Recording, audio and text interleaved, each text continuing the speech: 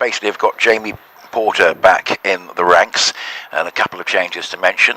Here's the first ball. That's being bowled to Thane. Now, Thane, of course, with those 200s, still opening with Benkenstein, Wesley, Critchley, Rutherford, who got the 50 on Friday, Harmer, Fernandez, Snater, Mackenzie Jones, Colleen and Porter. So Porter was rested on Friday with 3 games in 5 days, and he's back. But Worcestershire's team news is, well, quite a few changes. One which they wouldn't have anticipated because of what's happened this morning. Run down. No, think of a second run. It won't be there. They don't have Dan Latigan. Dan Latigan, Worcestershire supporters will remember from Friday. He had to retire hurt. He came back out there, but he has basically been diagnosed with a hamstring problem, so he's missing. Obviously, there's no Matthew Waite as well. He's away from the side with adductor discomfort. So the news this morning, to add to that, is that Brett D'Oliveira isn't playing.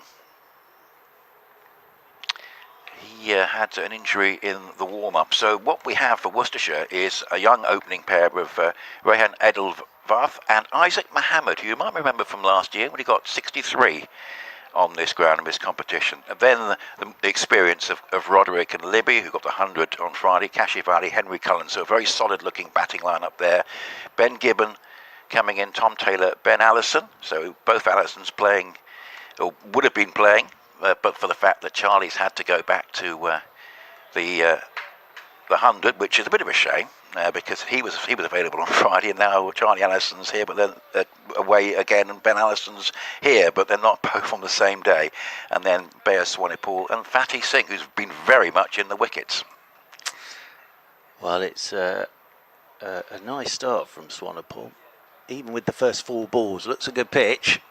Yeah, so the same pitch as Friday, which was probably about a 340 pitch. Essex slightly underachieved, so not surprised that they want to have a first go on it, given it's a used pitch. It's a nice stroke away through the offside, and Essex will be looking to make sure they don't leave runs out there this time, because that has been the problem in probably the last 3 games. Certainly 316 at Arundel, probably should have been 25 more. 317 on Friday, probably should have been 25 more. So they're going to have to make sure that they make the most of their batting opportunity and don't get bowled out as they were in 49 overs on Friday. Well, that shot there from Benkenstein, it just lent on that, on the up, through the covers for 3. So again, just shows this is a lovely surface. Yeah. And there's possibly a couple more there, because there'll be a chase around the boundary. Oh no. A misfield. Now, of course, the bobbly outfield is going to be a characteristic of the day, as it was on Friday, and we are going to see some misfields. Fatty Singh, I think, the first one of the day, and there will be plenty more. There will be plenty more on the evidence of how the outfield was playing on Friday. Yeah, he's tried to get everything behind it, but managed to get absolutely nothing behind it there, Fatty Singh, and that is not the sort of start you want. No. Last ball of the first over, because the crowd, every time now that Fatty Singh gets anywhere near the ball, the crowd will give him an ironic cheer. Well, not quite as bad as the Friday night. Yeah, not quite as bad as the Friday night T20 crowd here on a Sunday morning. But I see what you mean. A little more polite. Yeah, they will. The irony is a little more polite. But there will be some Essex misfields as well, I can promise you, on the evidence of what we saw on Friday. But a good end to that over for Essex with the 3 and the 4. I'm not sure he should have been misfielding that, Fatty Singh. I don't think it bobbled or anything. I think he just slid straight past it. Tom Taylor with our second over from the Graham Gooch end. Benkenstein's forward. And that's off a thicker outside edge, just rolling off into the covers. But it is a perfect day again for cricket. And as you say, ground filling up all the while. Everybody's loving their 50 over cricket again this summer, and we've seen some great games in the 50 over competition. It's all getting very tight at the top as well, in both groups actually, so quarter-finals will be interesting. Not too long until those. Benkenstein goes onto the back foot this time, just punches off the back foot up towards mid-off. Yes, Essex certainly have to win all their remaining games. They're in that situation now, and 5 wins wasn't enough last year in this group because the top 4 have only lost 1 game each. There's a fair chance that the side finishing third will have 6 wins, but the positive outlook for Essex, given the sides they're playing, if they can win all 4 games, that will make the table look very different because they're playing 3 of the top 4, including today.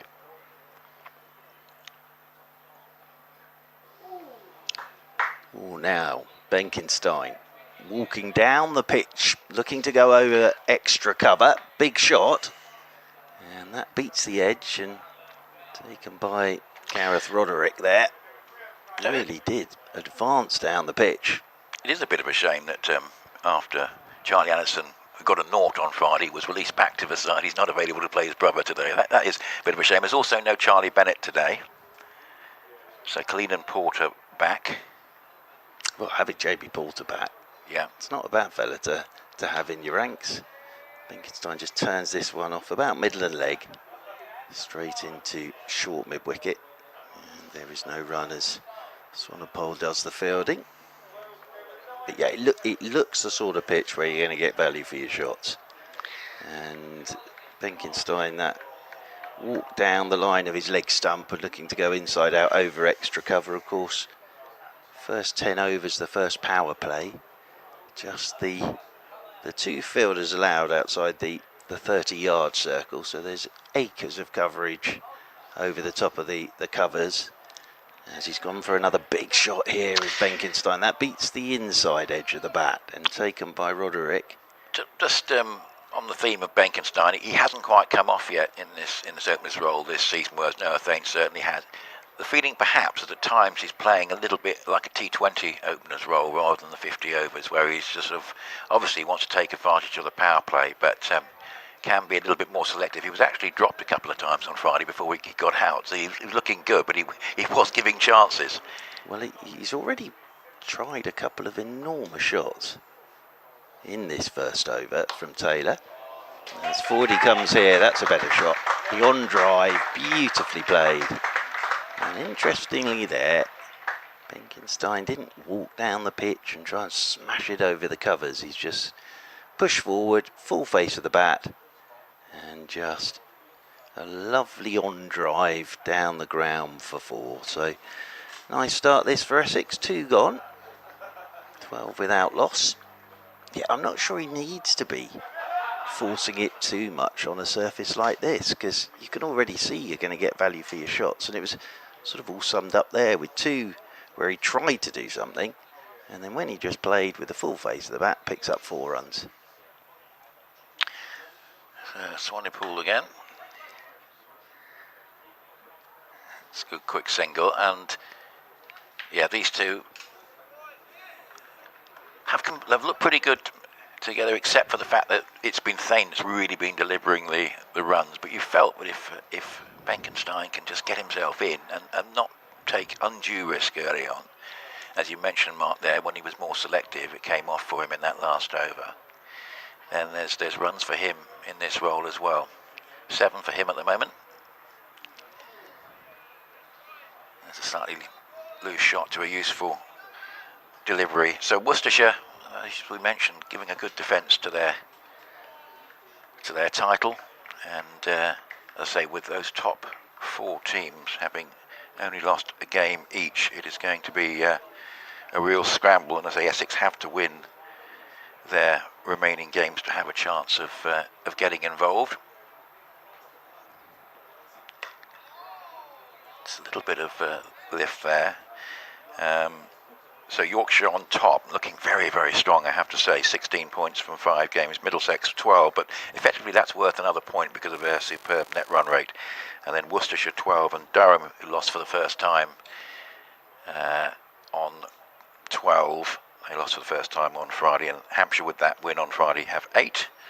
Derbyshire, Essex and Glamorgan have 4, but Glamorgan have played 5 games and effectively are out of it. And Sussex, after losing those 2 points before the competition even started, which was in this competition, Mark, where it's so difficult to qualify anyway, was a bit of a blow to them. Very tough. They're on 2 points. So effectively, I think Glamorgan and Sussex, we can more or less rule out a qualification, but certainly a big game for Essex today.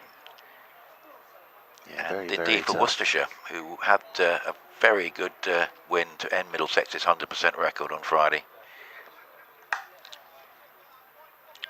But as in the case of the first over, Swanepoel right on the mark, and a real feature of Worcestershire this season. I was looking at their bowling stats. It's been remarkable. There's a very narrow bracket of their economy rates between 4.6 and 6, which is very good in this competition. No one has been going the distance. They've played very effectively as a unit, the bowling attack. Batting has been quite similar. It's been really a team effort with lots of contributions from several players. And Jake Libby, of course, has got a good record against Essex, as just getting into form, perhaps at the wrong time from an Essex point of view, with that century on Friday. So Worcestershire looking to see if they can consolidate on that victory on Friday with another win here.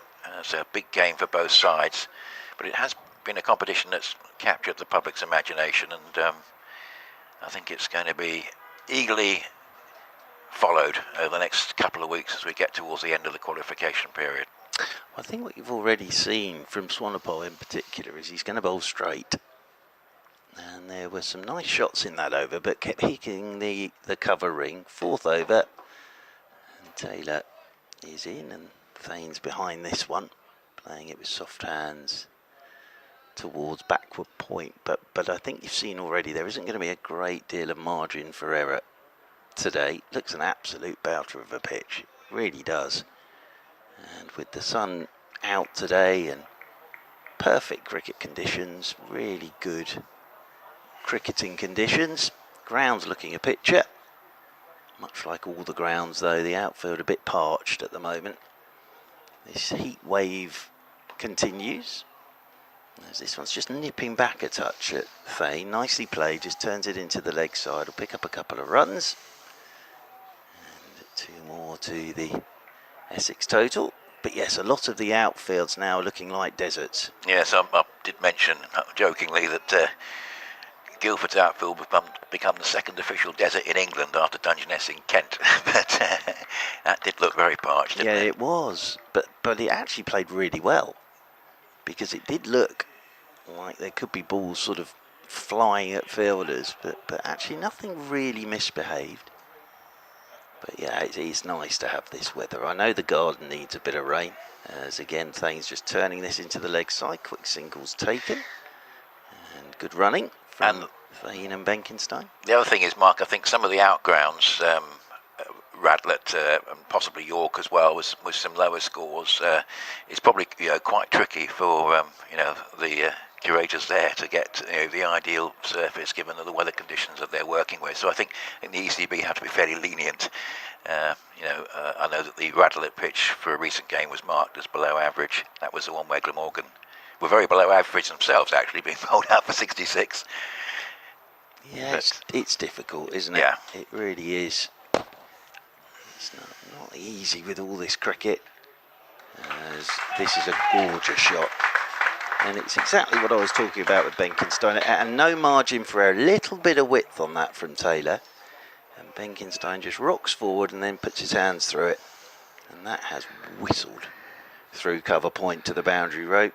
So the on drive and then that square drive from Benkenstein. But that just sort of sums up how good this surface is.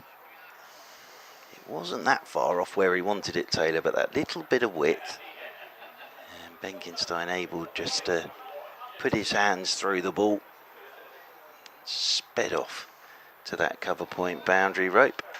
That's a good one from Taylor. Good response from Taylor. Going past the outside edge and a bit of lift as well there into the gloves of Roderick. Yes, you just feel with Benkenstein, can he get a start, settle down in the innings, be selective in his choice of shots. So far, 13, 23, 0 and 27 in the competition. So it tells a bit of a story of starts. Obviously anyone can get a 0, but tells a story of starts. Well, it would be nice to see him bat some overs today, because he does play some gorgeous shots. And this on drive this time finds the fielder, but one lovely shot from Benkenstein in that over. 4 gone. So no huge alarms yet from an Essex point of view. That one delivery there from Taylor that went past the outside edge, and then Benkenstein, well, looking to go over the covers on a couple of occasions. But as I say, when he just plays some gorgeous shots. He really does. So yes, I wouldn't mind watching Benkenstein bat for 35 overs today. So we are going to see, particularly 3 games in 5 days, Essex rotating the seam bowling squad a little bit. It's a good stop. That was pretty firmly hit. So Porter coming back, Mitchell Colleen, who bowled very nicely here last Sunday, coming back for his third game for Essex. Mackenzie Jones keeping his place. Shane Snater, who returned on Friday, still there. So they've actually got 4 frontline seam options, which they only really had 3 on Friday, plus Nurthane, who was perhaps more of a support role as a batting all-rounder. So a slight change to the balance of the side. So just to recap with Essex, we've got obviously these 2, and then Wesley, Critchley, Rullifson, Harmer, Fernandez, Snater, Mackenzie Jones, Colleen, Porter. So you might say the batting, well, Allison obviously not being available for this game. Charlie Allison, as he was on Friday, just been slightly weakened in terms of depth. A little bit fortunate there. Nice delivery from Swanepoel. Found the edge. Would have been a low chance to a second or third slip, but effective. 4 runs.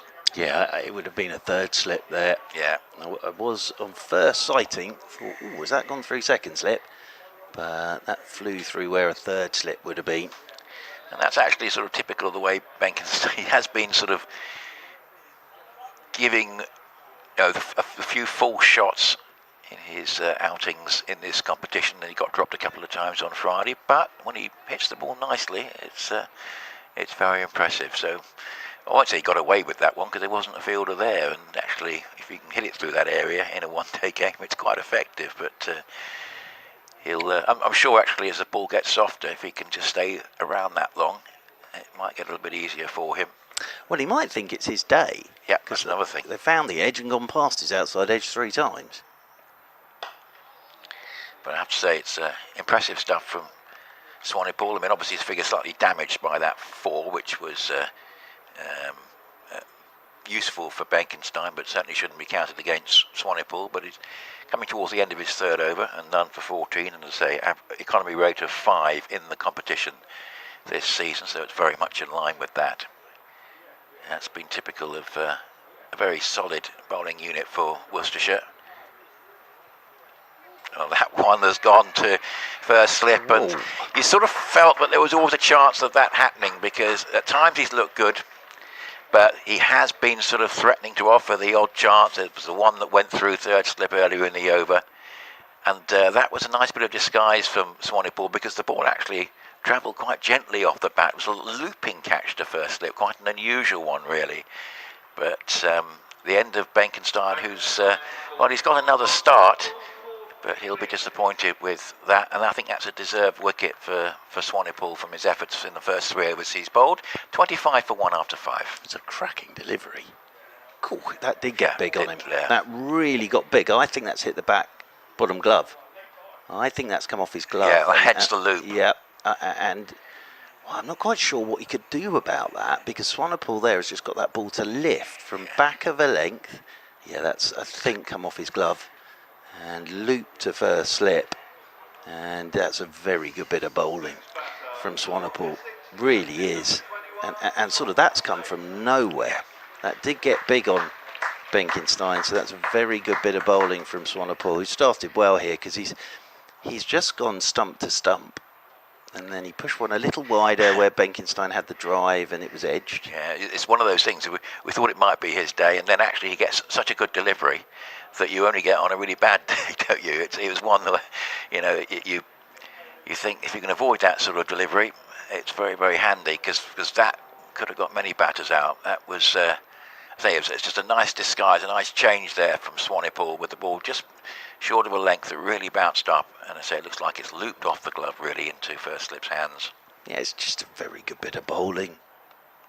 And as I say, it would have just taken Benkenstein by surprise. Just got big on him, trying to drop those hands. But an early wicket then for Worcestershire. Entertaining start for some lovely shots. Now a wicket. Here's a shout for LBW from Taylor. Just nipping back. I wonder if he got a bit of bat on this thing. My first thought was that would have been real trouble if he hadn't got an inside edge, but we will hopefully get a replay of that. That looked quite a confident shout. Again, it's a good length. Just trapped him on the crease. Tom Wesley, the captain, is out there now with Thane. But just trapped him on the crease and nipped back. But I think he must have got a little nibble on that. So Benkenstein carries on this run of starts. So the alternative for Essex is probably Wesley opening with Thane, and the two tend to bat well together. Will that happen today? I don't think there was a lot he could have done about that. No. Benkenstein. Oh, this is a chance towards mid-wicket. Couldn't quite get there. Just looped off the bat of Thane. It will run away for 4. Taylor ends up with his hands on his knees, thinking the world is against him, because it wasn't out the middle of the bat, just loopy, and couldn't quite get to that at short mid-wicket, and shows the pace of the outfield. That runs away for 4. And if you've just joined us, Worcestershire team news. The news this morning is that Brett Oliveira has to pull out of the game because of an injury in the warm-up. And Dan Latigan unavailable because of a hamstring problem after he had to retire hurt on Friday. Swanepoel in there. Oh, shot. This is driven by Thane down on one knee through extra cover. We'll do well to beat that today. That is a heck of a shot. Caribbean-esque. Bit of width. And Thane down on one knee. And as I say, I'm not sure we'll see a better shot than that today. So Rehan Edavalath and Isaac Mohammed, who have a handful of list A appearances between them, we think will be opening. And Ben Gibbon is also in the side. Well, that's back-to-back boundaries for Thane. Oh, he's on it again. Well, there's me saying we won't see a better shot than that. And then he comes up with exactly the same shot next ball. It's a tremendous run of form. I've been saying on these commentaries, Mark, that Thane probably at the start of the season was a bit uncertain of his future. Obviously, Vian Mulder, very much like for like, would have sort of taken his place in the side. Obviously, Mulder did go back to South Africa briefly in April. But Mulder, I think, in an interview said that he was keen to help develop Thane. Maybe that's certainly helped him, because now he's a centre stage. Well, that was 2 beautiful cricket shots from Noah Thane. He's in behind this one from Taylor. So he's got a new contract. That also appears to be a little bit of a weight off his shoulders. Less worry about your immediate future. But the contrast here is, whereas he felt at times in the Championship he was, and in the T20, sort of trying to find an identity for himself in the game. Here, as an opening batter who's just got 200s, he's very much the main man. Well, and obviously the move to open has been a really good one for him.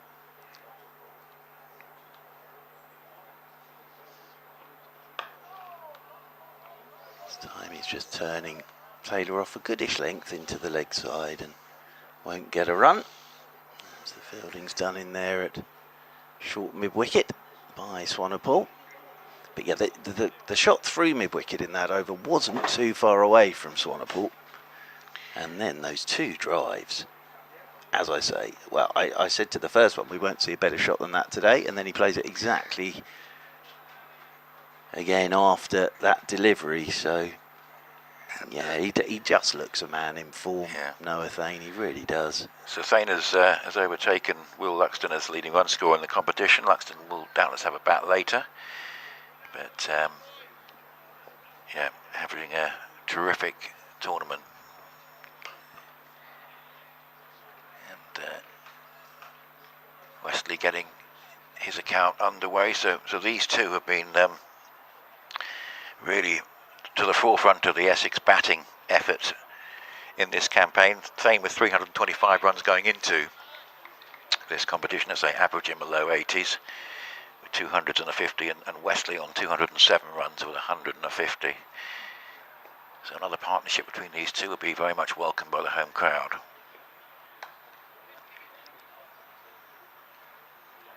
But they do appear to dovetail pretty well together. They probably didn't have a huge amount of experience of batting together before this competition.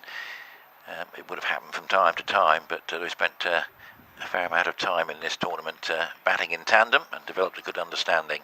Well, as I say, you've got Thane on strike, at the non-strikers end, apologies. Wesley with all that experience.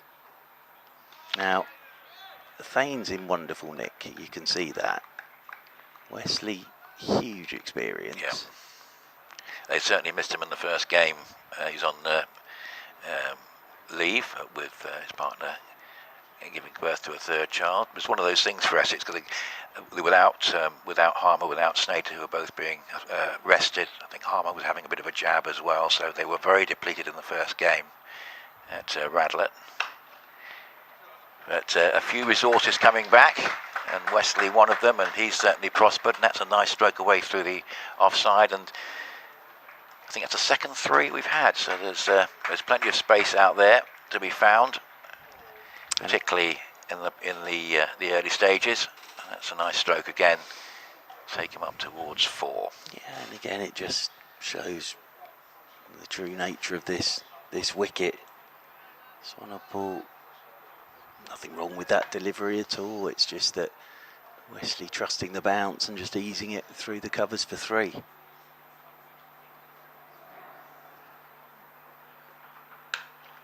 Oh, that's a fine shot. Beautifully put away, square through the offside.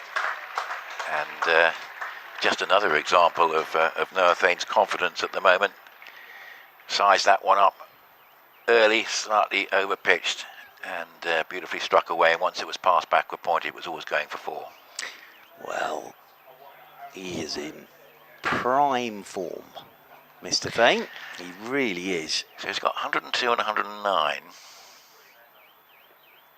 And I suppose we mentioned Graham Gooch and what advice he might give, but I suspect, given that Essex lost both games, if Graham were to have had a word with him, he'll try and get 160 this time.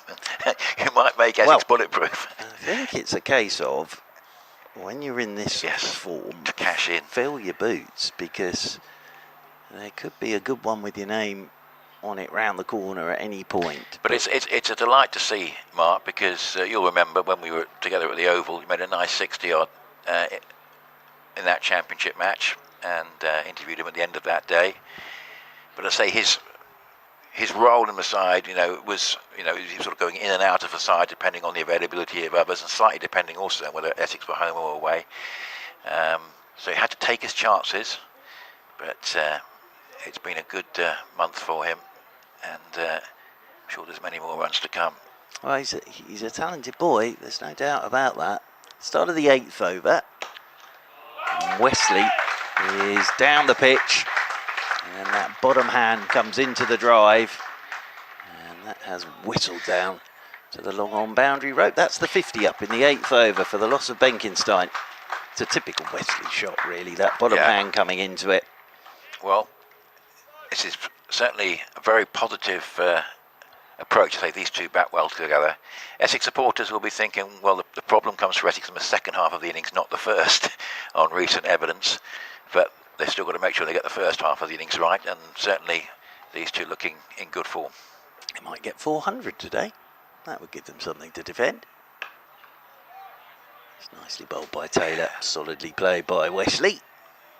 They'd love to win this game. Obviously disappointing to have arguably 3 games in a row when they've left runs out there, but at Arundel it was like a runner ball throughout until the last over, went for 18, and Sussex, to their credit, just batted solidly and had enough experience in their batting to get to that target. And then it was quite a remarkable game of twists and turns on Friday against Hampshire. It's one of my favourite cricket expressions, as Wesley's again down the pitch to Taylor, takes him off the length, and then that little flick of the wrists, and takes it straight down the ground for 4 more. So 2 gorgeous cricket shots in this over from Tom Wesley.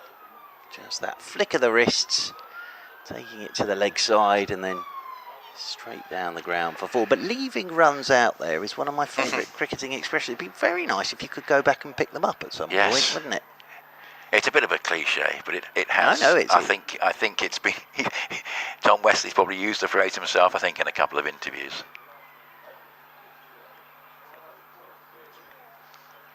Let's this one go. That nips back a touch from Taylor. Nicely bowled. Good leave from Tom Wesley. But on Friday, it was. I think Hampshire were 190 off for 3, had the game won. Suddenly 220 for 7. Looked like Essex had won. And then we saw a tremendous partnership between James Fuller and Andrew Neil, who seems to be becoming more and more Dawson-like in that his batting is developing. And he's a very solid, promising young left-arm spinner. Yeah, it looked like a very good game of cricket. It really did. As that's just straightened a touch on Wesley. Outside edge down to backward point. He's just rehearsing playing that a bit straighter now. But, it's been from the moment that Ben Stokes turned up in that first match. I think it sort of set the whole thing rolling, and it's obviously been very well supported with good crowds, sell-out crowds at some of the outgrounds, such as York, and I think the last Durham home game was a sell-out as well. And it's nice to see games at the outgrounds. It really is. As using his feet again is Wesley. Works this one up towards mid-on. Won't get a run on this occasion, but again, good over for Essex. Ticking along very nicely at the moment. 8 gone. And they've already gone past the 50 mark. And that wicket of Benkenstein got a really good one from Swanepoel, but we've seen... Well, we've seen 2 drives from Fane that you could put in any highlights package at the end of the season. We've seen Tom Wesley playing straight down the ground. So I think this will be a very entertaining day today. And I think the crowd are going to be treated to some tremendous batting today. In all the games in this group, the side winning the toss have chosen to bat. So nice sunny morning, we'll have a bat. So Essex not alone in that respect. It's a nice stroke away through the covers, and it's a quick outfield. Might just be stopped. Got the 2. They'll get a third on the throw. But, again, looking very, very positive. Again, both these 2 in fine form, and it will make a big difference for Essex today if they can set a platform which perhaps today Essex can cash in on them, because that's been the problem in the second half of the innings in recent games. Well, that's a very good chase. They do laugh.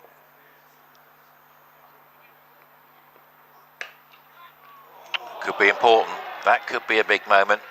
Oh dear. It looked to be pretty comfortable, sort of round about chest height. Yeah, it's Isaac Mohammed there. And he's gone after this, Wesley. Big edge. And got hands to it. And will feel he should have taken that. Apologies, Stain throwing his hands at that. And, well, Swanepoel won't be best pleased with that. Mohammed will be feeling like he wants the ground to open up and eat him at the moment. He'll need to get another 50 like he did last year later on, or maybe more. Well, a little bit of an ironic cheer for the youngster, but yeah, he's back on the ground where he's done well. So not so good in the field there, but it was almost, hopefully from his point of view he can take the next one. So it's almost as if he didn't pick it up straight away, but it did fly off the edge. It's almost as if it came out of something, the white ball, and he didn't quite pick it up. He was a bit late on it. Worcestershire do need to take any chances offered by these 2, such as their form. Yeah, it's good bowling from Swanepoel though, because he's got that ball to Benkenstein that's lifted on him, and then he's just tempted Thane there, just pushed it a little bit wider. And as I say, Thane really went after that, but I just wonder whether Mohammed didn't quite pick it up straight away, because it just sort of hit the hands, didn't it? Yeah.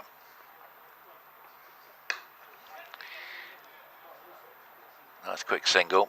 Yes, Swanepoel doing a very good job, and a bit like that village cricket story in the week. Of course, there was a story about Swanepoel right at the start of the season when he was so keen to get to New Road for the start of April, but he left a match in South Africa, didn't he? Do you remember that one? Yeah, I remember that. One of the, people tend not to be that keen to get to New Road at that time of year because it's often underwater.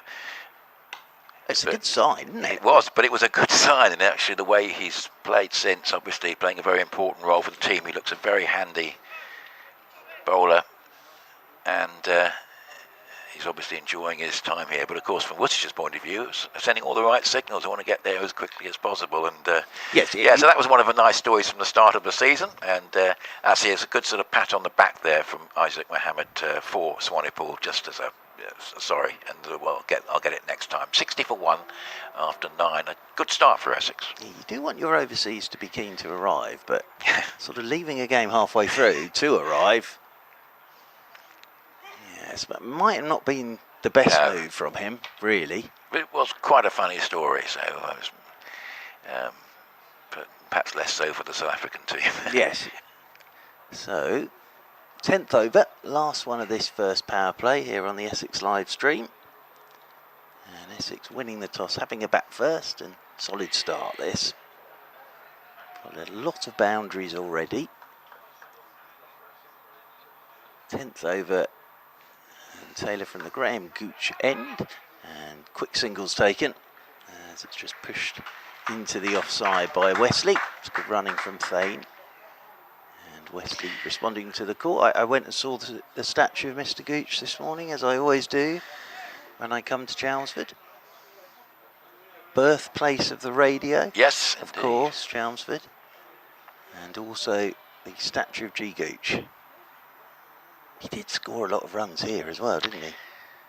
Absolutely. I think he still holds the record for most runs in all formats, across formats. Well, he scored lots of runs wherever he went. That's right.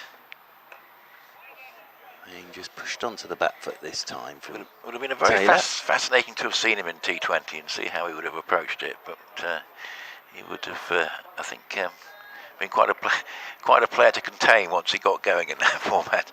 Oh yeah, I think you often sort of would so and so have been good in T20. I think players of that calibre, whatever format they play in or played in, they would have made a huge amount of runs.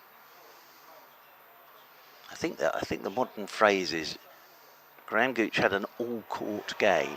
I think that's what they say these days. As here's a short ball, and that's just hooked away by Thane. Nicely played. First one we've seen banged in by Taylor, and Thane lots of time here just to help it with a roll of the wrists. And off to the boundary rope for 4 more. So he's ticking along very nicely at the moment, Thane. And to think there was one season now, it might have been 1987, it was certainly late 80s, when he was in such poor form that when he did a TV interview with, might have been Tony Lewis, might still have been Peter West at that time, I'm not sure, but what are your objectives for the season? And Graham at the moment, well, how's it going? And he said, my first one is to try and get past 10. Well, it was Terry Alderman, wasn't it? Yes, around about that time. I think that was 89. Yeah. During that Ashes series. Runs here for Thane as he just works a back of a length delivery into the leg side. And we'll pick up a couple more. Noah Thane. And then 1990, as it was across the board, because 1990 was a very good summer for the batters generally. And Graham Gooch in particular, of course, with the triple century and the century against India at Lord's. And went on, of course, for a fair while beyond that, having started Test cricket in 1975. So, great career. That Test match where he got the 100 and the 100, he also took the final wicket with a run out, direct hit from mid-off, I think it was, to finish the Test match.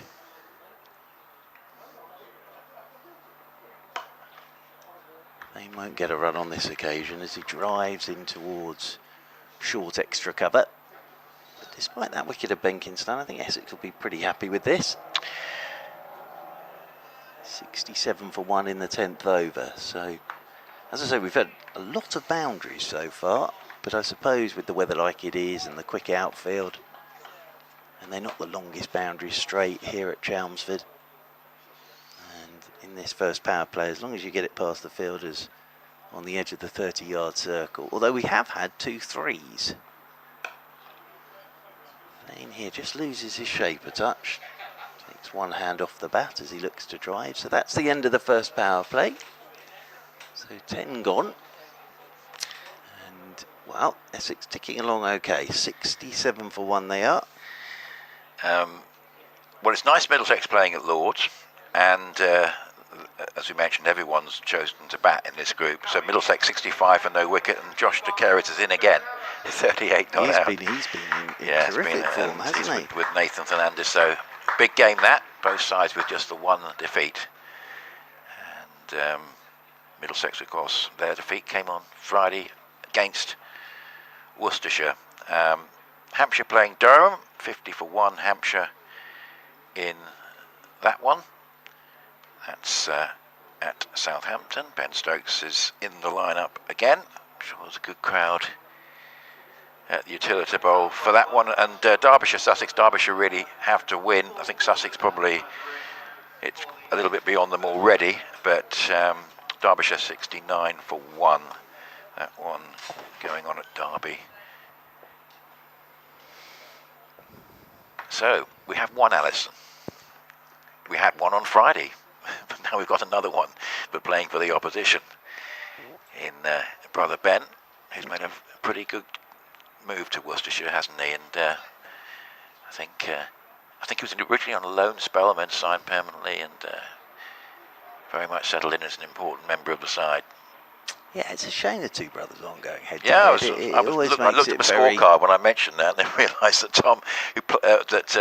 Charlie, who played on Friday, sadly got a duck, hadn't been allowed to play today.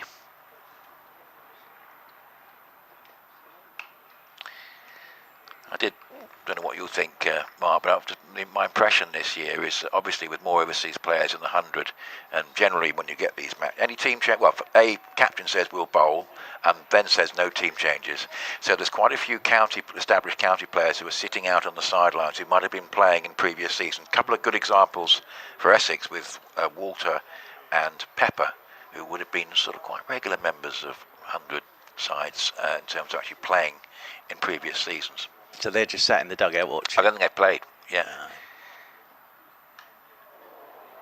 It's a good delivery from Allison, and a little bit fortunate, but it's going Thane's way at the moment.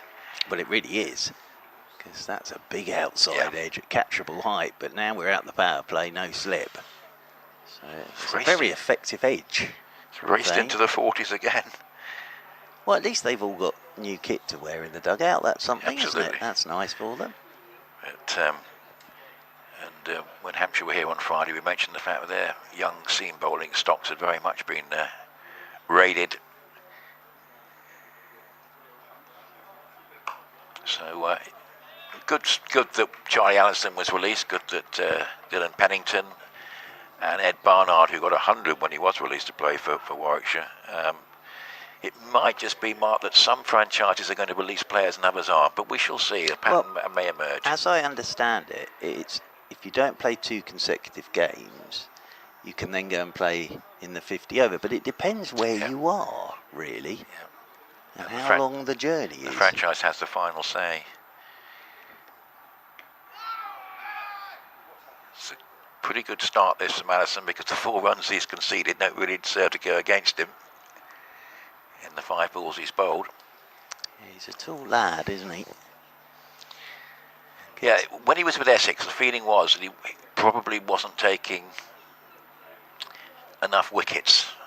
Bowled quite tidily as he is here, but never quite established himself in terms of, was he going to score enough runs, was he going to take enough wickets? But he settled into his role at Worcestershire very well.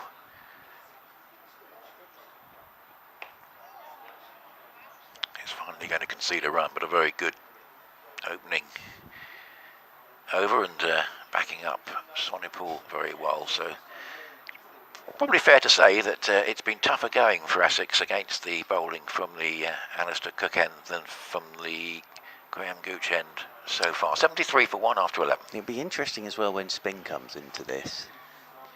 because this pitch was used on Friday, That's it. and now we've had, well, unbroken sunshine. So you would think there might be a little bit there for the spinner, but Ben Gibbons coming into the attack to replace Taylor. Actually, Taylor and Swanepoel there did not bowl badly in those first 10 overs together. But this does look a very good surface to be batting on. Yes, Worcestershire will be hoping it doesn't change character too much. And I think if you're a batter today, Nick, from the evidence of the first 11 overs, you're licking your lips, aren't you? I did see a used pitch in the quarterfinals of the Blast that definitely did change character during the course of a 20-over match, and that was the one that was first used for the Brook-Butler partnership in the T20 Blast, in the England International against India, a T20 match at Southampton, used again a few days later and changed character during the course of the game. Well, we can all do it. As left arm around the wicket to start off with. Gibbon, and forward solidly there. Goes Thane and plays this one back up the pitch. You see this a lot now, don't you? Left arm around the wicket. So starting straight away. Gibbon from the Graham Gooch end, with the Hayes close behind him. I remember that evening when Graham Napier kept popping balls in the Hayes close. He runs here for Thane as Gibbon just on the angle onto his pads and tucked away. That was a T20 game, wasn't it? Where G Napier just seemed to launch every single ball into the Hayes close. 152. And I was here when he took 4 in 4, including Ricky Ponting. Graham Napier. Very good cricketer, Graham Napier. He was in that England T20 World Cup squad for the T20 in this country. Oh, here's a lovely shot as you hear the cry of shot Westy. Because Tom Wesley has just seen that slightly over-pitched and checks the drive through extra cover and away for 4. And that's the 50 partnership already between these two. It's coming good time. You get a feeling, particularly Wesley and Marcus, got a feeling Essex really mean business today. They know there's no margin for error, have to win this game, and made a good start. Well, it's entertaining. This time he's on the back foot. They've got a sweeper now out there on the cover rope. They'll get a couple here, will Tom Wesley. But the crowd is certainly being entertained. And we've seen some lovely shots. We've seen a couple of outside edges that have flown down to the boundary rope. We've seen the wicket of Benkenstein. But as I say, I think any batter today would think, oh, yes, please. Wouldn't mind having a bat on this. Worcestershire were just, I think, Adam Finch missing to the 100, but in fact, the advantage of having that settled squad has probably been slightly diminished by the injuries that they've picked up. And I say we news that an injury to Brett D'Oliveira, who probably would have played today, but we understand there was an injury in the warm-up. So, and adding to Dan Latigan, of course, who came back on Friday and continued his innings, but I think a potential hamstring problem. Runs here for Wesley as he drives on the up. Oh, and that's going to race away for 4 more. I thought the sweeper might get to that. Didn't have too far to come round to his right, Kashif Ali. But that's again beautifully timed by Tom Wesley. And he's just playing that on the up. And Kashif Ali, well, he didn't really have a hope there. Sped across the outfield. So 2 lovely shots in that over from Tom Wesley. You know when I said 400? Well, the way we're going here, that could happen today. That will be a case of definitely sort of with the old rake, brushing up all the runs available and safely depositing them in the Essex innings rather than leaving any out there. That would be a good score. Well, you can see 2 boundaries and over in this. I think a key thing here is if one of these 2 can really bat through most of the innings, it would help. I think I think Wesley made 102, Thane 102 and 109. So, given the problem has tended to be in the second half of the innings in these recent games, if whoever has a good day today, if one of them does, or both ideally from an Essex point of view, if they can go on and really make it count and the others can back round them. Well, the ideal would be that these two are there at the end of 50 Well, overs. that'd be very handy. Mr. McGrath would be very happy Looking with at the that. Essex, yes. Leave everybody else in the dugout.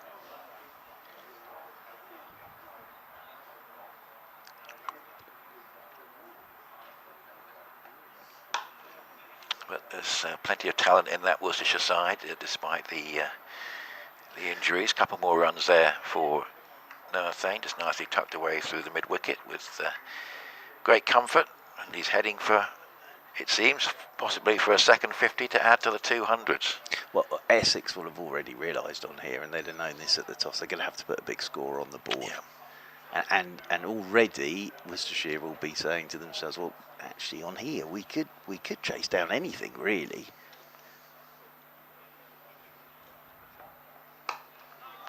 But I think it's that psychological thing, isn't it, that you put such a big total on the board that Worcestershire come out and feel that they've got to get on with it from ball one.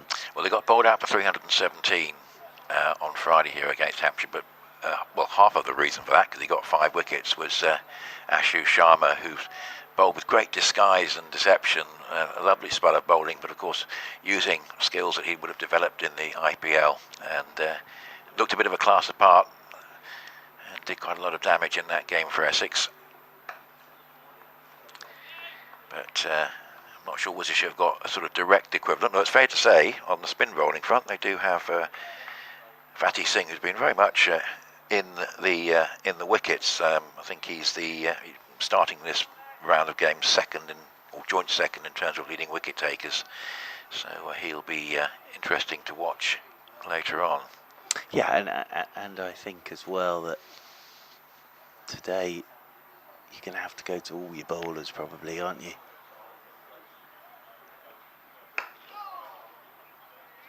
Because I think on a surface like this, it's unless Fatih Singh comes on and spins the first ball square, yeah. that would change things. But I think again on here, you'd fancy your chances of using your feet and getting to the pitch of it. I mean, another reason for Essex batting first. If it does start to turn, they'd rather it was Harmer and Critchley using increasing turn later on than Fatih Singh.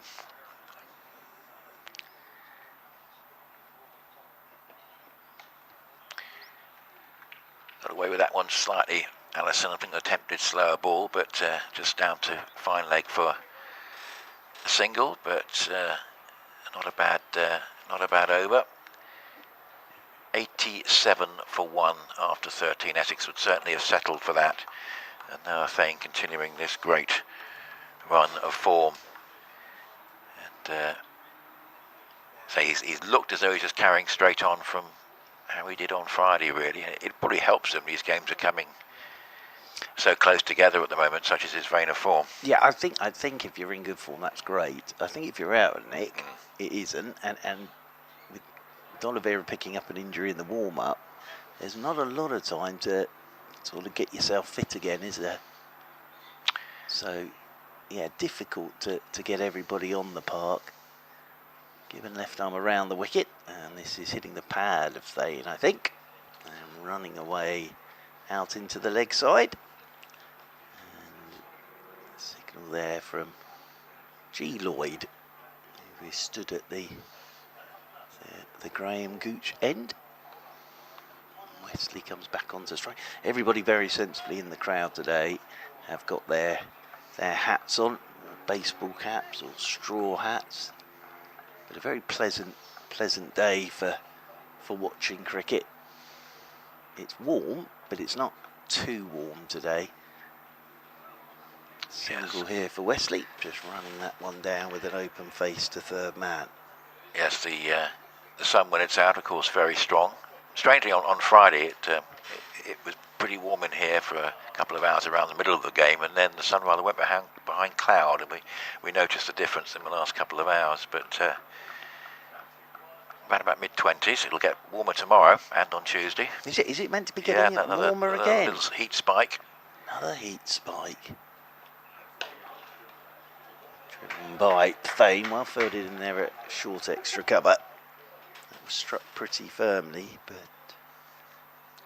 Lath getting something on that in there at short extra cover. Well, as I say, I did find out the other day that elite sport are exempt from the hosepipe ban. So that's good, isn't it? Because the ground staff need their hosepipes out in these conditions. It would be in a bit of a difficult situation if you didn't have any out. I just hope things don't get so bad that even elite sport isn't exempt. I mean, it's we really could do with a bit of rain. Do you know, last Sunday morning I got caught in a downpour on the way in here. Well, there you are. That's unlucky, isn't it? That really is unlucky. Fane using his feet here, just checks the drive out towards the sweeper on the cover boundary. Had drizzle for half an hour as I was driving in, got out of the car, and the drizzle suddenly turned to a 2-minute intense downpour, which delayed the start by 15 minutes. And that's the only rain I've seen in the last 2 months. Well, I got back to my car at the station car park, and it was covered in sand. Oh. Right, I don't know where that had blown in from. Suddenly went. Because it's nowhere near a beach. And I don't think it's blown over from the desert. Unless there's a building site nearby I know nothing about. But yes, the whole of the front windscreen and the roof was covered in sand. And of course I'd run out of jet wash for the old window screen. Yeah. Or windscreen. But yeah, very, very warm again today. As I say, everybody in the crowd very sensible. Got hats on. There's runs here for Wesley. Just turning this one into the leg side. Well, in 1976, 50 years ago, the weather fell apart after the August bank holiday, and I hope for the sake of what looks a very exciting championship run-in that the same doesn't happen this year. We had a relatively dry September. It'd be nice to have a little bit of rain, but certainly the championship run-in in Division 1 in particular. When is August bank holiday then? I think it's right at the end. I think. Right. Got a feeling it might be the 31st of the Monday, but we start championship again on the 20th. Yes, that's right, because today's the 2nd, so 3, 10, 17, 24, 31. So there you go, 31st. Very good maths from you there, Nick. Counting in sevens. So the bank holiday will be the last Monday of the last day of August. Oh, it's just going to be safe, I think. Or can Midoff get there? Yeah, always looked against him. Bit of a chance he won from Wesley, but he gets away with it. Couple of runs. Yeah. Not too far away, but the odds always against. Well, it was a horrible one because it just hung in the air. And Tom Taylor's going back, but it was never going to land to him. And it just was tantalising for him. Kept him interested the whole time. But yeah, he was desperately trying to get underneath that, was Tom Taylor. But one of those that, well, it just kept him interested, didn't it? I'll know the importance of breaking this partnership. That's not the best ball. Not the best ball after a bit of bad luck from Allison. It's right in the slot and put away by Wesley for 4 to take him to 33. Yeah, just got that one wrong. And probably a little bit of frustration there as well, I would have thought. But again, it's a lovely shot from Wesley. Just swivels on that back foot and pulls it away for 4. So really entertaining this for the crowd today.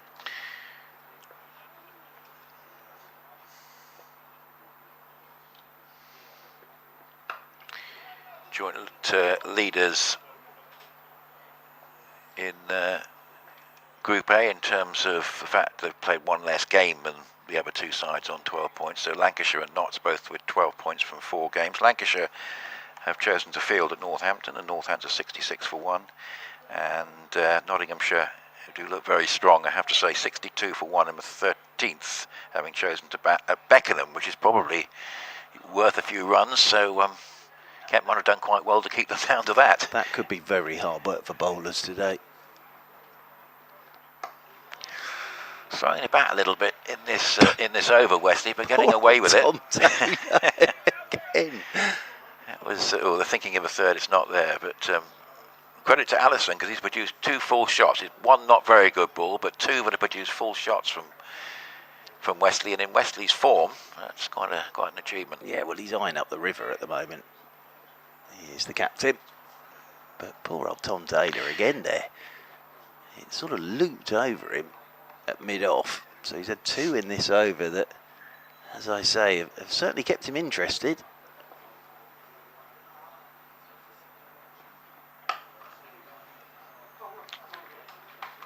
One more to take Essex to 100 at the end of the 15th over. So this is pretty much par for the course in the last couple of games in terms of scoring rate. So the first half of the innings has not been the issue, it's been the second half, but par for the course from these two. Another good partnership. They do bat very well together. So what we're saying really is, from an Essex point of view, ideally these two will still be together when we hit the 40 over mark. That will be entertaining if that is the case. And then the likes of Rollerson could play a very damaging cameo. He got back into form on Friday, which was a bonus from the point of view of Essex. But end of the 15th, and Thane 3 away from another 50, and Wesley on 36, so 100 for one. And these two going along very nicely. But Worcestershire will be thinking that they'll know what's happened with Essex in the last couple of games. They'd certainly settled for 316, 317 to chase, as Worcester and Hampshire respectively did in the last couple of games. Yeah, and some encouragement again there from the crowd. Gentleman down below the commentary box has got his binoculars out. And Gibbon continues from the Graham Gooch end. And Wesley is getting more bat on this, but again, he hasn't got all of it. And this time, he's keeping Jake Libby interested at mid-on. So it was Taylor in the last over. He's definitely eyeing up the short straight boundaries here. Is Tom Wesley, but actually hasn't really timed 3 of these now. He's come down the pitch and looked to launch. And that one, Libby watched it go over his head and was able to slide back and got back for 2. So I just wonder now whether Roderick will think about bringing himself up to the stumps just to keep Wesley in his crease. Yep, here we go. So here comes the helmet for the keeper, just to keep Wesley from coming down the pitch at Gibbon. But he really hasn't timed any of those. Tom Wesley's put absolutely everything into them. That one really was like a classic pitch shot in golf, wasn't it? Just sort of pitched and stopped on the green. I wish one of my pitch shots would do that. So keeper up, and on the hip of Wesley this time. He'll look for 2 again here. It's good running, really good running from Wesley and Thane. 2 more to Tom Wesley. So Group A, the other group I mentioned, Lancashire and Notts 12 from 4, Leicestershire and Surrey 12 from 5. Surrey not playing today. Somerset and Kent 8 from 4, and Gloucestershire, Warwickshire, Northants all 4 from 4. Those sides all have to win every game, but they're still all in contention. So we mentioned that Notts are 71 for 1 against Kent at Beckenham. Leicester struggling 47 for 3 at Leicester against Somerset. It's a very quick turnaround. Typical Wesley shot here, just works the ball out towards deep mid-wicket. Picks up another single from the quarterfinals to the semi-finals. I think it might be Friday, Sunday, isn't it? I think it's the same on the same days as the 2 knockout rounds. Oh, it is. Of the 100, yes, absolutely. Well, why wouldn't it be, Nick? I'm always thinking about how the schedule. I think the schedule's been pretty good this year. I thought it was a good attempt to try and get the last time. I would say attempt that hasn't really worked. Yeah, I agree. Thane picks this one up. Oh, and Fatty Singh was interested there. Put the dive in, but it's got underneath him and it's gone away for 4, and that is Noah Thane's 50. Now, it was uppish. Fatty Singh came in, dived forward. I'm not even sure he laid a hand on that, and plays that one straight back up the pitch. Solid looking shot there. I think you may have just lost our pictures for a few moments on the live feed on the stream. No, they're back. They're back. There you are. You didn't miss anything. Just one solid looking defensive shot from Noah Thane. Might be the heat. Yes. It coped okay on Friday. Yeah. Thane down the pitch. He's got enough of this. Inside out, over extra cover, and one bounce and away for 4. So, Thane and Wesley continue to attack. It's a good shot. Anyone ever Thane. scored 3 one-day centuries in the space of 5 days? Well, not many. Not many, I wouldn't have thought. Well, don't get too far ahead of yourself. He's only on 55, but he's playing beautifully here, Nick. Tell you what, anyone made 3 one-day centuries in 5 days and lost all 3 games. Now let's not hopefully go there, but just for Thane's sake, I do hope if he gets 100 today, that Essex win the game. I am sure, and I mentioned it earlier, 400. I'm sure Essex are already saying to themselves, we have to be up around that mark here. I mean, they should have been around 340, 350 at Arundel, and probably here, despite the tremendous bowling from Sharma. I think they were something like 300 for 6 after 45.2 overs or something, and got bowled out for 317. They just can't afford that sort of thing to happen today. Well, we are going to see Fatty Singh, who had to wait his turn in the T20 with international spinners in the Worcestershire side, but made an impression when he got a go, and he's certainly done well in this competition with 11 wickets and an economy rate of just 6. He's had an interesting time in the field already, Fatty Singh, hasn't he? It's a nice, accurate start. It's the one piece in the armoury that Essex don't have. We saw Andrew Neil on Friday, and now Fatty Singh bowling slow left arm. It's been a little while since, back to the days of Tim Phillips, I think. Yeah, I'm trying to think of anyone since then. Well, do you know, as I get older, the one thing I would like to be able to do is bowl left arm spin. That's a good start, and he's just applied a little bit of a break early on, but he's having a very good campaign. So up among the leading wicket takers. This will be interesting with Fatty Singh bowling. It's nicely bowled as well. Yeah. He's going to vary his pace on here, I would have thought. Spinners, it's always a tricky one though, isn't it? It always takes a few deliveries to work out what pace should I be bowling at, especially on a surface like this. It'll be a bit brave to give it some air. Yes, it might be. It might be that he can buy a wicket if he does. It's actually pretty well done, that, from Thane. He's got the confidence to, early on against the left-arm spinner, to just go back and find a gap there, which has managed to do and gone to 59. Yeah, great shot. Great shot. Because he's taking that from just about the top of his off stump. Yeah, I think the lesson for either of these two today, if they get 100, go on. Go on. Well executed sweep shot. I mean, Singh was doing a good containing job early in the over, but 2 lovely bits of shot selection have taken Noah Thane into the 60s, and I mean, this really is a remarkable spell of batting from Noah Thane, who's still pretty young. He's still sort of 21, maybe 22 in January, so he's basically got the sort of vote of confidence from the team with his contract, and he's now really starting to benefit. He did pretty well in the championship last year, but his opportunities have been a bit more few and far between. But in this competition, he really has come into his own. Well, Ben Allison is changing ends. So Fatty Singh there, 4 very good deliveries, and then late cut for 4, and then a full toss that was swept away for 4. Looking at the wagon wheel, pretty impressive around the ground. Well, there's a lot of lines going across the boundary. Yes, which is the right thing from the Essex point of view indeed. at the moment. Yeah, there's a lot of blue lines across the boundary rope. Keeper up. And now Allison from the Graham Gooch end, and driven by Wesley straight into short extra cover, and Swanepoel does the fielding.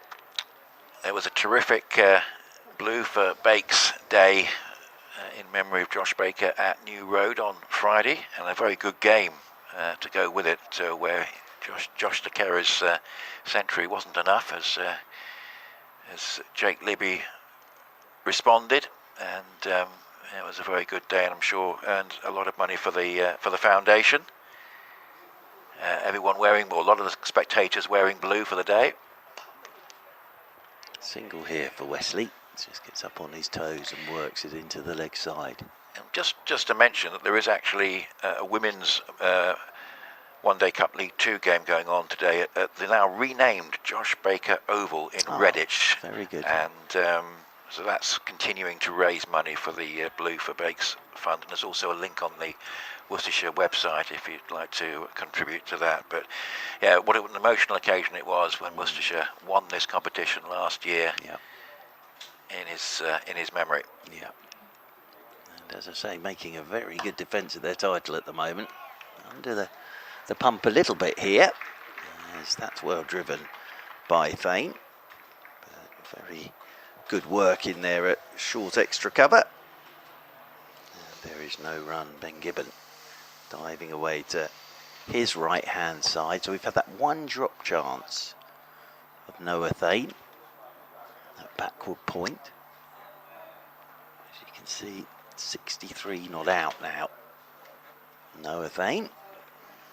A lot of boundaries already in this innings. This is good from Allison coming over the wicket. And with the keeper up, he's just going to bowl stump to stump.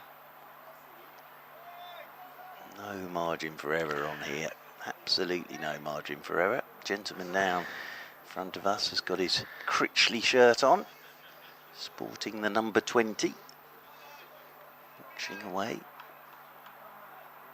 Of course, Worcestershire, their kit, that amazing launch of their kit this year, which was all sort of in Paris and art galleries. Very good social media campaign, that. Just trying to give himself a little bit of room here, was Thane, to push through the offside. Good over this. Yes, there's a nice contrast in the kit colours of the two sides. It isn't always the case in some of the games. Can't remember which two sides it was, but there were two sides who had a combination of blue and yellow and looked virtually identical. Yeah. I think Hampshire might have been one of them, but I can't remember who. I suppose if it was another sport, you'd have to change your shirt to another shirt, wouldn't you? But you're usually all right in cricket.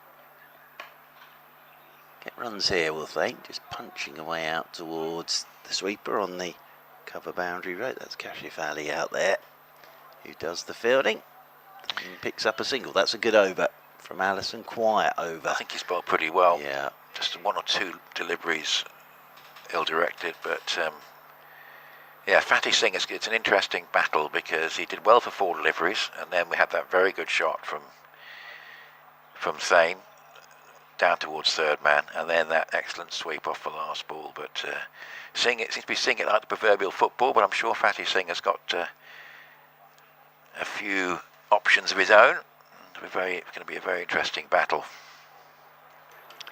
I'm looking directly at an advertising hoarding for farm sausages.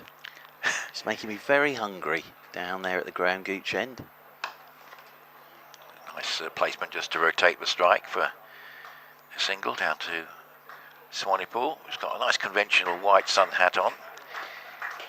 It's a 100 partnership between these two. Very nicely done. 79 balls, been together for 55 minutes. But yes, Broad Oak Farm Sausages, it says down there. And every time I look up, I'm just seeing that advertising hoarding.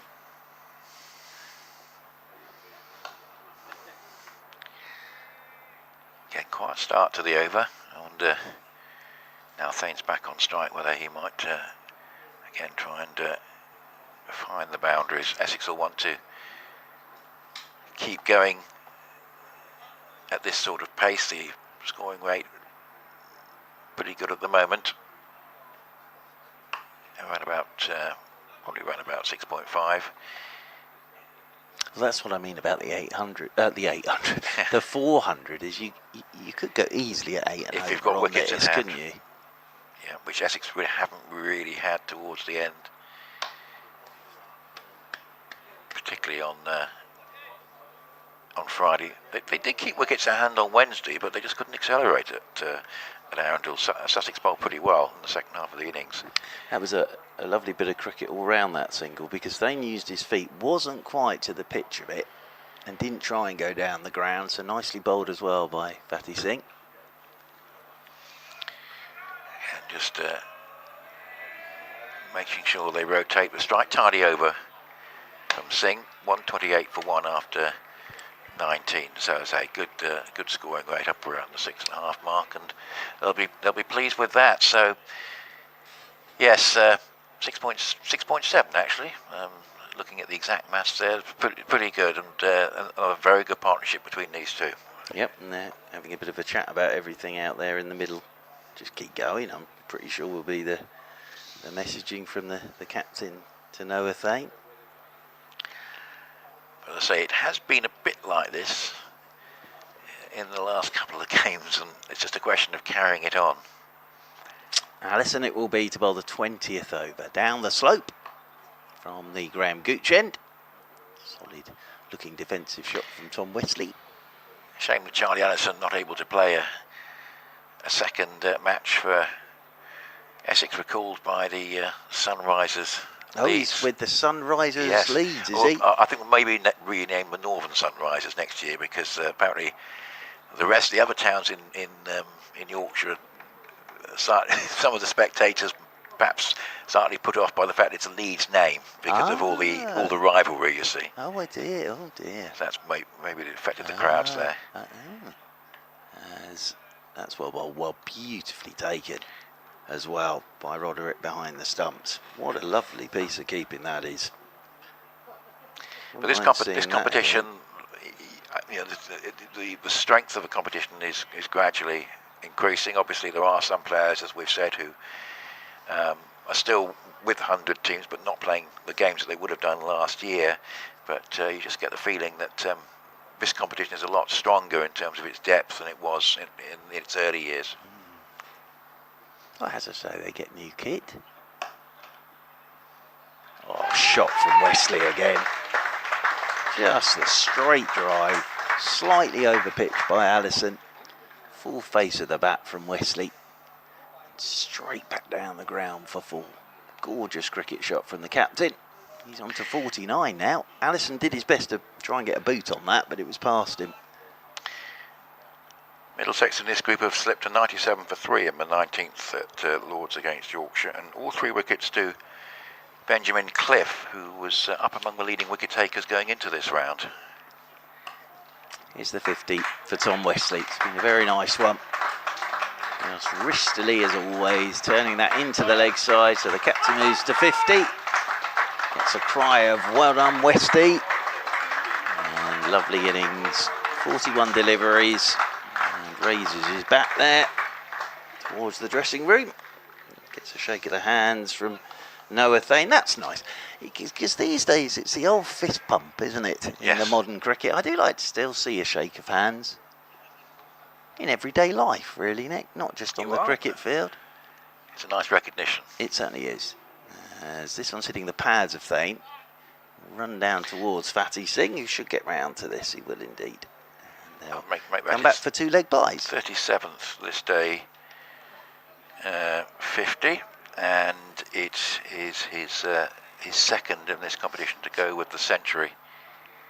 Of course, he missed the first game, so it's been a pretty good start. I mean, both these two have batted exceptionally well. They've sort of dominated the Essex run scoring between them. Yeah, well, it might be that because these two have dominated, everybody else hasn't had the time in the middle in terms of 50 over cricket. He's trying to help this on his way down the leg side. Roderick did well there, got something on it. Wide will be the signal. He's just trying to help that. Well, over Fatty Singh, but again, good work from Roderick. One brilliant take in this over from Roderick. Stood up is never straightforward with the quicker men, and Allison's no slouch, but I think Allison's realised on here, you just got to cut your pace a bit, even though he's coming down the slope. Driving is Wesley off a thickish edge. Fielding done by Isaac Mohammed at backward point. So end of the over, that's 20 on, 30 left. And Essex in a nice position here, 137 for 1 after 20. It's the asking rate, the scoring rate pushing up towards 7. It'll become the asking rate later on this afternoon, but I think Essex would have very much settled for this in the first 20 overs. Very strong launch pad. I mean, so this certainly should be 350 plus, and I say we could be heading up towards 380, 400 if it went very, very well.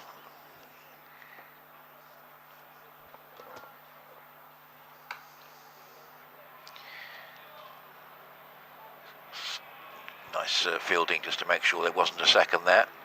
Well, the other thing with Fatih Singh is he gets through his over pretty quickly. Yeah. He whips through his over. Nice action that Fatih Singh has as a left arm spinner. Yeah, certainly very promising bowler who's a wicket taker, genuine wicket taker as well. And playing his 31st List A game, 22 years old. Well, it's all pretty simple, isn't it? It's a couple of paces and then around the wicket he comes. And apart from those 2 boundaries from Sain at the end of his first over, he's been keeping it pretty quiet, which, as I say, he has done, looking at his economy rate, which is quite impressive for a slow left arm. That's a nice piece of bowling as well. Yeah, very good.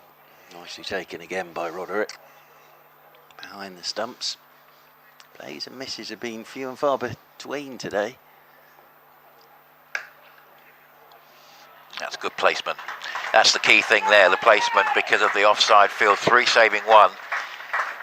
And another 4 for Tom Westley. This is a very promising partnership, but as we have been mentioning, Essex have been here before in recent games, and it's a question of whether they can consolidate this very good platform into something much more meaningful than 316 stroke 317, which you feel on this sort of surface, Worcestershire still even fancy with their a chances. yes, given that the middle order is in pretty good form. Obviously they've lost a bit of experience at the top, particularly with Latigan and D'Oliveira not playing. They both played on Friday, but that middle order has still got enough runs in it to chase down something of that magnitude. It's a question of whether Essex can try and bat them out of the game. Yeah, well, and that's why I keep mentioning 400, because even if Worcestershire got off to a fantastic start, 400 is a little different to 350. Well, it's 50 runs more. Even my maths can tell you that, but psychologically as well. And I think you feel, as a side on the chase, you almost have to start playing shots right at the start of your innings. So that will be all in Essex's game plan as well, to heap pressure on Worcestershire with the amount of runs they can put on the board. But if Worcestershire could break this partnership, Allison's continuing from the Graham Gooch end, and well, he's tried to absolutely smoke that. Tom Westley, bottom hand came into it and it's potted up towards the captain, stood at mid-on, and there is no run. Might be a few that doze off this afternoon. Well, they might get quite red if they do, so make sure they're undercover if they do. The lovely gentleman who lets you into the car park, who's been here many years, lovely gentleman, he says that he now comes in and has a bit of a watch in the afternoon after doing his car parking duties. Runs here for Westley, just off his hip out towards deep backward square. Yes, I think that they reckon that once everybody's in and the car park is full, somebody else might turn up, but if the car park is no use to them, so might as well watch a bit of the game. Yes, absolutely, quite right too.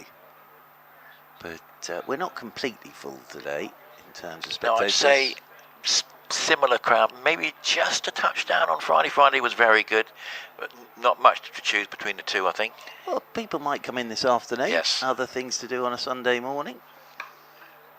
One of the things about this competition which helps is that this mid-July to mid-August slot, with the Commonwealth Games being slightly hidden away, from sort of general public perception. I'm sure those keen to watch it are doing so, but there's not a lot of other sport going on. So it's the 2 cricket tournaments going on at the moment have sort of got the field to themselves. They have, which is good. So it won't be long till the football No, season and that will starts change again. things slightly. Doesn't seem to ever be a break these days. It's well bowled by Allison. Right up on the toes of Vane. He will get a run. Yes, one thing we were just talking about the quarterfinals and the semi-finals being in such quick succession. Thinking about this season, just in summary, what I thought they might have done differently. I think the Blast started a week too early. You don't start the Blast while the Premier League's still going on. You could have played the Blast for the whole of June. You could have played those 2 championship matches in July and put the knockout rounds of the Blast in amongst that. So there's a week lead in to the quarterfinals and a week lead into finals day. But the other thing was, if you had played an extra championship game in May, you'd have one less from August onwards, and you could actually have programmed the 3 knockout rounds of this competition, which would have allowed some of the more senior players who've been playing in the 100 to actually have a real go at 50 overs, because I don't think you can parachute somebody in for a final, but you could move them into a quarter-final, and they could play, depending on what each county wanted to do. But obviously it's important for England that if there was opportunity for as many players as possible to play this format, they should. No practice before the Test series. No. Well, that's it, of course. We've got a Test match starting, 3 days after the final? I think Mr. Trescothick, who's in charge, obviously, for the Pakistan series, is going to have to drive round and find where his players are. Because, absolutely. That's why Stephen Fleming didn't fancy starting so early. He wouldn't know where the players are. No. He might be in situ, but he'd have no one to talk to. It's going to be a bit like that. Yes. And then they'll only get, I think, a couple of days. And then the other irony, of course, is as the first Test starts, the championship starts the following day. Absolutely. So how are you going to pick whoever Mr. Trescothick and Mr. Root think should be playing in the Test series? Yes. It'll be interesting. As I mentioned on Friday, I'm a lone voice in the answer to how to fill Stokes' place in the side. Oh, now who are you going Nobody with? else has suggested Paul this. Walter. No, it's an attempt for Essex and Surrey, any Essex and Surrey fans, to try and diminish Nottingham's chances of retaining the championship. But the name for me is Patterson White at 7. He's got so many wickets, and he's a very useful bat. He is a bowling all-rounder, which is what you want at number 7. Yeah, you see, I quite like Carson. Yeah, he's another option. That's a nice stroke, but only be the one. Yes, I mean, there are a couple of players in that mould. They're sort of suggesting, someone like Craig Overton, who's very handy and of course is good with the bat. But I reckon there are enough seam bowling options already. I think it's the spin option that they need to look at. But we'll see. Well, look, Mr. Trescothick has been with the England fold for a long time now, so it will be Mr. Trescothick and Mr. Root and Mr. North making those decisions. Wonder if Sam Curran might get another go. Yes, he could play a role in that respect. That's a good stop. It won't actually be an extra run as well, so it's done particularly well there, Ben Allison, because a bit of a bobble, did the bit of fielding, and stopped from going for the second run by recovering quickly enough. 150 up in the 23rd. Well, I did recommend, before the start of the New Zealand series, to somebody that Paul Walter should be looked at to open the innings for England. But unfortunately that never happened either. One of the things about players being rather hidden away and not playing in the 100 is obviously they're not very visible. Well, they are. I keep seeing them sat in a dugout and running drinks on. I was just giving the example when Hampshire were playing. I was just thinking the number of very young players they've got in 100 squads who probably at their age would benefit from actually playing. Yes. So people like Manny Lumsden and Ben Mays. But that's logic. Yeah. Nick. Oh, well, logic don't is have no any good. of that. You don't want them playing too much cricket, do you? You almost wonder if you'd have a two-tier system with a franchise. That the top players that are going to play, get the bigger contract, and then you have a secondary tier of players whose default will be they'll play in this competition, but they will be associated with a franchise so they can be bought in if needed. But the problem is now, because of the auction, everybody's changed whatever team they're playing for. Yeah. So you've got to be somewhere near where the 50 over game is. Yes, which is a problem. To arrive on time. Unless, of course, the franchises go in for big, fast helicopters. Ultimately, might we end up, particularly if it goes T20, which I think Well, it will eventually, The playing sooner they do that, the better. a second division T20 tournament underneath it, which would make it easier for players to move around, and they'd be playing in the same tournament. Yeah. The same format. Who knows? It's a lot more cricket, isn't it? Yeah. It really is. It never stops. Tom Taylor's back into the attack. And he is greeted by Thane's full face of the bat and a single. Tell you out there what, to the sweeper on the cover boundary rope. I think some players will quite like the rest, actually. I mean, you still feel a bit of sympathy for the England all format players. You look at next year's schedule, I think there might be a few days between the end of the Ashes and the start of the 100, which I think will probably start on around about the 10th of Oh, August. look, I saw that. There's just no space. I saw rest. that, and I saw the Ashes schedule, and I thought, right, you can say goodbye to the end of June, July, and August. Yeah. You can say goodbye to that. It'll just be Ashes and 100. Wesley is packed away, and again trying to smoke that. He's eyeing up these. The interesting thing, isn't it, on here? Every time they've really tried to smash it down the ground, they haven't timed it. But then we've seen some gorgeous on drives. That was the one thing that the bowlers could hang on to on Friday, that occasionally there was just an element of the pitch looking a little bit too paced, but predominantly it's been very good. I don't know if this is today. No. I think he's almost just tried to hit that a bit too hard, Tom Wesley. But yeah, it's going to be interesting. Wesley turns this one into the leg side. It's just this, they have to fill in all the space available, and it's tough going. It's the reason why Harry Brook can't captain in all formats, because it's just too big a job with no real break at all. Yeah, and I also think he's not ready to captain in Test cricket yet, Harry Brook. Interesting podcast discussion on that between Messrs Atherton and Hussain, who weren't in total agreement on that, which is quite an interesting one. Yeah, certainly. I think Joe Root was about the only option. Yeah. I never thought I'd see him back as Test captain. Runs here for Wesley. Taylor will know not to bowl to Wesley there. Anything on his legs, he's so strong. He'll pick up a couple out there towards deep backward square.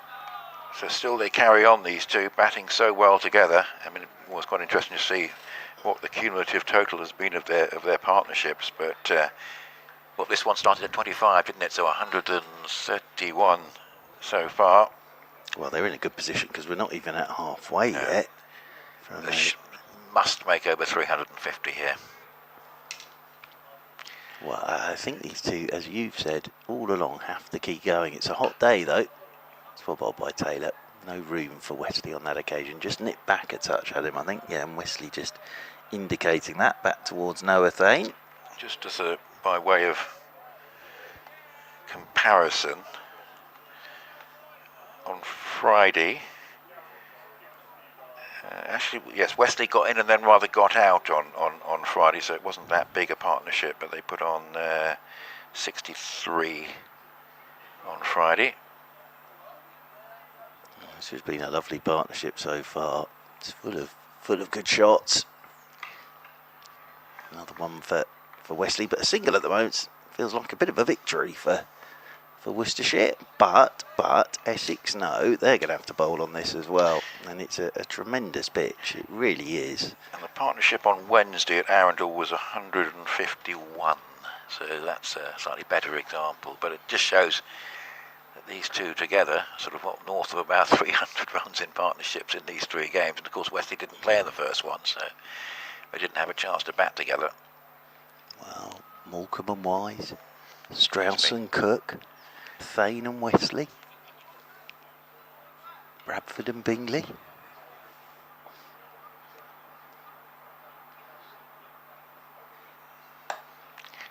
Oh, he's adjusted that quite well, I think, and in the end sent it wide of mid-off for 4. I think he might have had a change of mind, but in the end got plenty of bat on it. Yeah, absolutely. I think thinking about going over the top here, and then just at the last moment realised he wasn't quite to the pitch of it. Tom Wesley, so kept it all along the carpet, and away for 4 more. He's catching Thane up now, is Wesley.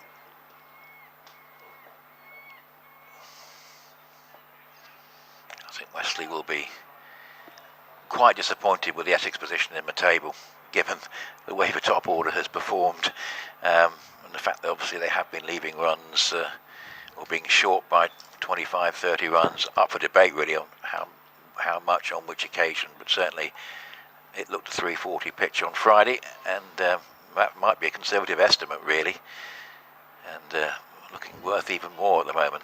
It's a fresh pitch on Friday, so it certainly looks to be at its best for batting at the moment. I don't think it's going to change a great deal throughout the day either.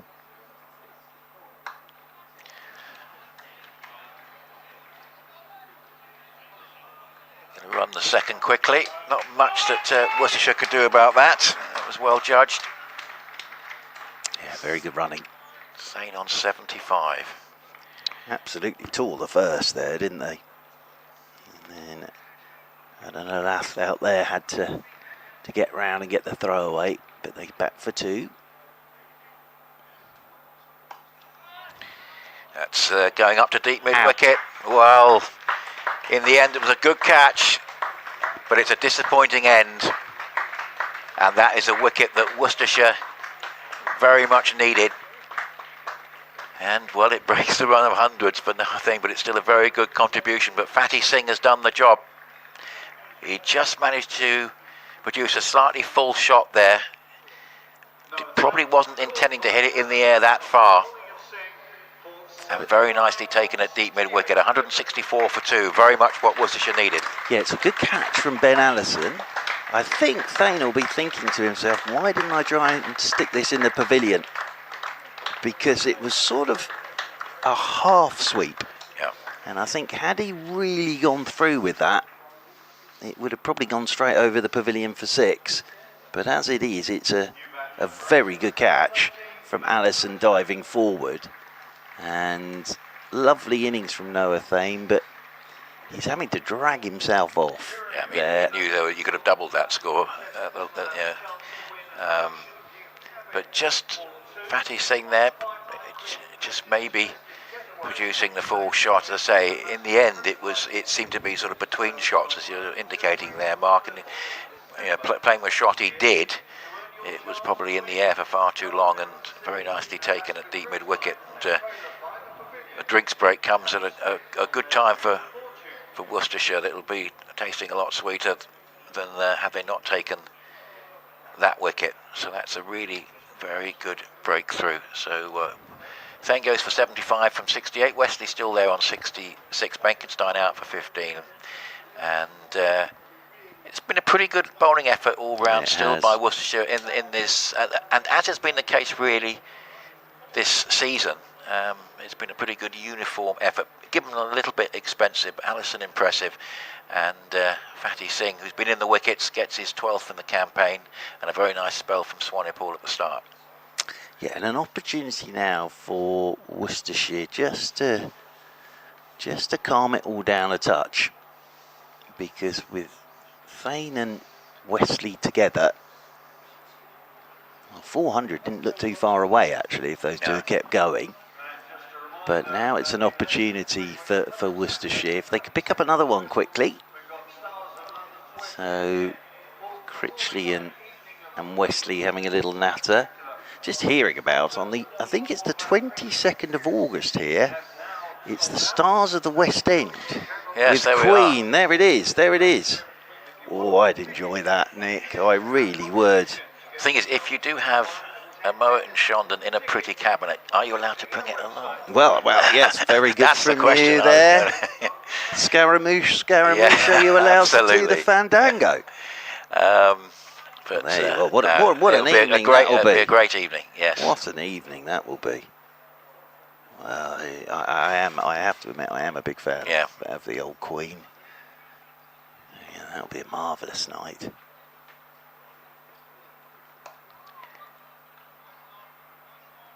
And well, Fatty Singh does the job. So that's halfway Worcestershire now. will know it's a question of just keep chipping away and taking wickets. They'll know that Essex have had this ability to slightly self-destruct, but Wesley will know that the job is very much half done. Well, that is halfway Yeah. at 164 for 2. So even if they go at this pace, that would be, what, 328? But they're going to want a few more than that. But as I say, now it's an opportunity for Worcestershire just to try and pull this run rate back a touch. It's not that Worcestershire have bowled badly by any stretch. It's just a very good pitch to bat on this. Taylor it is to bowl our 26th over. And runs here for Wesley. Just taking that off middle stump. Out there towards deep mid-wicket. The gentleman to my left will be on his toes now in his Critchley shirt. He's got one of the old scorebooks there. He's doing full scoring. The gentleman in the Critchley shirt. And Mr. Critchley is on strike here. Yet to get off the marks. Faced just the one ball. So Benkenstein gone. And now Noah Thane gone. But yeah, Noah Thane. Well, he looked like a kid at Christmas who hadn't got the bike they wanted when he was out. Critchley's down the pitch here and pushes it away from Taylor into the offside. Good third wicket partnership down at the Utilita, worth 87 so far for Hampshire's Toby Albert, who wasn't playing on Friday, 71 from 83, and Jake Lehman, who had that slight injury scare when he had to go off, having dropped a catch, but no issues. Obviously, he's playing on 31. 137 for 2, Hampshire against Durham, and that is in the 29th over. Yeah, you just saw the Rapids bowling figures there. Swanepoel's figures looking very good. And Critchley's off the mark here. Just pops it into the offside. And Wesley comes back on to strike. But yeah, it's not been straightforward. And interestingly, for that delivery, Roderick had gone back to Critchley. Just have a look at what he was up to. And for Wesley, he comes back up to the stumps, the Worcestershire keeper.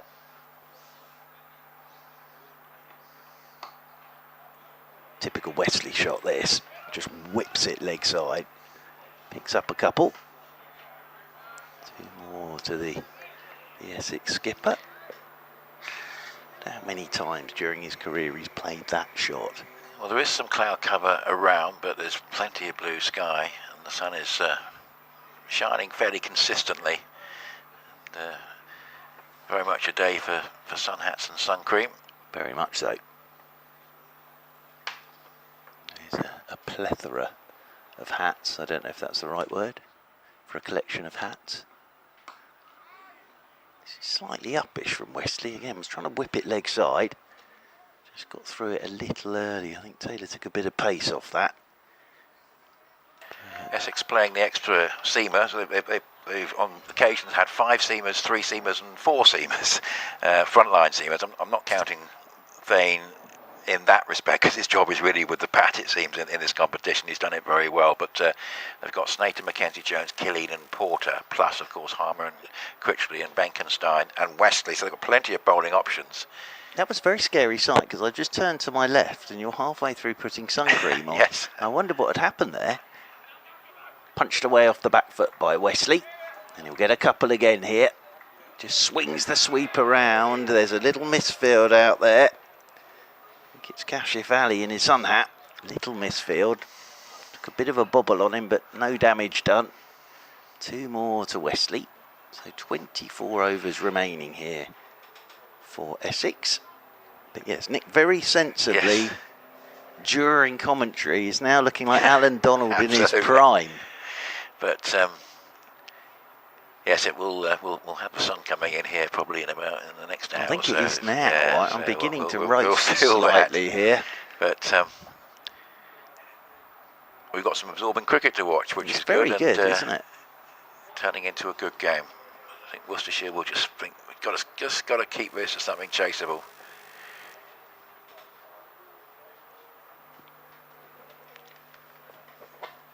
Fatty Singh again. Critchley has done okay, probably not quite been at his best, 163 runs coming into this and strike rate of 92.6. Got that runner ball 64, I think it was, at Arundel. I've always thought with Critchley that when he turns it on, it's something really spectacular, Yeah. either with bat or ball, isn't it? Or sometimes both. Yes, he certainly had some spectacular success with the ball this season across formats. That's nicely done. Got to the pitch of that and has sent it away straight down the ground for 6, just away to our left. Up into a Tom Pearce stand. Tom Wesley in tremendous form. I think he'll feel he's got it out of his system now. He's tried that a couple of times, hasn't he, and kept Tom Taylor very interested at mid-off, but that one he's hit as straight as a die down the ground for 6. Lovely bit of batting from Tom Wesley. It's a good follow-up shot, but straight to backward point. Hit it pretty well. I've always loved watching Wesley bat. He's so good on the eye. Had that brief test career, which started off quite brightly. No, he's a very fine player. He really is these days. And of course, he was the man that brought Kumar Sangakkara's run of hundreds to an end, if you remember, with his off breaks. I've never seen anybody look quite as embarrassed to take a wicket. Well, nobody else has been doing that against Kumar, have they, in that run? That was here a few years ago now. I can't remember what the record was, but he was on for consecutive hundreds in the championship. 6 or 7, wasn't it? Something like ridiculous like that. I think that was his final season. 178 for 2 after 27 is very much a score that should be converted to another 200 runs, really. 370. I tell you what, they bowled okay here, Worcestershire, because if you'd not got it right on here, cool, There would have been a problem. Yeah, well, that score could have been past 200 by now. It's a very good 50 over wicket, this. It's second usage. Brilliant pitch, this. This will be runs because Wesley's got to cross his stumps and taken this. Clever bit of batting that with the keeper up. I reckon he's taken that from about middle and off. And has got to cross his stumps and then just helped it down the leg side. And with Roderick up to the stumps, absolutely no hope of getting anything on that. And that's whistled down to the boundary rope for 4 more. He's on to 82 now, Wesley. Just beginning to motor a touch now. Tom Wesley. It's not so good for the batters at Lords. 121 for 5, Middlesex. I fancy Yorkshire possibly to get to the final of this. They just look assuming that Kuldeep Yadav is available throughout, they just look a very well-rounded side with good seam bowling. Solid defensive shot from Tom Wesley. In fact, to be honest, I wouldn't be surprised if there's a Roses clash in one of the later rounds. Imagine that, knockout Roses game. I don't think they play each other very often in finals, but they're both going pretty well in their respective groups. But Yorkshire just look very strong. Ben Coe getting a lot of wickets. Of course, Kuldeep Yadav with his mystery spin. Got a pretty strong top order, not too much disruption, and of course, the bowling just all round looks pretty good. Oh, now Wesley here has gone for the big shot from outside his off stump over the leg side. You can see he's just trying to help that off towards the flats. And Roderick did well to get something on that. Just saw the length and thought, ooh, I can pick this one up. Tom Wesley. Again though, what's fascinating with this is if the batter tries to really give it some welly, they haven't really timed anything. No. But when you're just letting the ball come to you, timed it beautifully today. Seen some wonderful cricket shots already. Quick single here. That's well run by Critchley and Wesley. Wesley moves on to 83. When is the final then? That'll be sometime in September. I think it's a Sunday. It's around about the 21st of September. I think it's on a Sunday, and it's between the penultimate and final round of championship games. We have 5 championship games in very quick succession. I think everyone's playing every round as well. I mean, It's like a mini championship season, it is. isn't it? It's probably one game too many. We will hear stories about burnout and injuries, and I think at times there are only 2 days between matches. It's going to be a very tight schedule.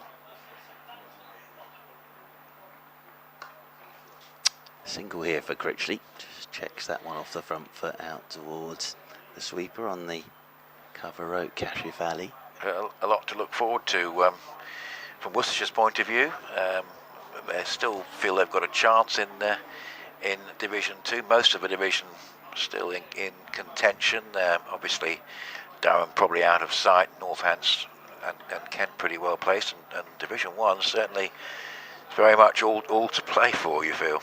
Very much so. Yeah, there's not a lot to choose between sort of top 7 at the moment. Nicely drives into the turf, and big hand on that from Ben Anderson. Just a single. Bump ball, not a chance. End of the Taylor over. Well, Mr. Richardson's doing a tremendous job at Worcestershire, as always. Yes, it's doing okay in the championship. I think Durham are just out of sight, aren't they? They're a Division 1 side in Division 2, but it's another coach who's done very well, of course, is Darren Lehman, and he's done a very good job there. Northants had a very good all-round season, so it should be thoroughly entertaining and absorbing once the championship resumes. Have you heard about this young man who might be available for Durham in the championship? Some lad called Stokes, apparently, might want a bit of cricket. Well, you expect him to play. Well, he'll play every game, but you'd expect him to play. He will definitely play when England are playing Test cricket. Yes. I can tell you that much for free. Tell you what, it's him turning up in that first match, making that 100. It really, I think, just focused everyone's attention on this competition, and it's benefited ever since. He got 100 with cramp on one leg, didn't he? I was meant to be doing that game. It was just past backward point, and will be at least a couple. Oh, Fatty Singh's not happy with this. Feels as though that might have been stopped as well. Maybe an awkward bounce, but a couple of useful runs for Critchley. He's trying to get himself in. It's a quiet start, but that will help him. Yeah, I was meant to go on Stokes' watch at Derby, but I couldn't get through the Dartford Tunnel. Oh, right. Mainly because it wasn't open. A quick single there. Yes, I heard an alternative view of that innings from David Griffin, the great archivist of historian with Derbyshire. Always has very useful little snippets on Derbyshire matches and past Derbyshire players online. And he gave me an alternative view of that innings last week, which was not quite so complimentary. He felt that Stokes was stopping every over for a drink and was either fit to carry on or not. But it was certainly, he did admit it was a beautifully paced innings. I think if it's Ben Stokes, you carry on, and you're getting that much attention, you let him do what he wants to do, because he got so many people interested. Absolutely. Of course, the theory is that Joe Root might be the man to encourage him back either into Test cricket or maybe 50 over cricket with the World Cup coming up, but we might not have seen the last of him. It would be very Ben Stokes. Yeah. I remember the last time you were here, Mark, I think, on air, was with our colleague Mr. Topley, and you were having a chat at the half-time break. You stayed on air during the half-time break of the T20 to have a chat about the general situation, which was rather chaotic. We just hope that Stephen Fleming will be a calming influence. If I'm totally honest, this is nothing against either at all, but the two things I did not expect was Rob Keys to still be in his job as the director of cricket. Don't think Don thought that either. And Joe Root to be take it on permanently again. So those were the two things I really, in everything, did not expect. Well, as I say, in discussion with Guy yesterday when I suggested Patterson White, his counter to that, also aimed at stopping Nottinghamshire winning the championship, was Haseeb Hameed as captain. But I did point out the problem is Hameed has still got this issue with these runs of good form and then falling away again. And you'd have to pick him at the right time. But yeah, I mean, he did an absolutely fantastic job last year, having moved from Lancashire.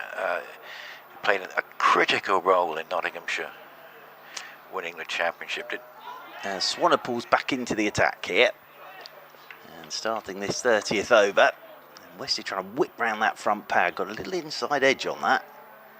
Otherwise, I think Swanepoel would have been straight up with the appeal. So it's another single for the captain.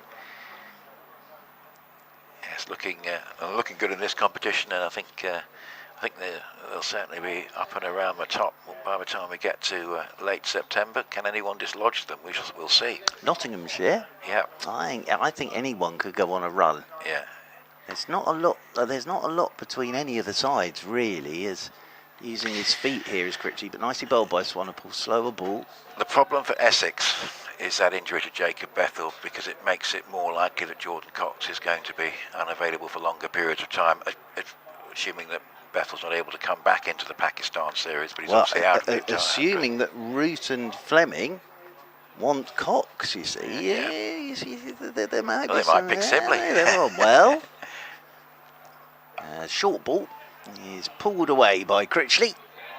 Out towards deep backward square. Should get a couple, will get a couple. Two more to Critchley. Although the thing is, I say that, it's Trescothick and Root, isn't it? Yeah. For the Pakistan series. That's right. I think they're doing the Bangladesh series as well. Haven't England got a couple of tests in Bangladesh as well, I think? I think there is before a tour the there. South Yes, that's Africa. right. They've got a short tour to Bangladesh, and of course Bangladesh then come to England. It's a good thing, because it's been an awful long time. Bangladesh are a good enough side to have been playing England more than they have been. But Mr. Fleming sort of starts with the South Africa series, doesn't he? That's right. Nice series to start with that. Yeah. I mean, where it is and the weather. As single. I'll have to check when that Bangladesh test series, whether it's in the new year or whether it's before South Africa, but I think it's before. Tour. I think it's before. Yeah. And whether it's tests or just white ball, but I think for some reason I think there's a couple of test matches there. Maybe have a look at it. For England, Wesley comes back on to strike, and again just works this. It's good this from Worcestershire. They're just pulling Essex back a touch since that wicket of Thane, as we suspected. Kept Critchley quiet early on. You might. It is now. I had a feeling it was next year. It's February 2027. Oh, it's February, is it? In February, yeah, because I knew that Fleming was coming in for the South Africa series, which so starts in mid-December. So Trescothick will do the Pakistan series. Critchley drives, good-looking shot, half stopped at mid-off again on this outfield. Not easy, and a good hand on that from Tom Taylor. Stops a couple of runs there because it was well timed by Critchley, and that's the 200 up. 30th over, so 20 overs to go.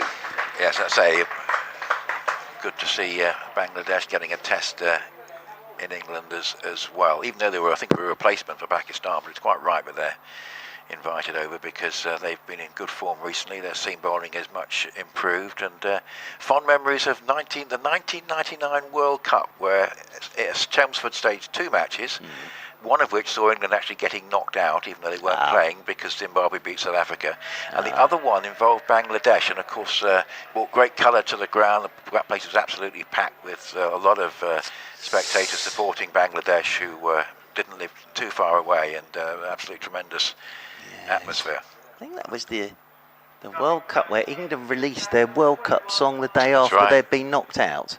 Yes, that's right. Yes. Yeah, all the flags and everything. Very colourful scene, and great support. So, yes, they've been starved of supporting their side in England for a few years. Of course, a lot of memories of the 2005 triangular series with Australia, where Bangladesh played an important part by unsettling the Australians by beating them, of course, in a one-day game. So Gibbon starts off with not the best ball, and Wesley's in good enough form to pull it away for another boundary. It was a little bit too short. He has been a touch expensive, Gibbon. Ben Allison's doing his level best to get round to this, but it's just beating him. He got a hand to it. It's a great effort, but it just speeds up. They're missing Matthew Waite, who's got adductor discomfort, which is keeping him out of the side at the moment, and he's played quite a big role weight in some of the earlier games. So Wesley here is one good shot away from 100 now. yeah, 94.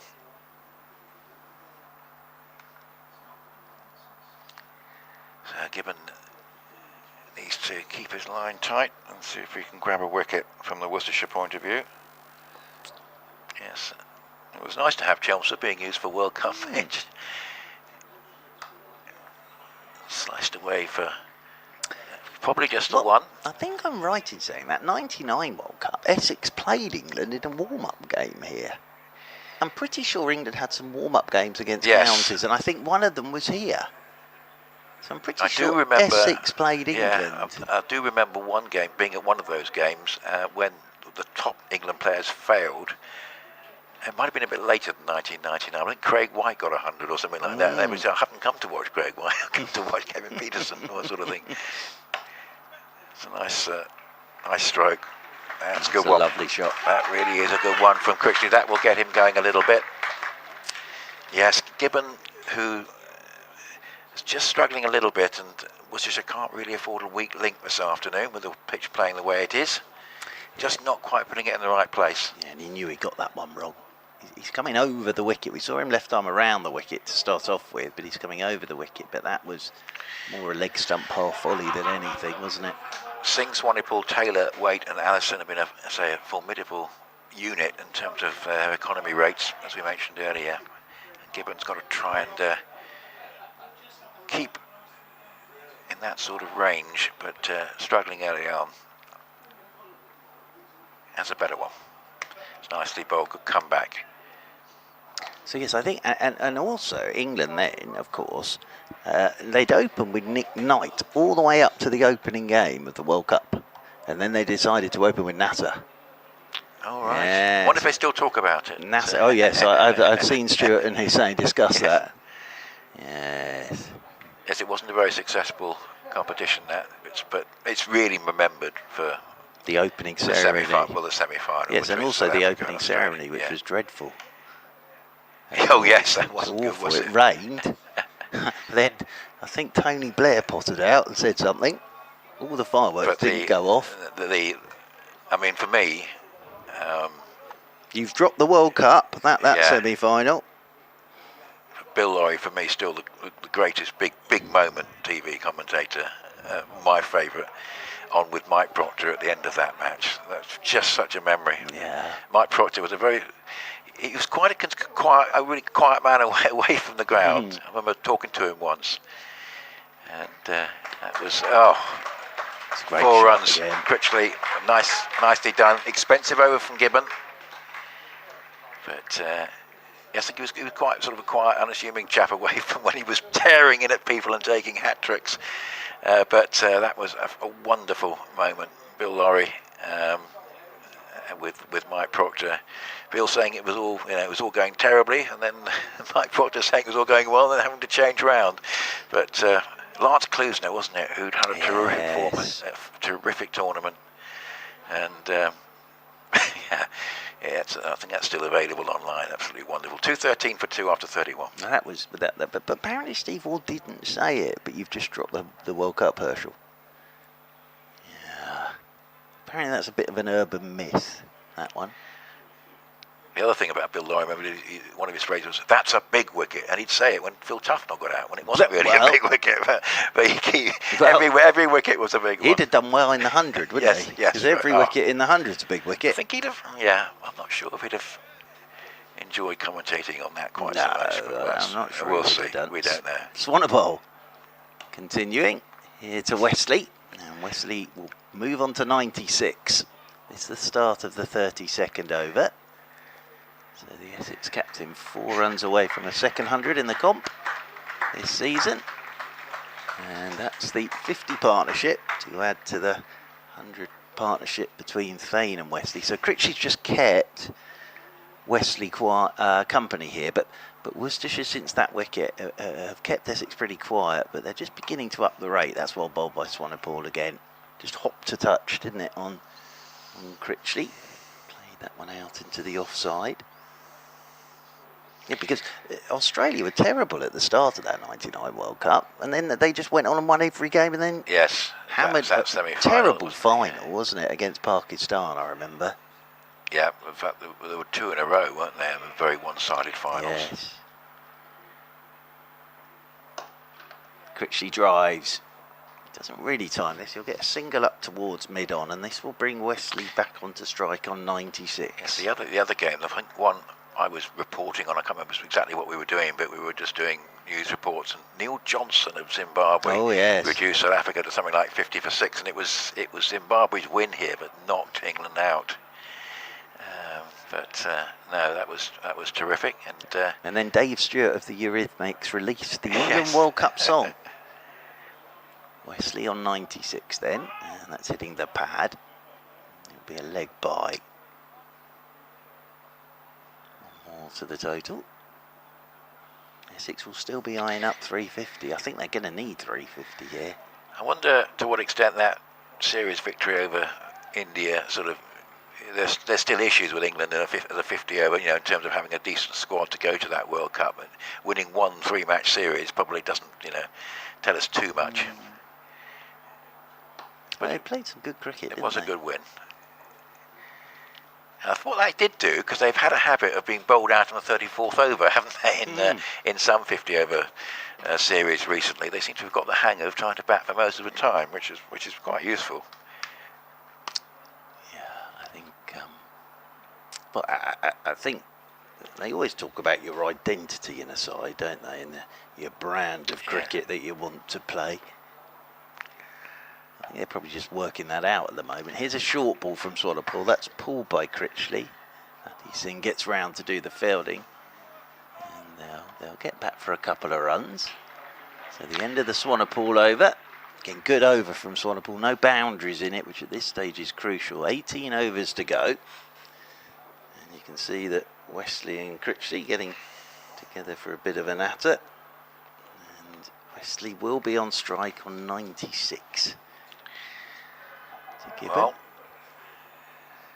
Tom Wesley's been in terrific form. What he will know is he can get to his landmark. Looking at the 3 centuries that have been posted for Essex this season, 102, 102, 109. The key thing is going to be going beyond that.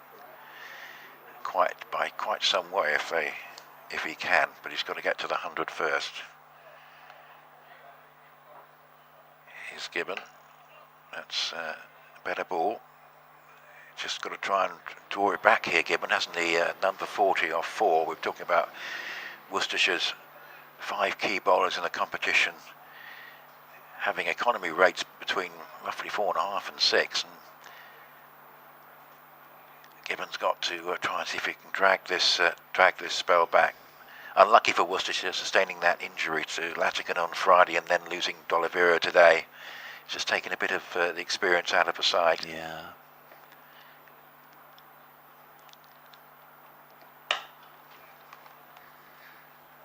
Could be a couple. It's being chased around at deep cover.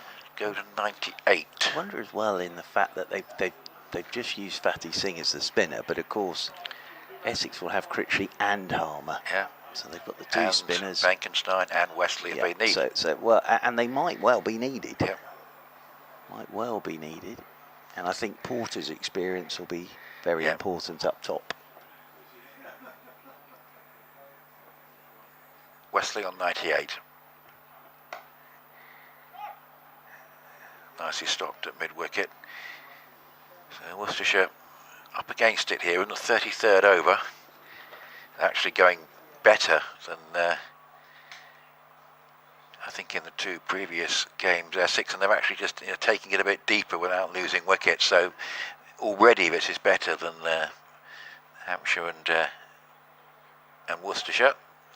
And 370 must be a realistic objective from here. That's going to be at least 1. They'll think of the second and decide against it.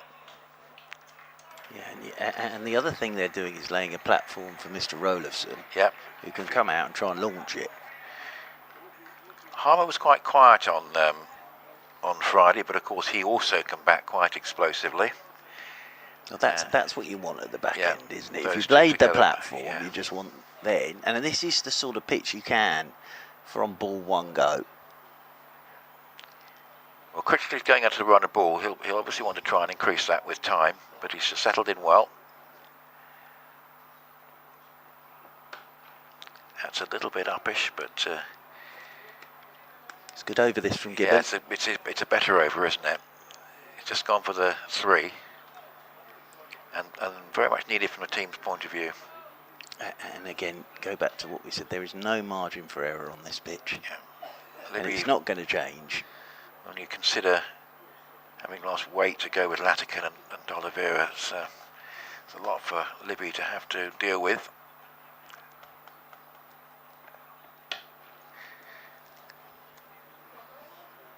So that's the conclusion of the over. It means that Critchley will keep the strike. 2-2-2 for 2 after 33 overs. That's pretty much a dream. Yeah, it's pretty much a dream score in a one-day match, but it needs another 150 runs on the top of it. I would have thought 75 from 68 balls for Noah Thay. Another very good partnership with Tom Wesley, one short of his 11th century in this form of the game. Yeah, and Benkenstein got a good one from Swanepoel. So it will be Swanepoel to bowl to Wesley, and the Essex captain.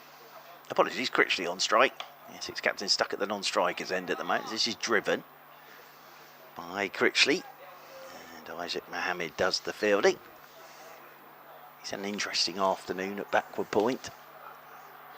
Isaac Mohammed. Nice atmosphere around the place today.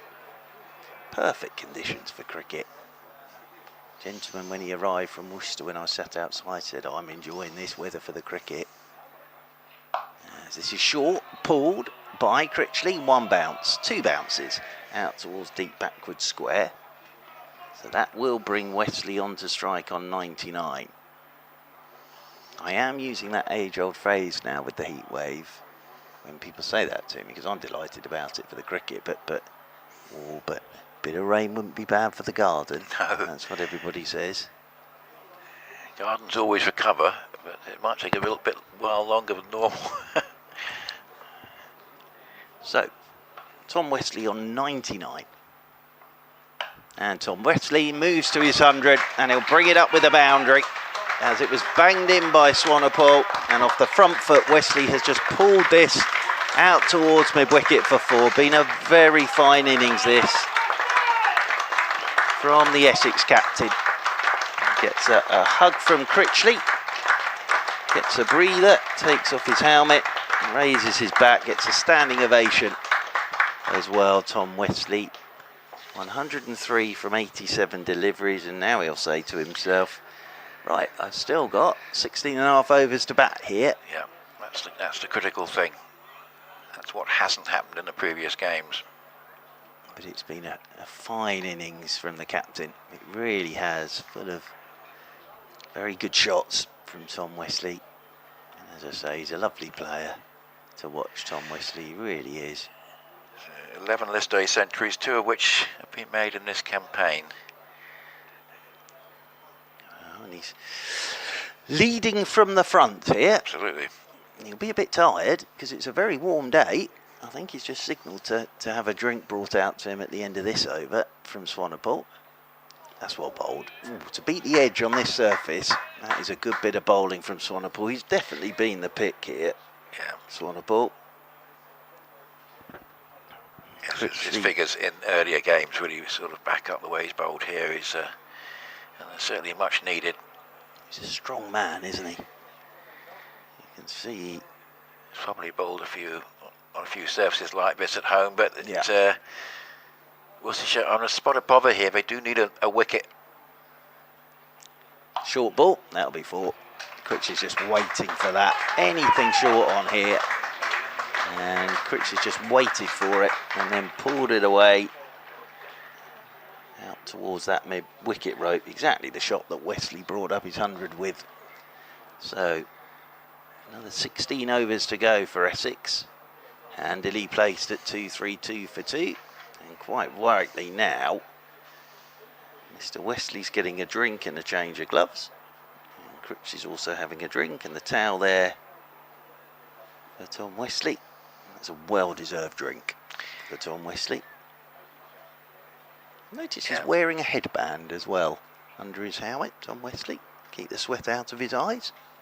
Well, certainly that. Obviously, he takes a break now in the T20, and obviously a little bit longer because of the birth of the child. But it seems to have done him some good. He's had a pretty good season all round. Remember, he actually broke a finger right at the start, Sonny Baker, and so he missed a little bit of the cricket early on. But so he was out of the equation really for a good part of a month or so. So in the cricket he has been able to play, he's done well. You don't really want Sonny Baker breaking your finger, do you? What was that takes us right back to the start of the season, and we had all that business about substitutes. You remember that? At least we got away from that for a while. Don't get me started. No. That's a good pick-up shot and nicely placed. Somehow Worcestershire have got to take a wicket or two here. Now they know that Essex have got 4 out-and-out seamers down towards the bottom of the order, and Simon Fernandez has got a 50, but he's not a particular. On the evidence we've seen, I wouldn't describe him as a destructive batter. So they've got to separate these two and try and get to Rutherford and Harmer. Well, and not leave those two, perhaps, batting the last few overs, which will be ideal from an Essex point of view. There's a committee meeting at the moment. Yeah, Roderick Libby having a natter about all of this. Well, it's just the length again. What Worcestershire have been very good at is finding solutions in this competition in the last season and a half. But I say, there have been a couple of injury bits of bad luck today and on Friday, which aren't helping the cause. But they've still got a solid base in the group. But they'll still hope there's a way that they can win this game. It wouldn't be a disaster by any stretch in the competition if they did lose, but obviously you can't afford to lose too many.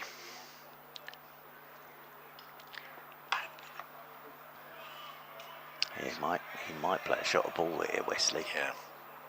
I'm sure he's beginning to feel a little tired as well. That'd be the other thing. It's a very warm day today. Well, I saw an encouraging sight at Guildford last week. Mr. Ben Folkes having a hit and doing some keeping practice. And getting a phone call saying, "Can you keep on in mid-August?" Well, well, the first thing is it's great to see him back because he got injured in that game that we covered. I know. Yeah, which I don't think we spotted at the time, but it was obviously worse than initially maybe thought. It took him out for a while. That'll teach him to try and bowl quick. Yeah. Yeah, you won't do that again in a hurry. Tell you what, they need to change that rule so a game like that just gets calls off a tee on the final day. Absolutely, no, I there's just no point in agree with you. And just get to the substitutions as well. I don't mind it, but no one told me that it was all down to experience as well. Poor old Lancashire twice, didn't they? Oh no, you can't replace with that. But it's like for like. But they're too experienced. What? Yeah, they all got into a bit of a tangle. I beg your pardon?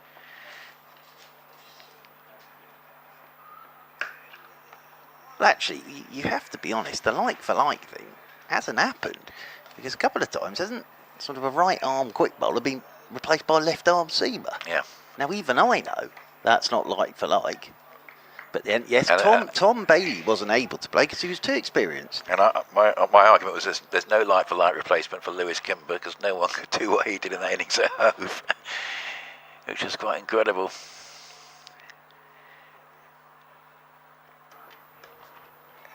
So, again, Gibbon is expensive, but he's still just posing the odd problem. Well, but it's a difficult ask for him here on this unforgiving pitch. We might see Fernandez stood up quite a bit as well for Essex, I think, today.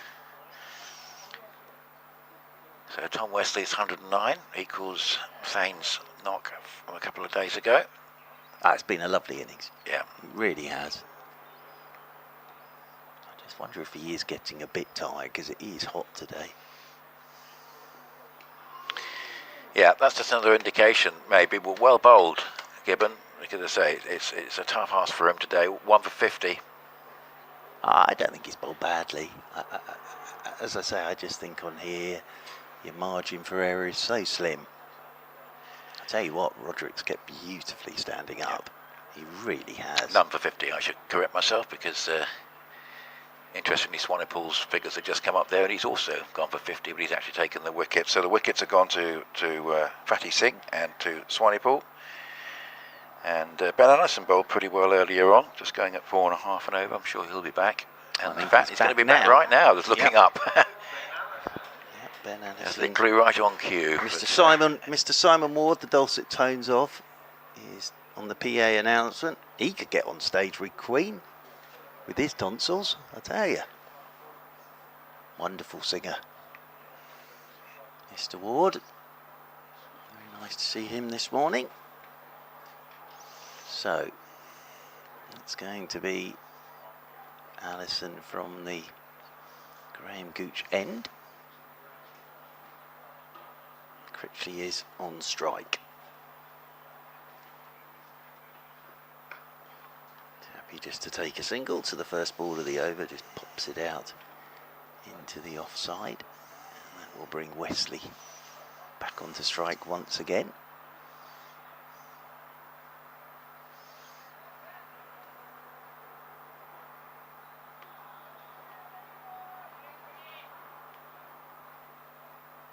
As I say, there may be a few in the crowd that may just have a bit of a slumber this afternoon once they've had their lunch in the break.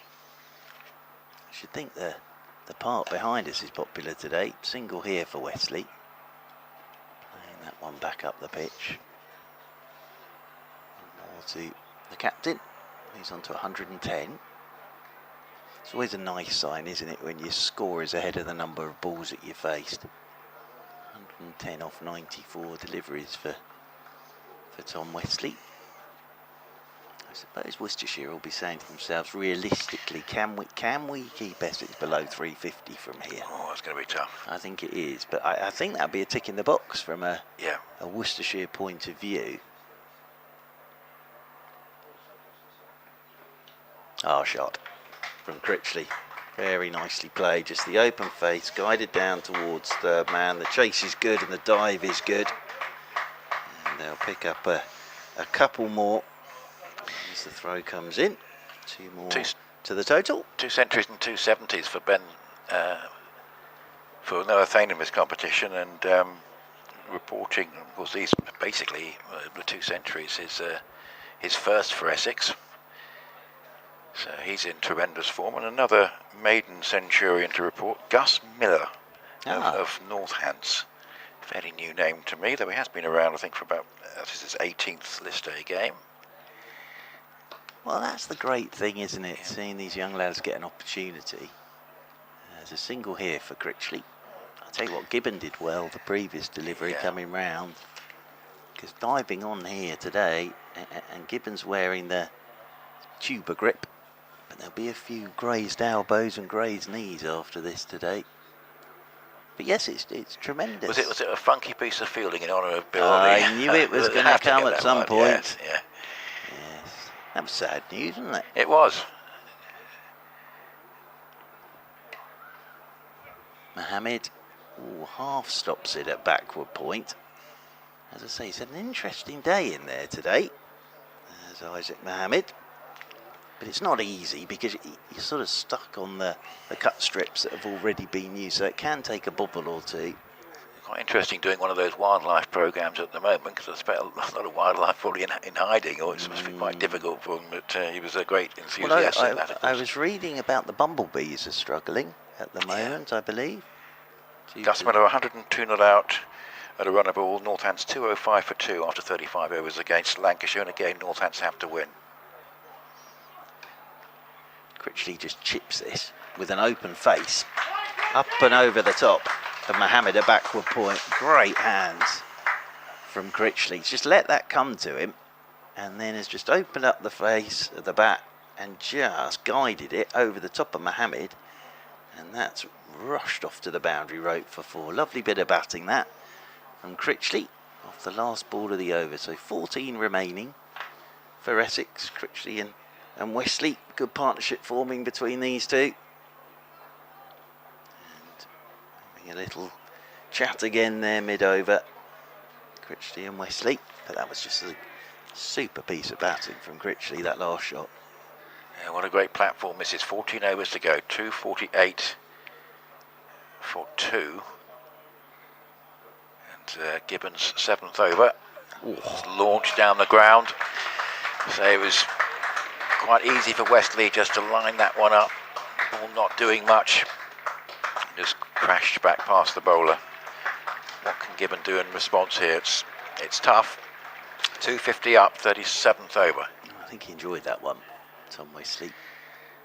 Well, it was a back of a length delivery from Gibbon, but just pushed that front leg out the way and then just launched it down the ground for 4.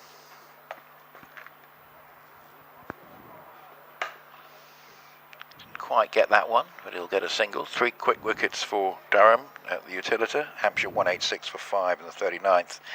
Albert made 89 and Lehman is 56 not out, but a bit of a fight back there from Durham. Although Ben Stokes, I don't think he hasn't bowled today. He's only bowling sparingly in the competition, playing mainly as a batter. And he's in my squad. He's in my team today. But Durham won't mind that too much with about 11 overs to go.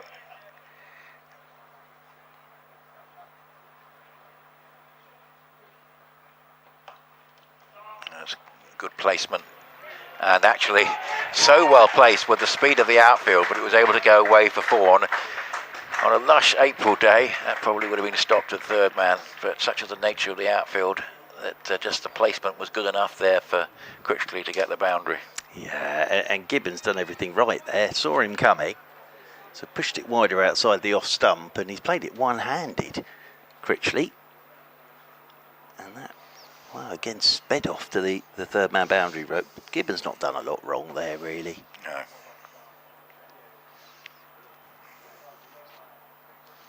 And Libby has just thought of something, so he's wandering across now to have a word with Gibbon. As I say, with just Fatty Singh bowling spin, his sort of options are a little limited here. Yeah. Looks like a day when you want to have 2 or 3 spinners, really. Yeah, and Darren Stevens would be Yes. ideal on here. He's scoring runs for the England over 60s now. Oh, goodness me. How is he? But the thing is, or it's under 60s, not over 60s. He's nowhere near 60. Couldn't he be playing for the under 50s? I think he's captaining the under 60s, if I'm right.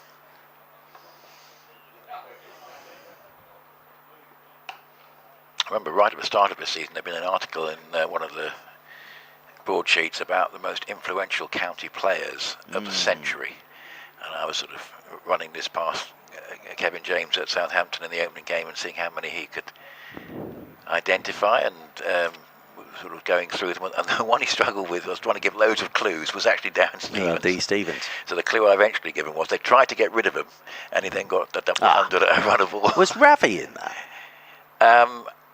I'd have to go back to it and think. Might well have been. Oh, hello. That's pretty good. That's very well struck, and a bit dispiriting for Gibbon. It was beautifully hit by Critchley, who took his time in this innings just to get his bearings, but he's now looking as though he's really going to take advantage, and as we were saying earlier, he's someone who can accelerate. It's a beautiful pick-up shot that into the top tier and maybe over it. Well, you knew from the minute he hit that was 6. He just held the pose as well. Has that ball come back? Or has it gone out the ground? Oh, it was beautifully struck. Yeah, I think we're going to have another ball here. Essex are threatening to bat Worcestershire out of this game at the moment, obviously. That might have ended up in the river. Worcestershire will feel they can give anything a good chase, but you don't really want to be Well, chasing up around 400.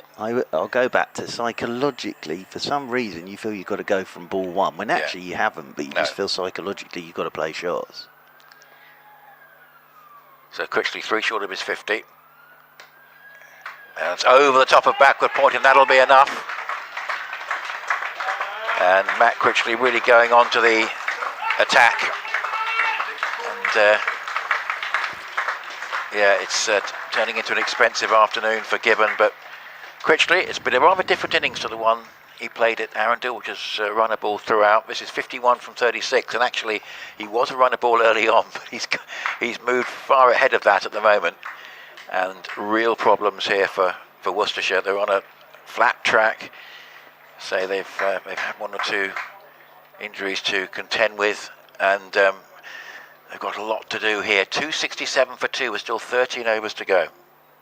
Well, he's going to have to turn to Patty Singh quite soon, Yeah. I think, just to take a bit of pace off and change it. Because these two now, Critchley in particular, has got the taste for this. Wesley, of course, is on 116, so he's been feasting. I don't think Worcestershire have bowled badly. I just think on here, as I say, cracking toss to win. Because you're able to put the opposition under pressure before they've even got out there with a bat. Allison continuing from the Graham Gooch end and met by Wesley, throwing the bottom hand into a length delivery. Again, hasn't really timed that, but acres of space down there. And that's away for 4. So a boundary off the first ball of the over. And Essex just beginning to go through the gears now. I would say they're in about 4th gear now. Yeah. Essex. And they're laying the platform for the assault at the end. So 400 isn't beyond the realms of possibility here now, from an Essex perspective. So now they're going to have to get an extra man down onto the boundary rope. So third man's had to come up to the edge of the circle, because you're only allowed the 4 outside between overs 11 and 39. Backs away outside his leg stump, Critchley. Chops this down to Mohammed, who does the fielding in there at backward point. But the crowd are being royally entertained today. They really are. And I think even the Worcestershire supporters that have come down will think to themselves, well, if we can get 2 players in on this, we've got a chance. But it's just always very difficult when you're chasing and the opposition do put a very big total on the board. I remember when, sorry to mention it, Surrey got that 498 against Gloucestershire. First over. Ali Brown. Yeah, but the first over was a maiden.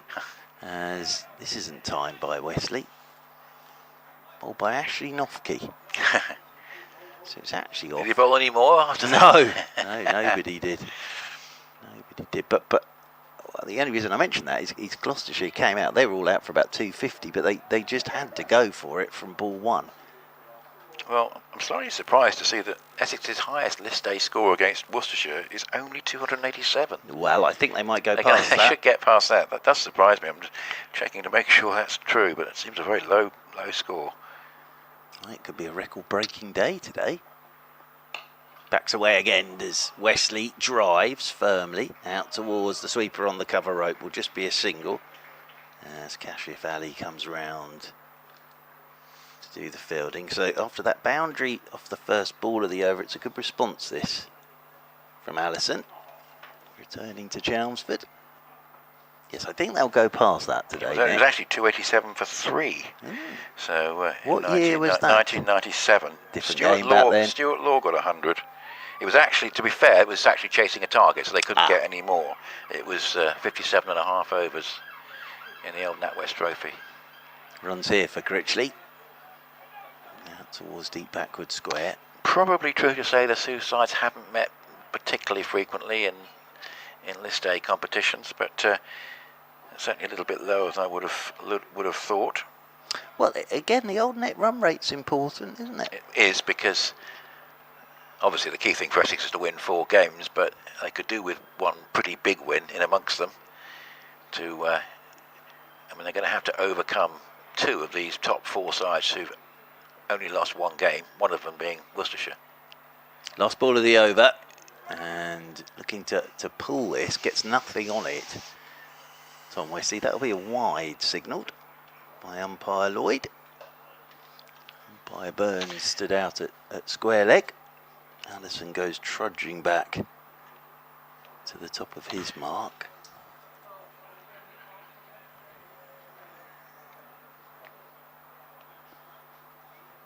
Your black sheet there at that end, just beyond Allison's, got some holes in it. That was the second round of the NatWest Trophy, which Essex went on to win. Oh, well taken. Roderick behind the stumps. That's brilliant. Because he would have been completely blindsided there by Critchley. Trying to reverse ramp that. Got nothing on it. That's a beautiful bit of glove work again by Roderick.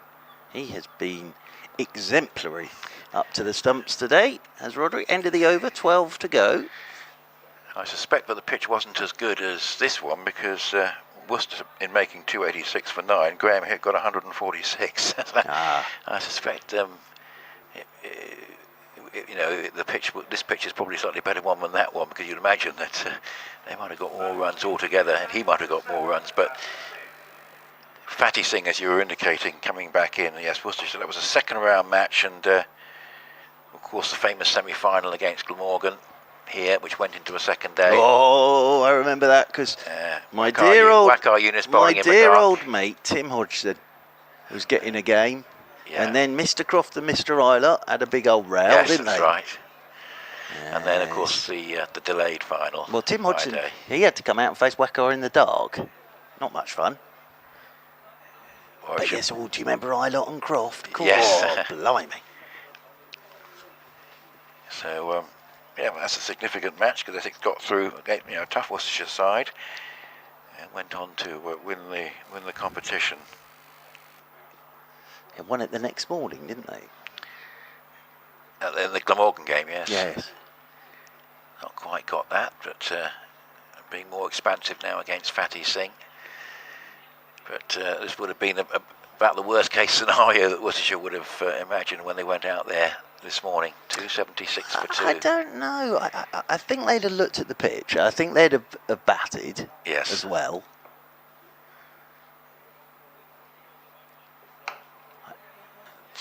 I'll go back to what I said. They've not bowled badly. No, had they got it wrong on here, oh my word. But they've actually kept it pretty tight. Only given it's sort of been a bit more expensive, I think. Lofted away, not far away from us as well. That's a terrific strike. Not quite. We thought for a moment it might be coming towards us, but it was pretty well struck, just into the lower tier. Well, there's a gentleman there in the front row who thought that was going to go straight to him, and he was taking evasive action behind the metal fence there. And that was struck very firmly, straight down the ground. Well, Essex's two highest List A scores, and this is against everybody, including minor counties, are both against the same side. And Mark would have several guesses before he said... I beg your pardon, say that again. Essex's two highest List A scores, this includes against everybody, including minor counties, are both against the same team. Surrey. Yes. So it might be that one or both of those could be removed from the direct There we are, you see. Today. I knew it would one be. was last year, wasn't it? Was it? I can't remember yesterday. Yeah. Of course... sorry, obviously not particularly their strongest in this competition for understandable reasons, but Essex clocked up 417 for 6. Oh, that's right. On the 15th of August last year. That's right. That was Camphor's knock. Camphor, the guest player. Oh, that's right. Remember that one? Quick single. That was it. Yes, he turned up for that game, didn't he? Guest player made 123 off 68 balls. That's right. And sorry, obviously fell quite a long way short on that occasion, but yes, that was very much his day. Simon Harmer made a very quick 68. Oh, it's very, very well done. It is signalled as a wide, but the stumping has been executed. So it's quite an unusual situation there. Dragging Westley out of his crease to a wide ball. In the end, he didn't need to play. The confirmation of the umpire with the wide signal, but a very, very nice piece of work behind the stumps there to execute the stumping from Roderick, anticipating it well, and the end of a tremendous innings from Westley, not far short of his List A best, but he's critically, this innings has been extended much deeper here for Essex, so this is the third wicket down in the 39th over, and Westley goes for a magnificent 129, And it's 286 for 3 and a nice platform for Grant Rollison, who returned to form on Friday and could be a real danger to Worcestershire here. They need to get him out cheaply if they can. Get rid of these two. Still Simon Harmer to come, and then 4 seamers later on after Fernandez. But just a bit of hope for Worcestershire, but nicely done by Fatty Singh.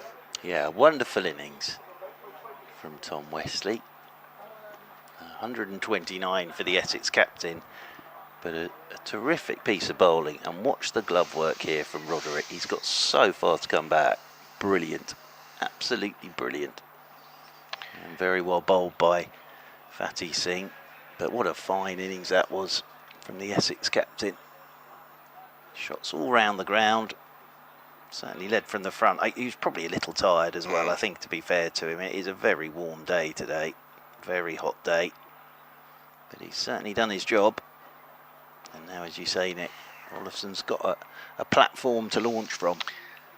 Yes, if he were to bat through here, Rollison, based on his form from Friday, could be looking quite close to those scores against Surrey, but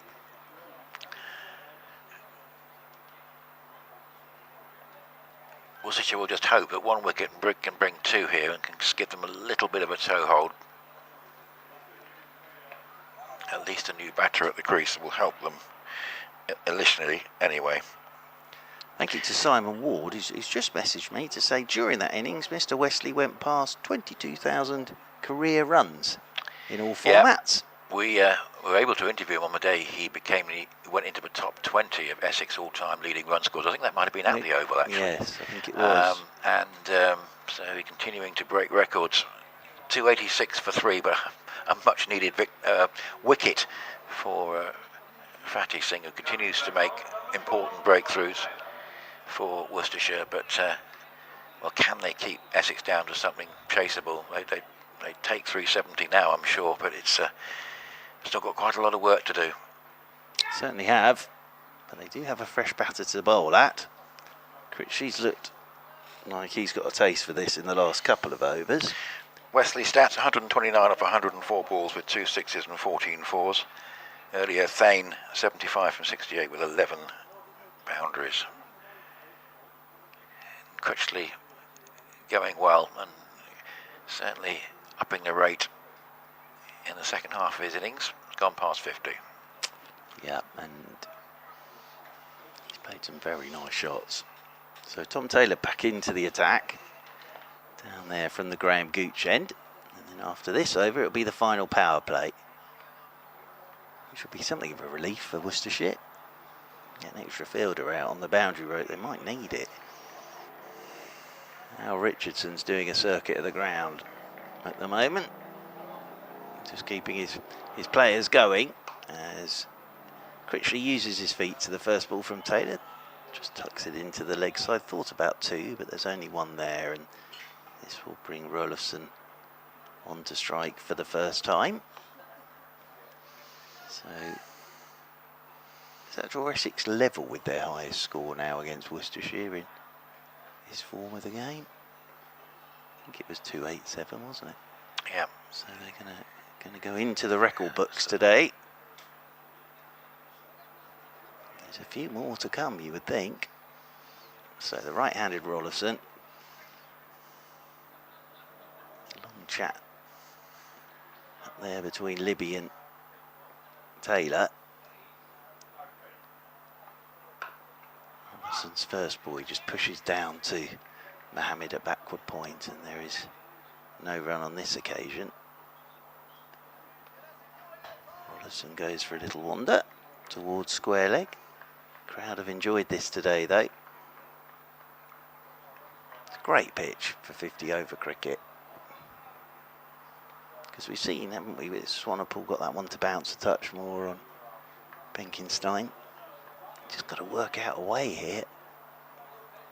Hard work for the bowlers today. Rollison down the pitch, picks it up on the full and checks it straight down the ground for 6. What a shot that is. Couple of paces down, picked it up on the full. He's looking for the Yorker there, is Taylor, and he hasn't swung through that at all. He's just checked it straight down the ground and into the Hayes Close, I think. Goodness me, what a way to get off the mark. We need another ball, please. So umpire Burns is off to get another ball from Wayne Noon, our match referee, down below us. Well, it's one way to get off the mark, Nick. Yeah, very impressive, and that's how he played on Friday. Actually had quite a quiet start in the first few games. Sort of ran a ball at Arundel, but he did very well 4 years ago, and he was with Essex, and has this ability to play these blazing cameos, which will be ideal at this particular stage. That's not an easy shot to play either. No. Low full toss, and just to check it, Has an ability to manufacture strokes very impressively. straight into the haze close. So now Roderick's up to the stumps. So that is a record score now for Essex against Worcestershire. Nice way to bring it up. Yes, it's true. We'll come back after this ball.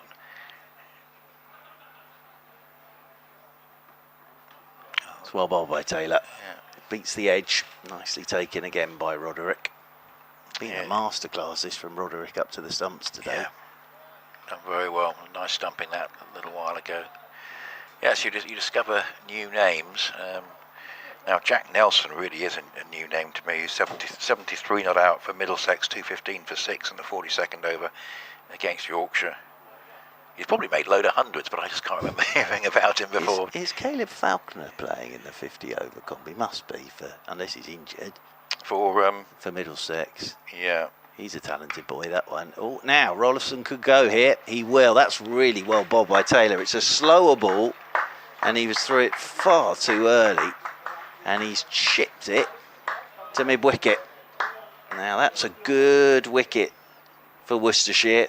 That one, tremendous shot to get off the mark, but Taylor's just taken a bit of pace on that. That's a really good bit of bowling, and it's just looped into the leg side. Rollison goes for 6.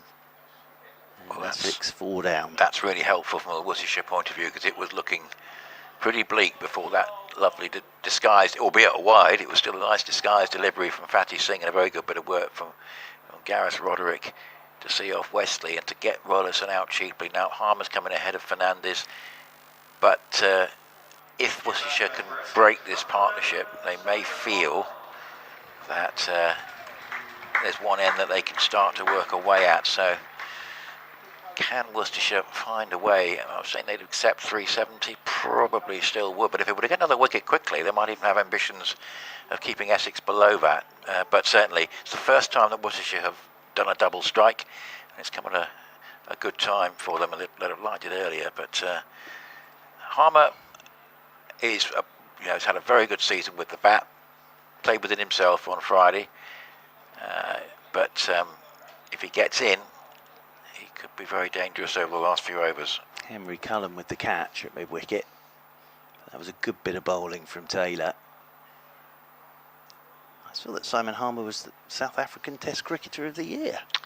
Well, that would be because of his performance in the subcontinent. Absolutely. Notably against India. I think his second tour there, and a much more successful one than the first. Interesting to see. He's probably going to be the second spinner, one would have thought, and whether a second spinner will play at home against England, we'll see. Along with Maharaj, obviously he's still going to be very much around, so it'll be interesting to see. I'm sure he'll be very much part of the squad. At least he's playing some cricket going into the series. Yeah. That's something. So Harmer waits for his first delivery.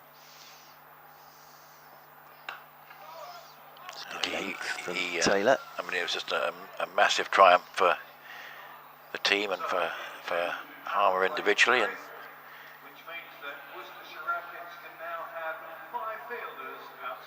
yeah, so we have final power play. fielders out the ring in the final power play. Critchley's in. He needs to try and consolidate and get up towards 100 if he can. And 293 for 4. Worcestershire, having got rid of Tom Wesley and seen off Grant Rollison quite cheaply, will feel that they've just managed to drag this back a little bit. Now, Gibbon continuing 7 overs for 69. I'm not sure how many other bowling options that they've got, so it might be that he has to carry on. But at least Worcestershire have got a couple of wickets, and that's just given them something to work with. Well, I think it's given them an opportunity just to keep this total down. Yeah. And I think Alan Richardson will be pleased with the way Worcestershire have stuck in there.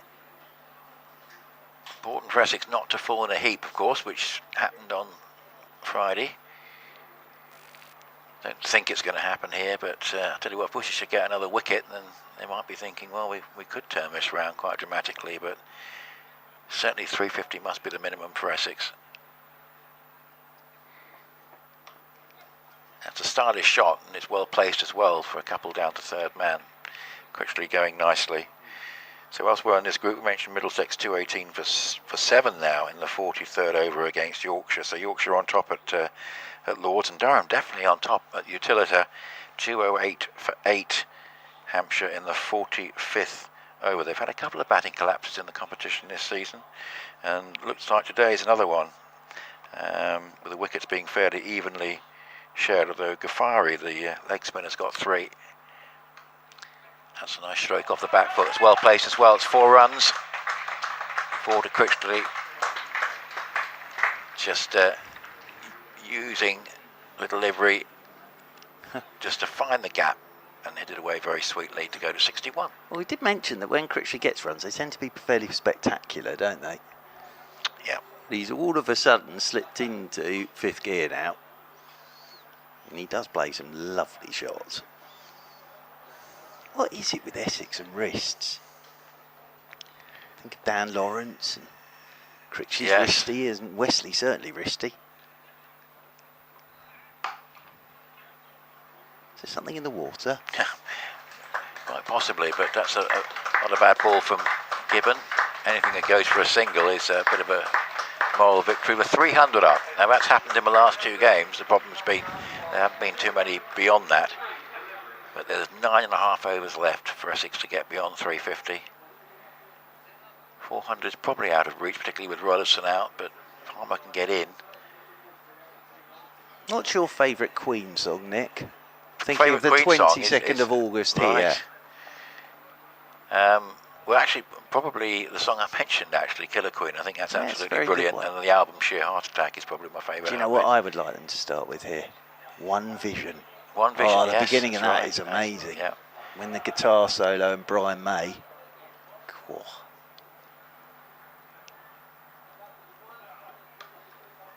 Oh, it's cut away for a single, and well fielded actually, a third man, because there was an awkward bounce or 2 to deal with. And had to watch the ball into his hands, but did well. Single there. Can Worcestershire just apply a slight break now to try and keep this to a chaseable target? Well, they're going at 9.2 at the moment. Essex. 400 could still happen.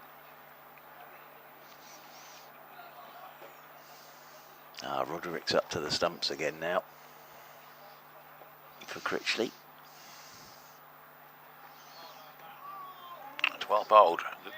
And good stuff from Gibbon under pressure. 77 runs from his stint so far, but that was a nice ball to bowl. 5th one of his 8th over. Just if we see this again on the replay, watch how quick Roderick's hands are. Yeah. So quick.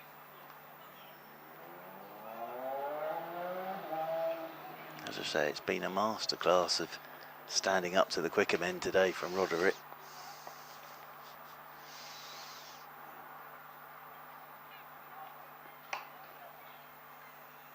Crazy little thing called love. That's another one of my favourites. 79. There's no way for a single from Critchley, and I wonder if Harmer can get in here. It was a runner ball not for him the other day. Never quite got going. And of course, they're one from the magnificent movie motion picture Flash Gordon. Oh yes, yes, yes. Dispatch War Rocket Ajax to bring back his body. That's what that is in that, isn't it? That'll be a spectacular night here, though, on the 22nd. And of course, their first greatest hits album, recently revealed with the 70th anniversary of the album chart, is still the UK's biggest selling album of all time. Some very good tracks on it, it's not surprising. I was reading yesterday, the song that's at number 1 in the UK Yeah, Hits it's Parade gone, has been there for 19 weeks on and off, years yeah. or something. Going past Bryan Adams, everything I do it for you. Yeah, it went past that. 42nd over. And Taylor continues. And Critchley will get a single down the ground. Yes, appropriately titled Rain Me In, but nothing has rained it in. Yes, it's overtaken a record that's been held since 1953, Frankie Lane, I believe. Yeah, 18 weeks. So, yeah, that's a bit of news that came through. I used to sit there with my tape recorder and tape Really? the top 40 every Sunday night. Bruno Brooks. As outside edge from Harmer, looking to turn this leg side, and that runs away down towards third man. They'll get a single. One more to Simon Harmer, but that brings Critchley back on to strike. Yes, I used to avidly tape the top 40. Yes, I feel that Queen Knight will be very well supported. Oh, it's going to be absolutely brilliant. That'll be what, the third day of the first round of championship games. As this is whipped by Critchley for a single. Unfortunately, Essex are away from home. So. Well, that's ideal, isn't it? Yes. Otherwise, Queen would have been quite busy the too. gentleman playing the late great Freddie Mercury would have been opening up from the Graham Gooch end. Waiting for the overs to be alongside finished Jamie against Porter. Somerset. Yeah, that's right. Yeah, it's got to be the right date. You don't want to pick a home match, particularly with over eights, the way they can be on a slow day. Yeah, you don't want to keep Queen waiting, do you? No. The other game in this group, Derbyshire going well, 244 for 4. They've got to win all their remaining games against Sussex, who can probably no longer qualify. Wayne Madsen, still going. 76 not out. I thought that was one of the real disappointments of the World Cup was when he got injured, poor fella. Who was in the that? opening game, Wayne Madsen in the World right. T20, didn't he? Dive full length and jarred his shoulder. Because it was great to see him playing in a World T20. Yeah, still going in his early 40s. He's still a very good player. It's good over this from Taylor. No boundaries in it thus far. With a couple of deliveries to go, and then there'll be 8 more overs remaining for Essex. Derbyshire lost their first 3, so basically, like Essex, have to win every game. Another single. Settle for this at the moment will Worcestershire. And Group A, Notts going well again, 241 for 4 at Beckenham, but I say that is at Beckenham, so there's a flat wicket there. It's a very quick scoring ground, and Kyle Verrain, who got runs in the last, I think he got runs in the last game, and 64 from 61, so he's in a good vein of form. He's a good guy to have coming in, isn't he? They've got plenty of experience still in that Notts side, despite the 100 calls. Last ball of the Taylor over, the 42nd. Single for Harmer. Good over that from Taylor. No boundaries in it. 8 to go. 308 for 4 Essex.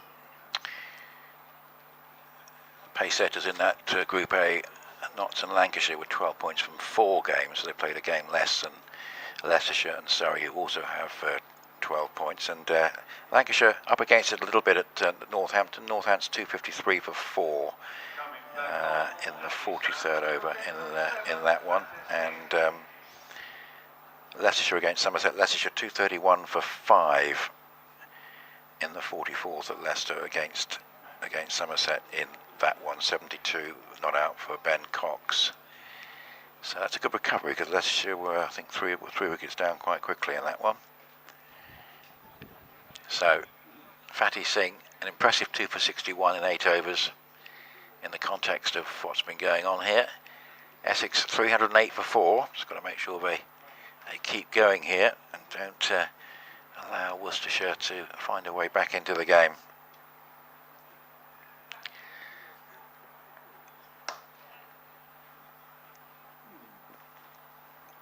not an easy time to be bowling if you're No.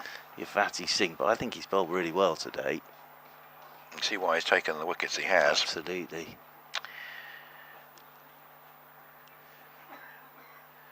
One game we haven't mentioned yet on an outground at Rugby, Gloucestershire and Warwickshire meeting. Both sides having to win. Gloucestershire 203 for 2 in the 42nd over in that one. That's a nice place to play. That sounds like an outground that's got a pretty good wicket. Well, I think you always find that sort of the private school wickets are always belters. That's why not many fast bowlers come out of private school education, because it's hard work on those wickets. A lot of batters do. Talking of school grounds, of course, Cheltenham delayed this year. It's usually been and gone by now, hasn't it? But it's in mid-August this year. I think there's a couple of the last 2 Gloucestershire home games and a championship match against Worcestershire. This is good from Worcestershire at the moment. They've done well, haven't they? I mean, Harmer's not quite got going. He's only faced 7 balls. But Fatty Singh, with 1 over left, that might be a slight problem.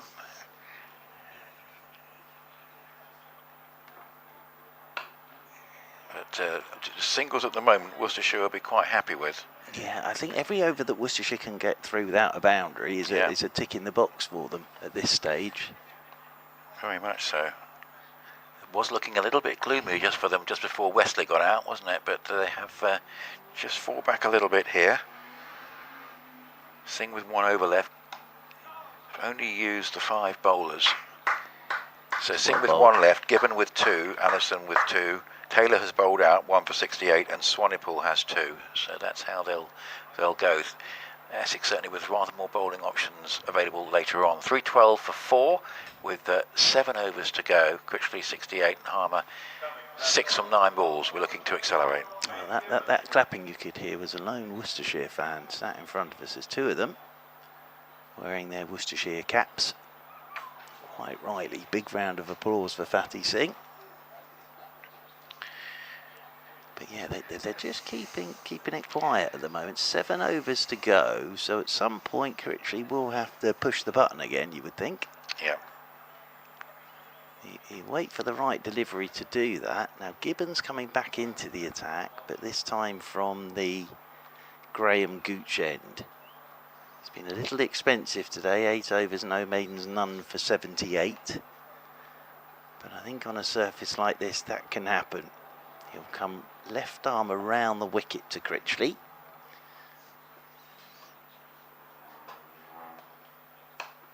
Critchley drives. Good looking shot, but just a single again. That'll bring Harmer back on to strike. Very warm day now. I should think Worcestershire will be pleased to get back into the shade of the dressing room. Yeah, it was 267 for 2 after 37. That was probably the low point for Worcestershire. So in the last 6 overs, they've kept things under control. Yeah, they have wrestled back a bit of the initiative here. Still a chance for Essex to put a formidable total on the board. Here's Harmer driving. Oh, shot. Because that has been timed to perfection, because Kashif Ali didn't have too far to go to his left sweeping.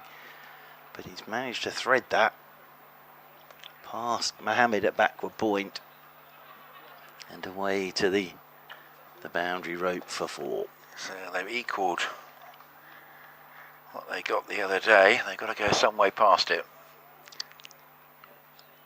Yeah, that was a very nice shot from Simon Harmer. Timed that beautifully. This time Harmer's forward to Gibbon, turns him down the ground for a single. That'll bring Critchley back onto strike. What Nick is, and a lot of people outside are putting on their suntan lotion again, very sensibly. Looking forward to stretching the legs in a few overs' time. I'm not sure mine are going to work. Find the old knees these days. Take a little bit of time to get going. Beautiful scene though. Blue sky, sun beating down. Critchley drives. A single down towards long on. Well, Critchley now's moved on to 70. In the back of his mind, there will still be the thoughts of 100. In that women's match we were mentioning earlier, because the Metrobank second division is playing at the moment, and Worcestershire Rapids women made 2.96 for 8 at the Josh Baker Oval in Redditch against Kent in that one.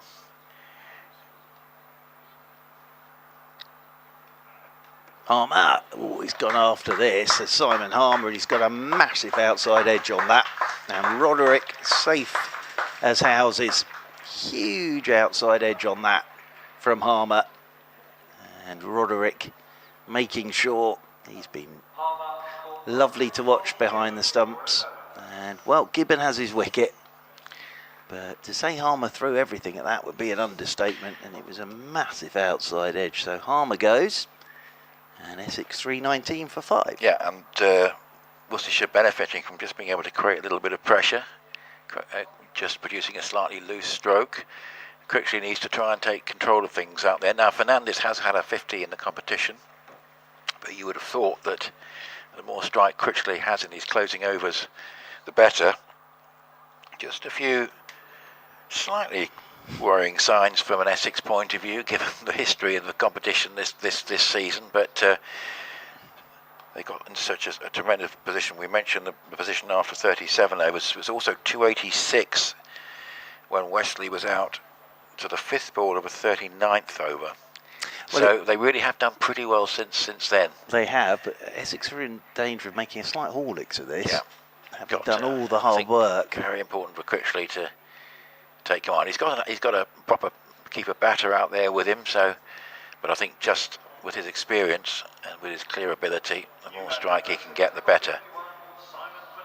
So Simon Fernandez out there in the middle. But that well done to Gibbon. Yeah, well done. A really tough afternoon for him. Yeah, it was a huge outside edge from Harmer, and nobody really celebrated anything. No. And beautifully taken again by Roderick. I was saying they would have taken 370 a little while ago. I think that was certainly probably true, but now they might be thinking, could we keep them down to 345 or something like that?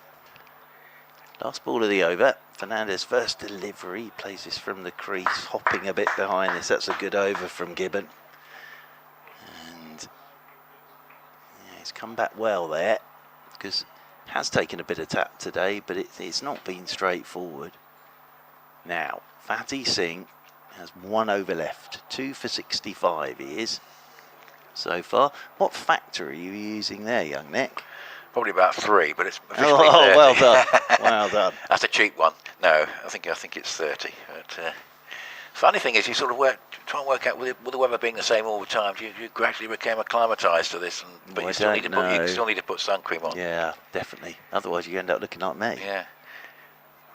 I remember one occasion when I did get quite sunburnt was actually, I think it was at Guildford, when it was a sunny but windy day. That can happen. And it was a long time ago, but the impact of the wind there was, I think, the rain issue. But I can remember getting really cooked at Southgate once. Right, yes. Yeah, really did. And it was the day I met Russell Grant as well. He was there. He was like the benefactor of the ground. Yes, he was. Yeah, that's right. Russell Grant. It was a nice ground, Southgate. One that Middlesex don't use now. They don't use Uxbridge really. It's Radlett and Northwood are the 2 main outgrounds at the moment, aren't they? Lovely church at Southgate, I remember. But Russell Grant, he didn't predict the future there with me, did he? When I met him. Probably thought I should have been wearing a hat. Did he have his breakfast time sweater on? No, he didn't. It's too hot for that day. Right. This is good stuff from Worcestershire. I mean, Fatty Singh in his last over.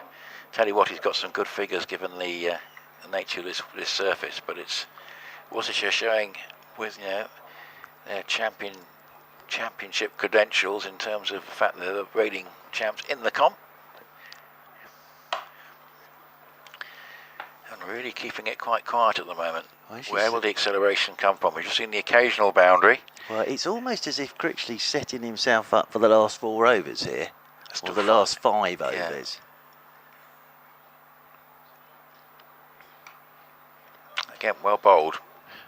not giving Fernandez too many options. Essex, obviously, effectively, it's a bowler for Allison in terms of the balance of the side. So Snater, Jones, Killeen, Porter to come. Jones is actually impressed with his batting, but that was an impressive spell all round from Fatih Singh. Very well done indeed. Yeah, 2 for 68 on a day like today, bowling left arm spin is a heck of an effort. Really is. And maybe that dismissal of Wesley could yet prove important. Oh, it's the Ambassador Cruise Line game at half time, I've just heard.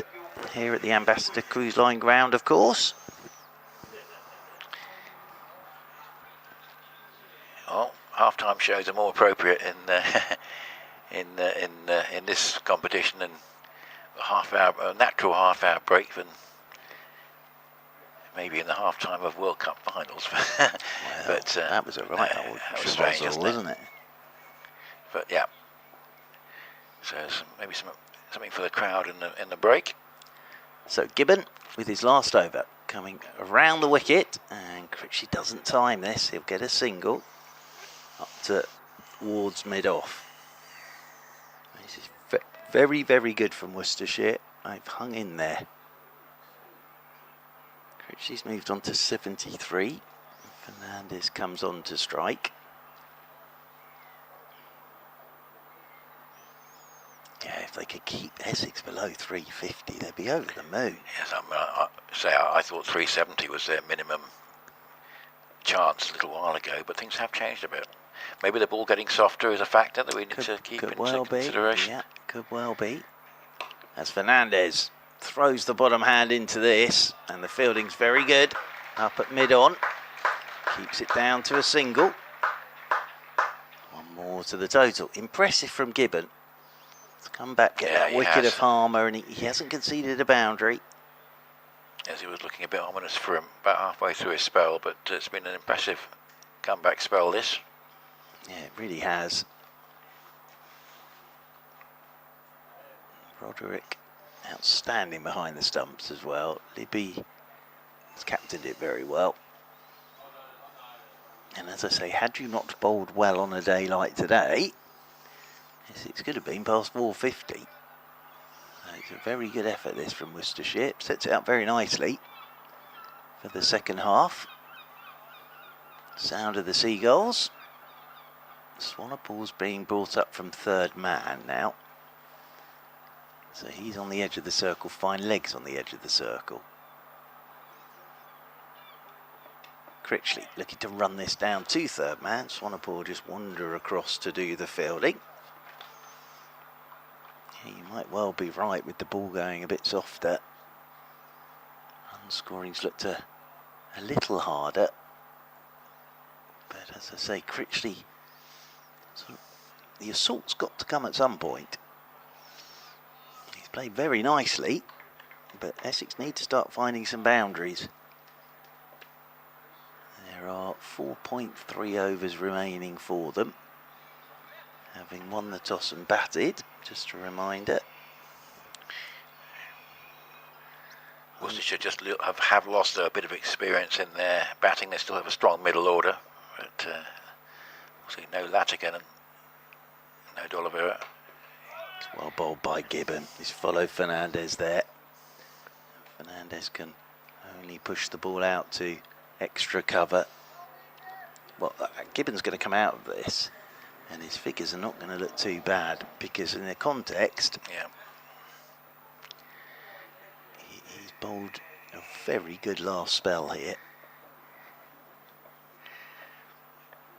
And at the moment, Essex just can't get this going as Fernandez whips this out towards deep mid-wicket, just a single. So again, he's got through the first 5 balls without a boundary. Gibbon. Yeah, the gap between runs and balls for Critchley has stayed fairly constant, hasn't it, in the last half hour or so. Still a good knock, 74 from 58, but he'd be hoping if he were to stay to 50 overs that he would be very close to 100 or beyond. Yes. He's got 4 after this delivery. I think he wants to keep a strike here, Critchley, if he can. Gibbon about to bowl the last ball of his 10. Short. Critchley pulls. Would just be a single out to deep backward square. So Critchley will keep the strike. Gibbon will finish with 1 for 90 off his 10, but that can happen on a day like today. And with 4 to go, Essex, as Critchley and Fernandez join mid-pitch for a chat about everything. Essex 327 for 5. Well, good performance by Durham at the Utilita after a big third wicket stand. Hampshire collapsed from 176 for 2 to 246 all out. 3 wickets for Ghaffari with his leg breaks, and Will Rhodes is having a very good all-round tournament. 3 for 29 in 6 overs. 246 all out. So Durham in a handy position there. They lost their first game the other day, but they have 3 wins and a draw so far, and they'll be pretty confident, I suspect, of notching up a 4th victory, chasing that target. So here is Swanepoel, 1 for 50. Again, just a single. That will suit Worcestershire. Single to Critchley at the start of the over. Maybe it is a bit tougher against the old ball, but certainly they've done very well indeed. Well, Essex really must get to 350. Well, after that wicket of Wesley, really, the whole run rate's dropped. That was, I think we were saying it was about 39th over, wasn't it? And it's really quite a difference since then. That's picked up, but it will find the fielder. So still this sequence of mainly 1s, not many 4s continues. Well, if they go along like this, they'll pick up another 24 at the start of this over. So that would get them somewhere near 350. But they'll be desperate to find the boundary on a couple of occasions here. One big over would change everything, really.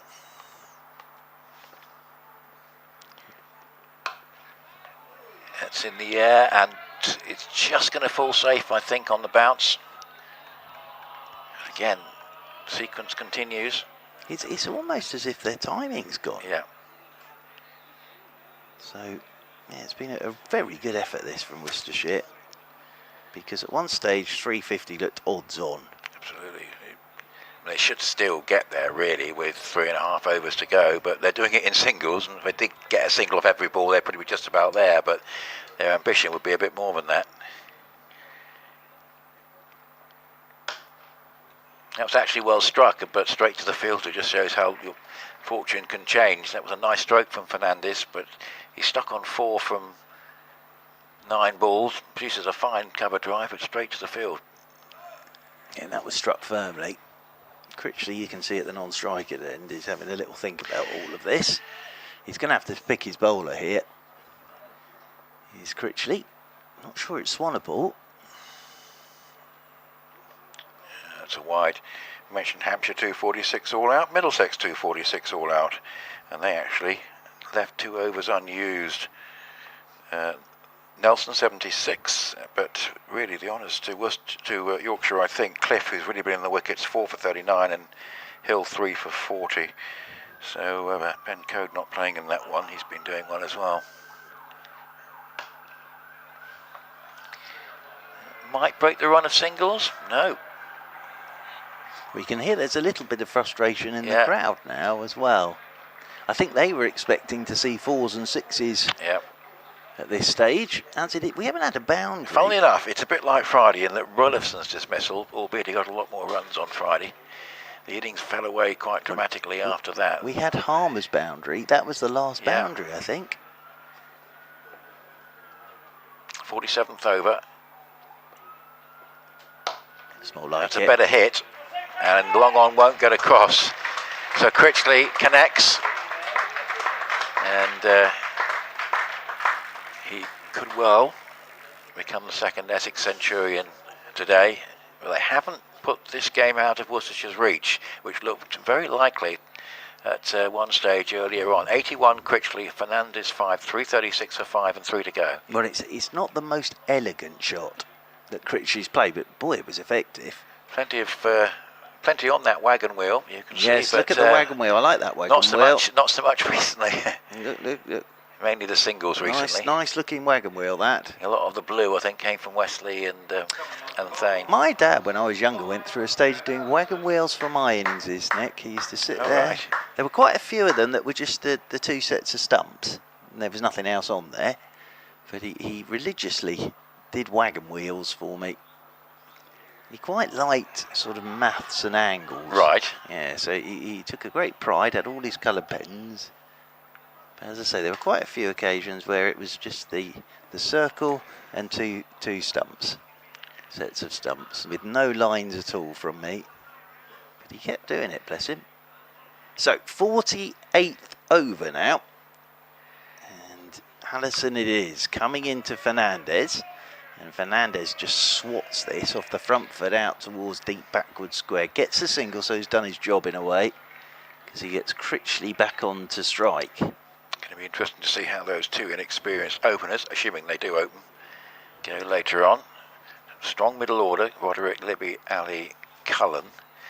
But they've lost Lattic and lost Oliveira, so Rehan Edavalev and Isaac Mohammed coming into the side. Yeah, and then a Porter. Porter and Snater, would it be? Yeah, they got Porter and Snater in tandem. So I think that will be for the first time in the competition. Mackenzie Jones and Mitch Colleen, so 4 out-and-out seamers. Critchley whips this leg side, wants to, should get to, and will get to. 350 is very much on here, but at one point looked like being a lot more. It did. Critchley's on to 83. There are 16 balls remaining of the Essex innings. Must admit, I'm glad I wore shorts today. Yeah, I was thinking of it, but I think because I'm going to do an interview later on, I thought it might be a bit more professional. Quite right. You see, oh, that's you all over, Nick. As this is a short ball. Because they nothing given. They can't wear wide shorts. Given. Yeah. And the crowd don't like that either. Critchley doesn't like that either. Something for the bowler. Yes, well, slower ball bouncer. A few years ago, Ben Allison would have bowled that here. They'd have been cheering for the decision. Yes, indeed. Used to be called a long hop, that, didn't it? It's now called the slower ball bouncer into the pitch. Can be very effective. Can be very effective. Like the full toss. That can also be very effective. Oh, yes, I have to admit, even if I was having to do an interview tonight, I'd have still been in shorts. Yes, absolutely. Because I'd have been in no fit state to actually conduct an interview, I don't think. Runs here for Critchley. Just works the ball into the leg side. Wants to again. It's good placement. The throw will come to the keeper's end, but Critchley will be safely home for 2 more. At least don't worry about wearing a jacket and tie, of course, in the old days at Lord's. A day like this, you don't have to bring a spare set of clothes just to go across to the pavilion, but things are a little bit more relaxed now. Yeah, today is not a day for suit and tie, is it? No. In fact, it hasn't really been since certainly, the middle of June.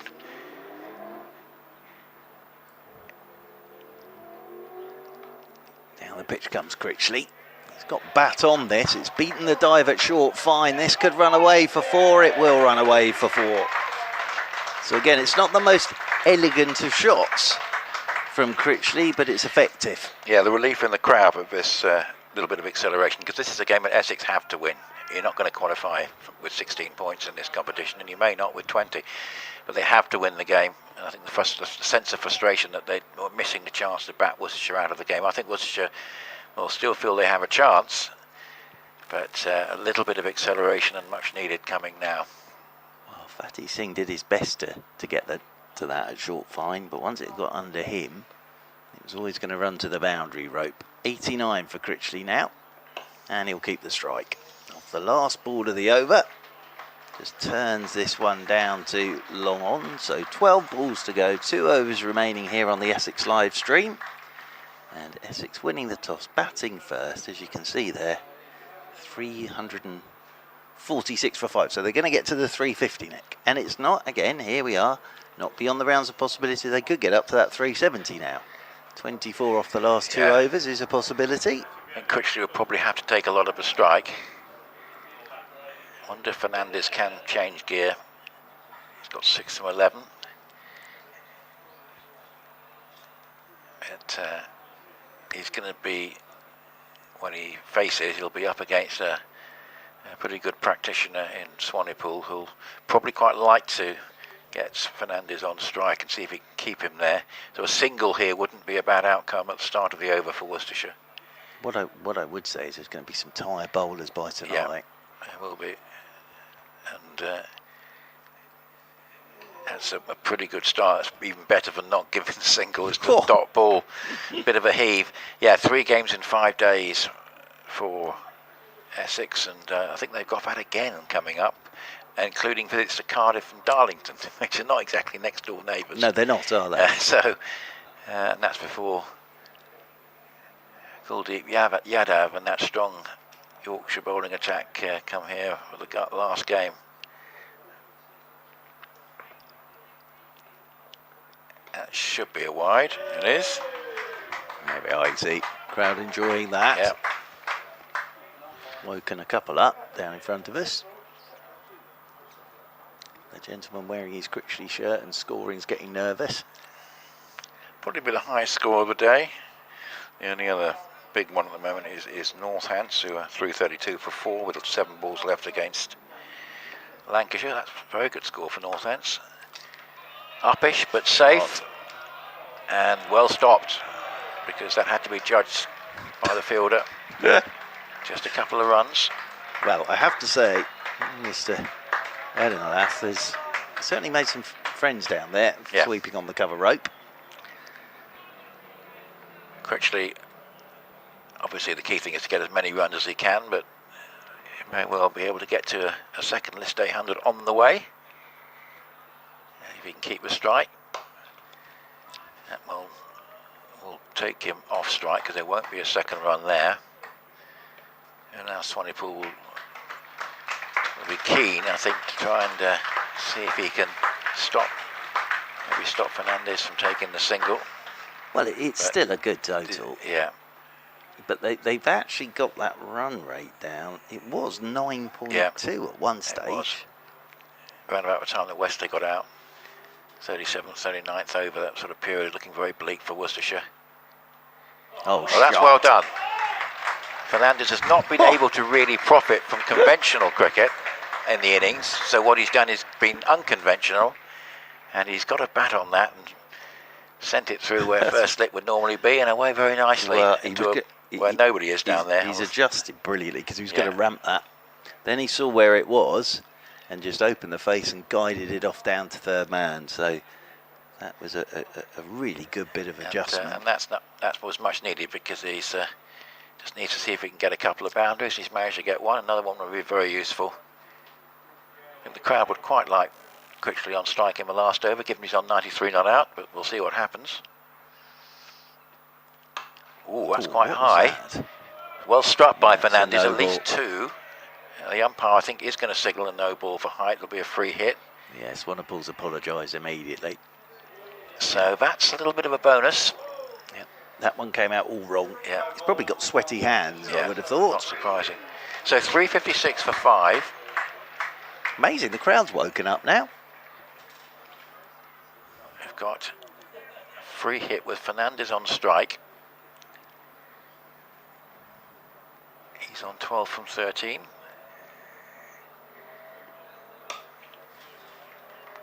It's pretty well done by Swanepoel in the circumstances.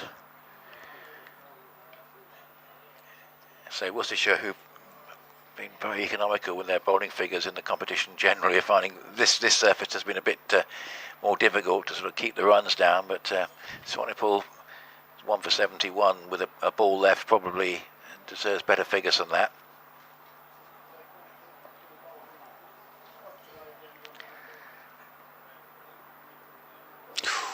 And that is a wide, so it's probably quite marginal, but the call has come. Swanepoel looked a bit upset initially, but the umpire adamant that that's a wide. He signalled it 2 or 3 times. Yes. I don't think you get 3, do you? No. Signalling it 3 times. I think there's a bit of a VAR check being requested on this one, but we won't get it. Well, you've got the tram lines to work with now, haven't you, if you're the umpire? But Jake Libby's just asking you a question. He thought he'd got away with that, and he would have liked to have bowled that ball, had a dot ball and got off. He's got one more to bowl. 8-ball over. Another full toss, well, my word. That's pretty well struck. Whoa. Tell you what, that's just what Essex would have wanted, because with the extension of the over, it's got Critchley back on strike, and that 6 has taken him to 99. Wow. And it all went very wrong there for Swanepoel after a pretty good stint during the day. All went very wrong just at the end there. I reckon that's in the Portaloos, you know. Yeah, well done. And that has got Essex going again. So Critchley presumably will have some strike in this over. He's got a chance to get his second list day 100.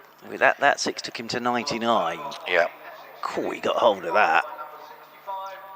So Ben Allison's going to bowl the final over. 365 for 5.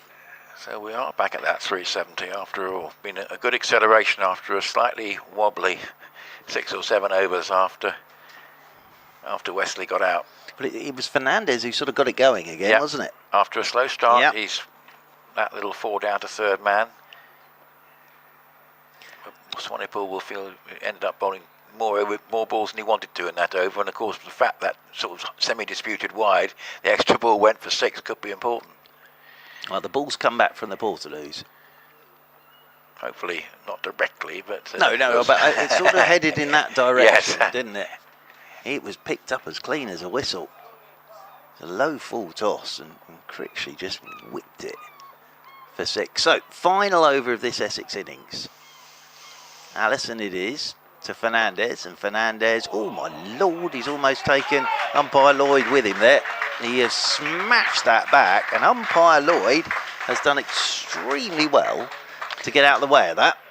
Well done to Fernandez. He's really... Oh my word. Umpire Lloyd has done extremely well to get out of the way of that, because that was hit very, very hard by Fernandez.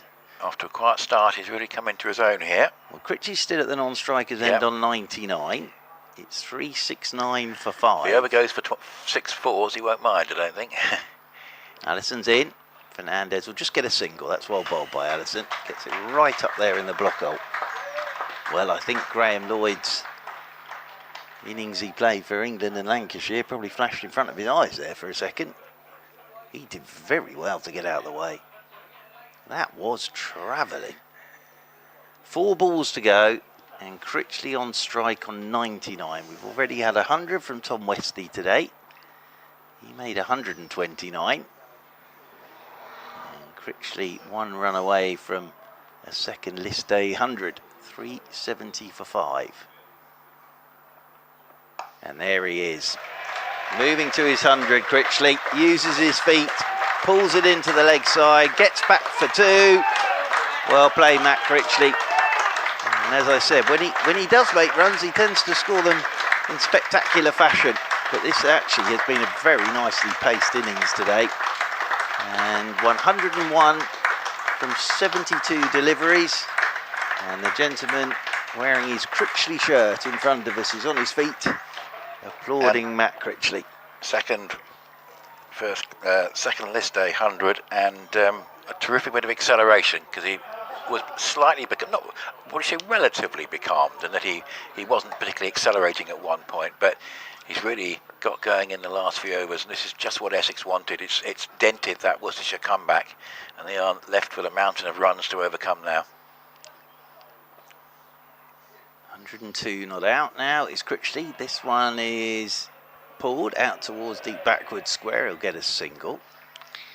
So there are 2 balls to go. Well, 2 balls to go. Might be 1 ball short. He's only got the one previous 100, which was 103. So unless he gets a strike again, he might not be able to beat that. That came last year, I think. So well, he won't be too fussed. No. If Fernandez goes 6-6, he'll be quite happy. Doesn't matter at all. Yeah, walk off with a nice nod out. His previous century was against Leicester at Grace Road. Well, this now is a very good total for Essex. Fernandez off the front foot, pulls leg sides, got a fair amount of this. He'll get back for 2. Well, he's done well, Fernandez, after he has a quiet start, but maybe felt he had to play himself in.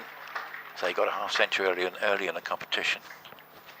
So and he's done well. This is a good score now. This is probably above what Worcestershire would have probably had it as an objective, even when things were at their worst. Well, 1 ball to go. And I think Worcestershire will be very happy to get back to the shade of the dressing room. Last ball of the innings, swing and a miss, and Roderick has a go at the stumps. They're through for the bye.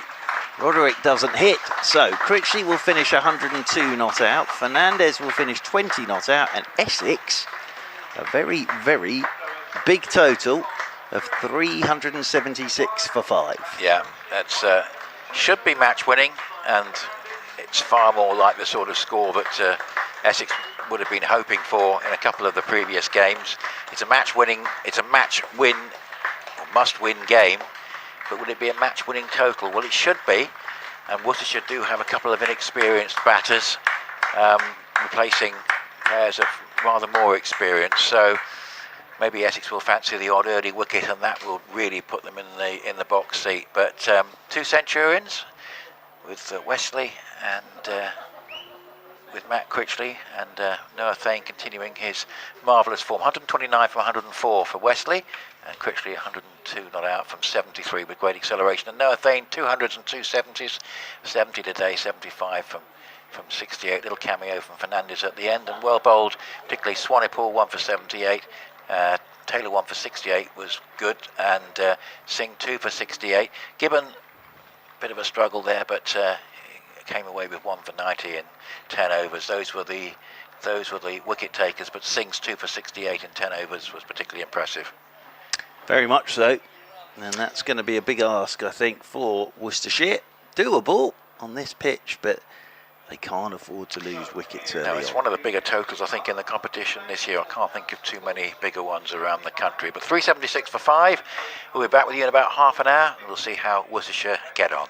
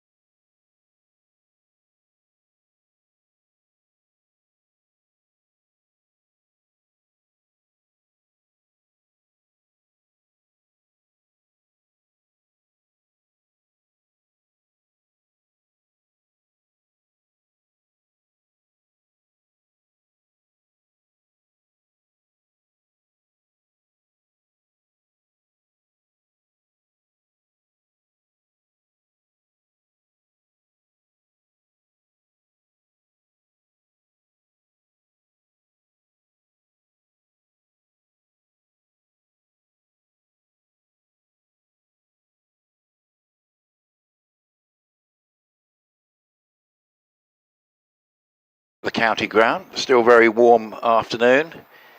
Sort of hazy high cloud, light blue sky, and the sun out most of the time. And Essex have had a pretty good outing with the bat. In the end, probably ending up roughly where we would have projected them to for much of the innings at 376 for 5. With Tom Wesley's second century of the campaign, 129 from 104 balls. Matt Critchley's first 102 not out from 73 balls with some fine acceleration towards the end. Noah Thane, 200s and 270s, 75 from 68 balls he looked at, nailed on to for 3 straight hundreds at one point. And towards the end, after a little bit of a stumble, Simon Fernandez a useful 20 from 18 balls. And for Worcestershire, a wholehearted performance in fairly unforgiving conditions for the bowlers. Swanepoel, just 5 bowlers used. Swanepoel 1 for 78, Taylor 1 for 68, Allison a creditable none for 66. Fatty Singh perhaps the pick, 2 for 68, and Ben Gibbon 1 for 90.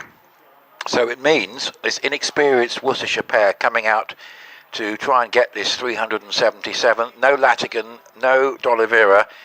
So instead we have Ed de Valef and Isaac. And with me in the commentary box, it's Mark Church. Hello, Mark. Yeah, I was doing some maths during that break, and the big partnership was the 139 for the second wicket between Wesley and Thane. And I thought Worcestershire stuck in there pretty well with the ball, because it's an unforgiving surface for the bowlers, really. And Worcestershire, if they can get off to a good start, they'll be in the game. But the key thing I think for them here is in this first power play is don't lose more than 1 wicket, really. If they suddenly go 2-3 down, then it's going to be very difficult from here, you would feel. But I'm sure Tom Wesley has just said to his bowlers, you're going to have to mix it up, but we're going to have to bowl to our fields. Because we saw there's no real margin for error, and it was a lovely innings from Wesley. Thane played like a man who's in top form, and Critchley very good 100. So yes, I think that the 376 for 5 was about where they should have been. Yep. Here's Snater and Isaac, who is the nephew of Moeen Ali, who got a 50 last year in the competition. So he's got good memories of this ground. 2 inexperienced openers. 8th game for Ed de Valef, and it's the 6th for Isaac Mohammed. Yeah, and I think Essex have a few more options with the ball than Worcestershire did. I thought Fatty Singh bowled very well. Yeah. Swanepoel bowled well at the start. But they do have a few more options. And of course, it is a fairly inexperienced opening pair up top for Worcestershire. It'll be interesting to see what they can make of it. That's a good ball though from Snater. Interesting to see if Porter opens at the other end, but Snater and Porter in tandem for the first time in the competition. 4 frontline seamers plus Thane, plus Harmer, Critchley, Benkenstein, Wesley. Loads and loads of options available. I'd be tempted to give Critchley a go quite early. He's having one of those days. Well, yes. 100 with the bat. Wouldn't put it past him to take some wickets as well today. Essex's total, the 2nd highest in the competition this season. And I say round about where we thought they would be for most of the time. One point we thought 400 was possible. At one point Worcestershire might have been considering that 350 would have been something that they could keep them down to, but in the end it was roughly where they were on target for most of the time. A little bit of a mini fight back by Worcestershire, round about the sort of 39th to the 44th over, but a good end for Essex. And it was Fernandez who really got it moving and again. helped Critchley get going again, It's nicely tucked away for a single. Be interesting to see the approach of these two. Well, as I say, I think the key thing in this power play from a Worcestershire point of view is don't lose wickets. Yeah. Even if you're not up with the rate, you can always catch that up in the middle period and the back end. Well, they've got, as I say, they've been unlucky with injuries, particularly over the last 72 hours or so, Worcestershire. But if these two can get a good start, that would be a big bonus for the more experienced middle order. A stylish looking shot and a single away from Isaac. It's a nice start from Snater though. Nothing to go after, no sighters. I think that's the key thing on here, is just bang away at a good length. Yeah, you can mix it up, but if you've got any width on it or it's over pitched, anything short's going as well. We saw that today. Players pulling the ball off the front foot through mid-wicket. Yeah, it's a good start from Snater, who didn't bowl out on Friday, but of course Tom Wesley having so many options available to him doesn't necessarily mean that everyone will bowl out, but perhaps more likely that he will today. But we'll see. It's 3 without loss, and say from Worcestershire's point of view, if these two young batters can get a good start, it does give that experienced middle order who've been in the runs more of a chance. It certainly does. Now, as one would suspect, it's going to be Jamie Porter, one of the best coming down the slope here at Chelmsford from the Graham Gooch, and this will be a tester for the two young openers, Jamie Porter and the left-handed Isaac. He's on strike, but there is Porter. Stood at the top of his marks, come down this slope so many times for Essex over the years as Jamie Porter. He will have a slip in there, Noah Thane in there at slip. So start of the second over, just a reminder, the target, the small matter of 377. Mickey's having to put all his technology in the shade because that's overheating now. Yeah, it is. Whoa, there you go, straight on the money from Porter, and it's an absolute purling delivery because I think Isaac's looking to work that leg side and it's just turned him round completely. Big outside edge. Fernandez does the rest, and that's what Porter's all about. His first delivery down the slope, he is right on the money, and it's a cracking delivery because he's definitely trying to work that leg side. And it's a big outside edge, and Worcestershire lose their first in the second over, and they are 3 for 1. Yeah, a bit of early movement, and there's not going to be a 50 on this occasion for young Isaac Mohammed. But hopefully, from Worcestershire's point of view, plenty more to come from him in future. So the middle order, who've been pretty good. It's been a good sort of team effort from Worcestershire in the competition this season, as it was last. They've got a big challenge on here, there's no doubt about that. But plenty of experience in that middle order, which they're going to have to rely on to get close to this target. How good is that from Porter, though? Yeah, it's no loosener, nothing like right that. on the mark. Yeah, absolutely. And Isaac Mohammed feeling he could work that leg side. It's just nipped away from him. Bit of bounce, big edge. Fernandez doing the rest. Wesley gets 2 slips in now, so Critchley's gone in at second slip for Roderick, who was brilliant behind the sticks today.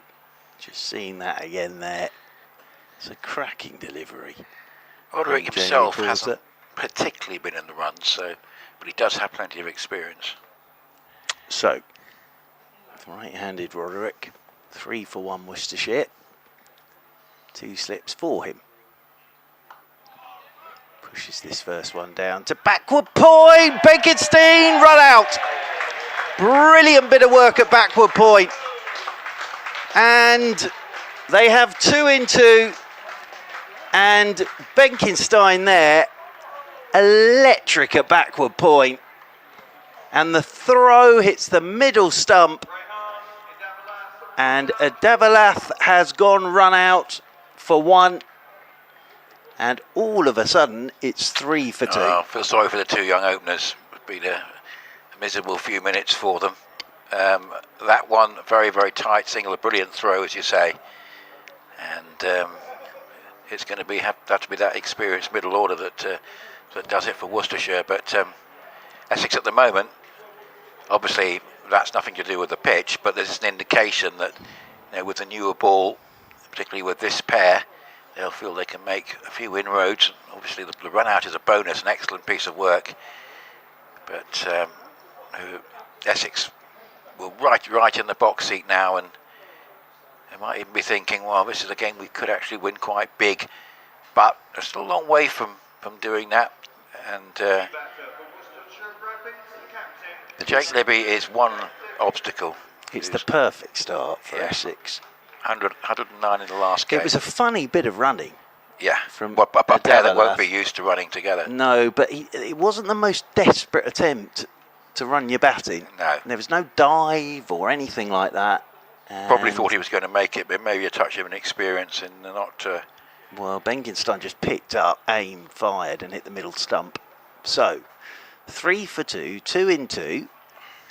And the captain is out there, Jake Libby, Team hat-trick. waiting for his first ball. And he's not going to take a single this time. Just pushes it into the covers. Harmer comes round to do the fielding.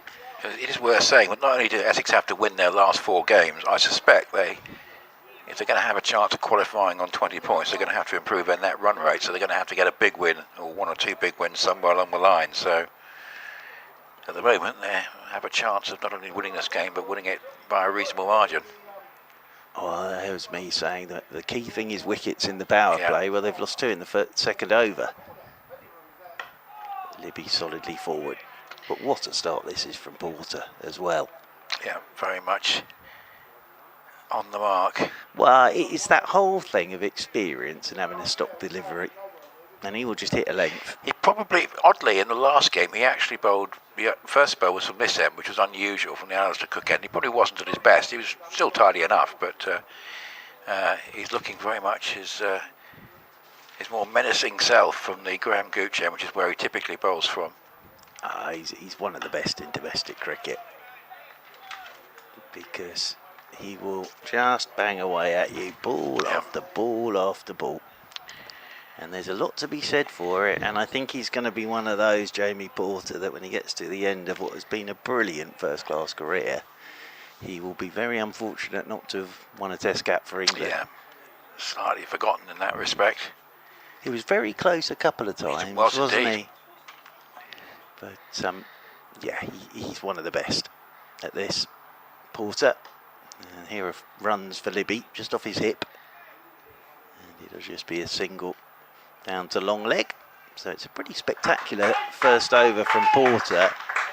Gets the wicket of Isaac Mohammed caught behind, and then his opening partner, Adavalath, run out by Dale Benkenstein for 1. But I think when he looks back at that, Adavalath, he will think to himself, I didn't put a dive in, no. I just tried to slide the bat in. And I think just thought he was going to make it. Yeah, I think what also happened was as he was trying to slide the bat in, it got stuck. Yeah. So he almost dropped it. But it was a brilliant bit of work from Benkenstein. It really was. Just bounced. Useful for Essex to have Snater and Porter in the same side for the first time. Just make that bit of a difference in terms of creating pressure. Not that the younger bowlers haven't done well, but well, they can extra set experience. It up. They can set it up for the youngsters, and they're already doing that.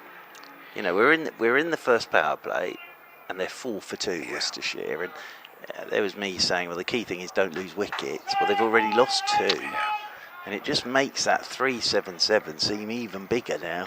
So far, it's been a very good day for Essex.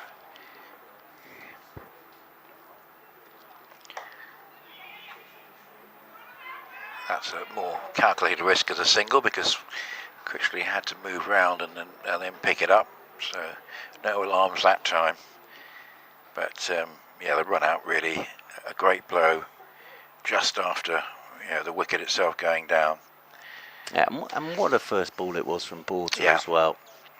Isaac Mohammed seen it and thought, right, I can work this through the leg side, and it's just nipped away from him, bounced, big edge, turned him round completely, and then the run out, the very next delivery. That's nicely taken, very well taken by Fernandez. He's having a good competition actually behind the stumps, and a little cameo today, but he's been very effective. Well, they breed good wicket keepers in Essex, yes, do they not, Nick? Queuing up at one point with so many. Wheater, Folkes, Garnham, Foster. Yeah. Foster. He was quite useful. Oh, very useful.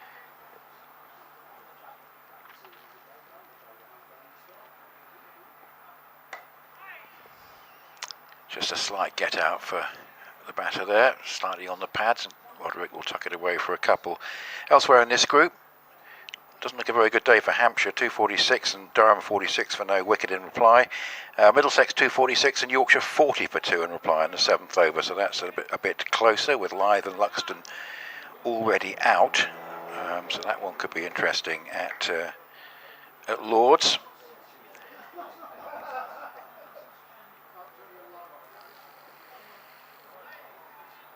If Yorkshire win, they've played a game more than the rest, but they've won 4 and lost 1. If they win, they'll go to 20 points, and they'll be starting to get quite close to a qualification position. They'll probably just need one more win to be certain from there, but they've been going well throughout the tournament. Well, I suppose logic says as well, it's sort of for your Yorkshires, etc. If you've got a test ground, which is also a franchise ground in the 100, yep, you might have to use an out ground if you get a home draw. They've used Scarborough before, haven't they? Yeah. They could even use York, I guess. It depends where the northern whatevers are. Well, we were discussing with Guy, Leeds, Middlesex. Well, see if they lose today, it'll be 2 in a row, so it might no longer be relevant. But we were thinking that maybe there might be a case for moving finals day away of the 100 away from Lords to facilitate a semi-final. Well, I'm probably not sure they'll be doing that. I don't think that'll happen. But no, I can't see hundreds finals day at Radlett. No, that would somehow. That would have been interesting. Yes. And the other game in this group, Derbyshire 325 for 7, who need to win, and Sussex 6 for 1 in the 2nd over. So Derbyshire in a good position there in that one. 4th over, Porter again. And this is driven handsomely by Libby away through the covers for 4. That's a lovely shot from the captain. Just lent on that. Now there was a season when Jake Libby, it might even have been 2021, when we had that conference system, when Essex and Worcester were in the same conference. And Jake Libby got loads and loads of runs. COVID time, yeah, COVID time. He got loads and loads of runs, I think, in both matches. Well, they're going to need it from their captain today. Get a single here, just works Porter off his hip. Obviously, Worcester at the moment, we're still thinking, yes, they can. They've got the experienced middle order. They can yet get to this target, but what they don't want to do is lose very heavily, because you've got the 4 sides who've all only lost 1 game at the moment. And if they do suffer a heavy defeat, that will damage their net run rate. The only thing I would say about the 50 over competition is Group A and Group B is a bit boring, isn't yes, it? It could you be more come up with something I keep calling it the other group. Yeah, I could call it that's Surrey's quite good. group. Maybe Surrey's group would be better. As forward, Roderick to a good length ball. But you could call it one group and the other group. yeah, it could be like it could be like the Apprentice, where they have to come up with their own names. Yes, yeah. Well, golly, can you imagine? 9 squads of cricketers trying to come up with a name. And agree to it. It was bad enough when they used to have to choose their walkout music for T20. That used to take a while. It's just bowling very straight here is Porter. Have Surrey still got a couple of games to go at the Oval? Yes, so now, off the top of my head, Wednesday, they have a game. Is that at the Oval? At the Oval. And then I think the following Monday they have a game at the Oval. From memory. Yeah. Yes. 2 at Guildford already. Had 2 at Guildford. Been to Sedbergh. Been to Edgbaston. So bowled again by Porter. Did you make the trip to Sedbergh? No, I didn't. I went. I think it was 3 years ago when we had a summer a bit like this one, and the first rain I'd seen for 2 months was the night before the game, when it absolutely thundered down. And of course, with the ground rock hard and no proper drainage, it just sat on the top, and the game was called off. It was great. It's a shame. Absolutely beautiful venue. No, it is. It's a fantastic ground. Scott Reed loves it there. Yeah. Scott Reed, the Lancashire commentator, of course. He's got a new ground as well, hasn't he? He has. You have to pronounce it right. It's Farrington. It's not on a London tube line. It's Farrington in Preston. I'm slightly upset they haven't named something after him. Scott Reed at the new ground. Oh, they might yet. Maybe the Scott Reed end. But that ground seems to have gone down Well, obviously, any new ground, you're going to have a few teething problems. But from all reports, it's been very well attended. Of course, it's up in the north of the county, so covering that big catchment area.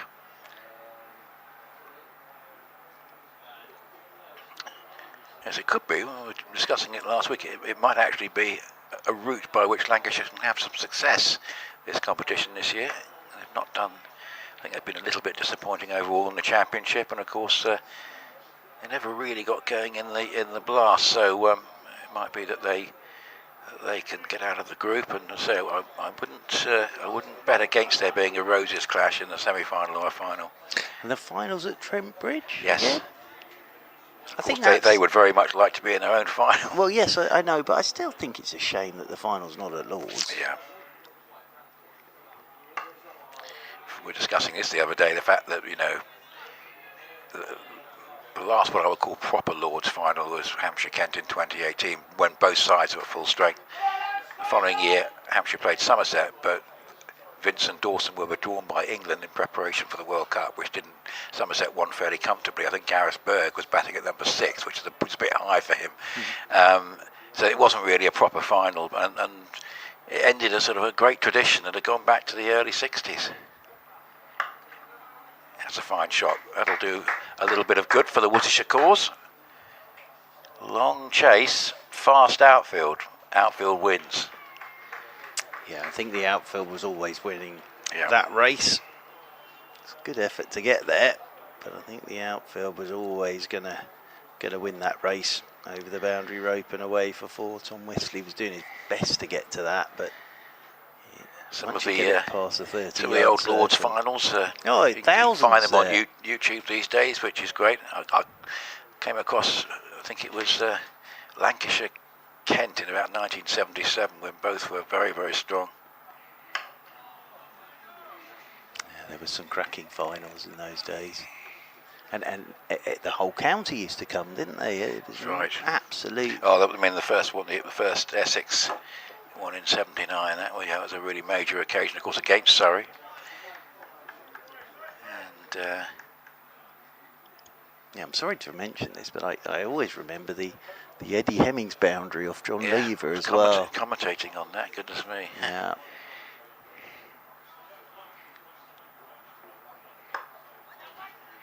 Yeah, that was 1989. So it's a great tradition, and losing losing one of the Lord's finals was a bit of a blow, because there were often 2 of them for many, many years. I think the B&H started around about 72, so there were 2 of them a season. But and of course, if you had a good final in September, you got on the plane on an England tour, didn't you?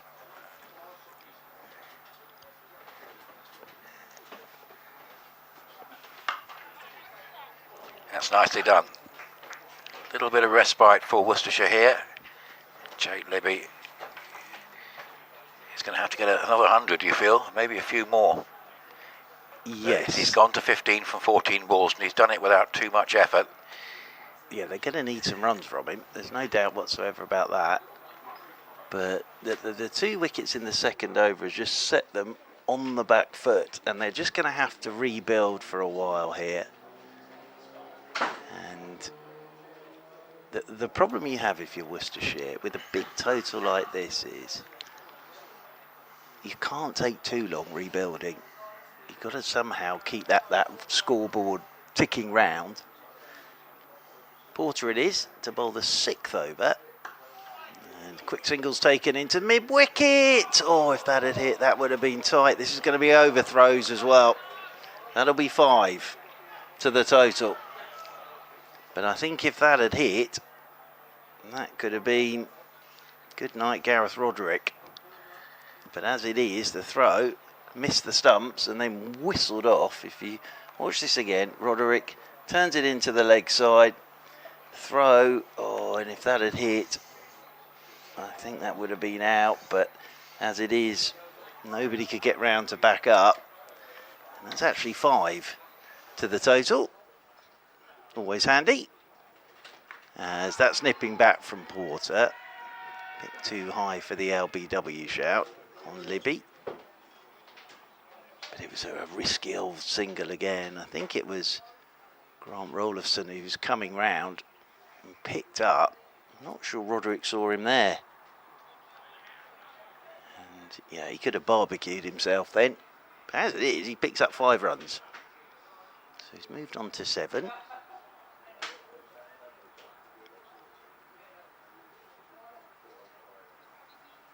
It's a good leave from Libby. Lovely bit of bowling again from Porter. Porter's the one bowler today that's getting this ball to nip a touch. Just getting that Yeah, it's to probably nip the new back. ball. The new ball is the best time. Yeah, but you've got to have some skill to do this on this surface as well. So much experience.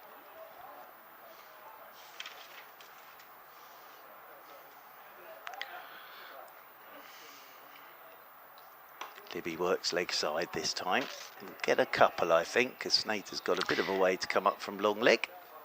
It was only his third wicket of the competition. Porter, he's not played every game, but the economy rate's a significant thing. 4.2 is really excellent, isn't it, in this competition? Absolutely. Well, if he gets out today with an economy rate of 4.2 on this, it'd be an awful lot to do against the others. Exceptional. Absolutely exceptional. The other thing those 2 wickets does is it gets the crowd into it as well. Yeah. There's a bit of a buzz about the place at the moment. It's nicely played by Libby. This will be a boundary. Just got a bit too straight on that occasion, did Porter. And nothing more than a roll of the wrists from Libby. Lovely shot, just a bit too straight. Roll of the wrists and off to the boundary rope for 4. Yeah, I mean, you just got the impression looking at Libby here that he does appear to be in good form. He's literally just off the back of a match-winning 100, 109 not out.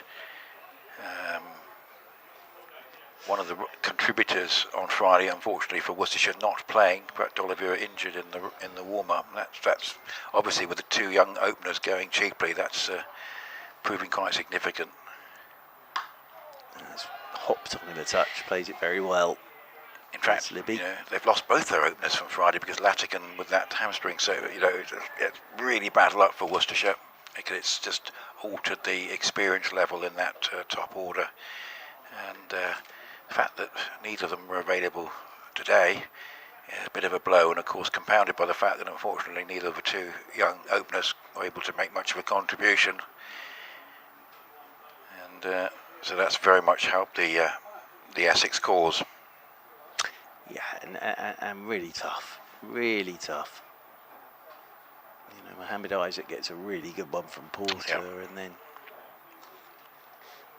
his opening partner was a bit on his heels, really, because probably knew that Roderick was trying to get off the mark as quick as he could off his first ball. As I say, he didn't put a dive in, and I think his back got stuck as he tried to run it into the crease from the direct hit from Benkenstein. Snater on the mark again, number 14 and 3 so far. But yeah, so much for these 2 to do. But Kashif Ali has made a reasonable start with the bat, as has Henry Cullen. In fact, he's been the leading run scorer, so very important these 2 and the next 2 to do the bulk of the work. It's a long way away.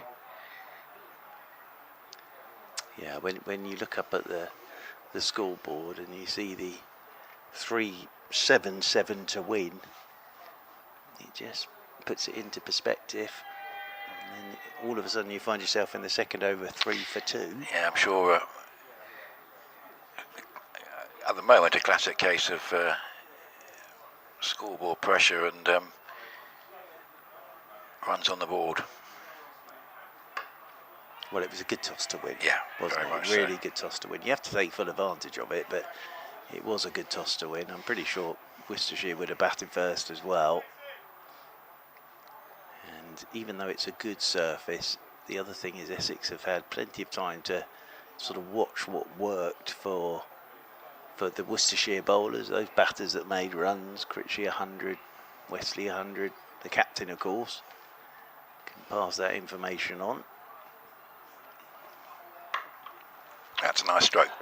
Away through the cover is going to be an awful long chase, and I think the outfield is going to win again there. That's really well played, and Jake Libby trying to play the captain's role here. He's got about 3/4 of the runs at the moment, 25 out of 36. Well, it's one of the better 25s you're going to see. Yeah, and he's sort of done it. He's sort of done it without you noticing. If that isn't, I mean, he might me arguing with myself, but he sort of just elegantly moved to 25 with no fuss. That just a little bit on the hip for the right-hander, able just to tuck it away for the single. But yeah, he's. I think he's quite a key wicket. You know, he's got form against Essex in the past, just got 100, and Essex will be pleased to see the back of him sooner rather than later. It's a good bit of work from Benkinston out there in the outfield. Yeah. Got the throw away very quickly, kept it down to a single.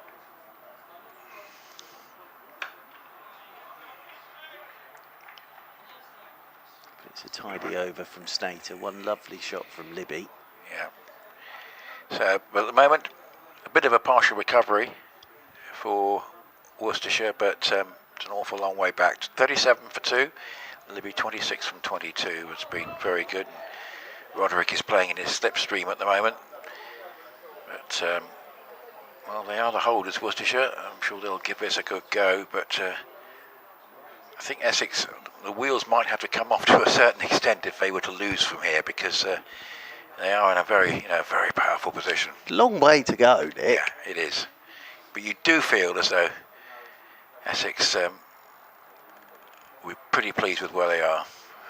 Well, it'll be Mr. Porter continuing, and Libby gets solidly forward, checks this out to Harmer. And one of the sort of bits of reasoning behind that is the number of bowling options, particularly in the spin department. Well, I'd be tempted if I was Western now to get the spinners in quite early. Because I think it's going to need a great innings, and the most likely contributor is Libby, but you know, Cullen been in form, as we were saying, and probably one very big partnership. But you also think things are going to have to, even it's such a flat wicket, you still think defending this total, things are going to have to go quite badly wrong for Essex if they weren't to win. Libby will pick this one up. Into the leg side it goes. He'll get a single. Still looking down at Broad Oak Farm sausages. I mean, the asking rate at the moment is around about 8. So that's another route for Essex, not just the taking wickets, but particularly if they get Libby out, who's scoring quite briskly at the moment, they can make that quite a telling factor as well. You had a visitor at half time. There was a gentleman in here chatting away to you about Essex cricket. Yeah.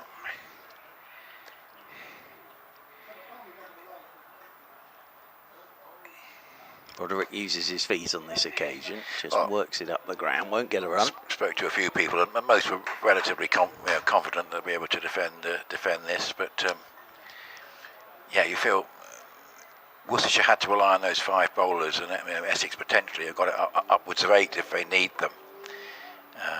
But having Snater and Porter back, we've seen the impact of that already, and playing in the same side, that's the thing. Yeah, is a good. On the Worcestershire's side, we've got Jake Libby with his form against Essex, and also it's still a very flat pitch. Oh, beautifully bowled by Porter. But there's an example of the case for Essex, the fact that Porter can do that. He's gone the other way this time. Yeah. So he's been nipping the ball back. He's got that one to go the other way and bounce. Beautiful bowling. You see, if somebody does have a bad day, Westy's got lots and lots of options. Well, he's just moved his slip out, actually, Porter. After that delivery, he might be tempted to get a slip back in. Cracking piece of bowling from Jamie Porter.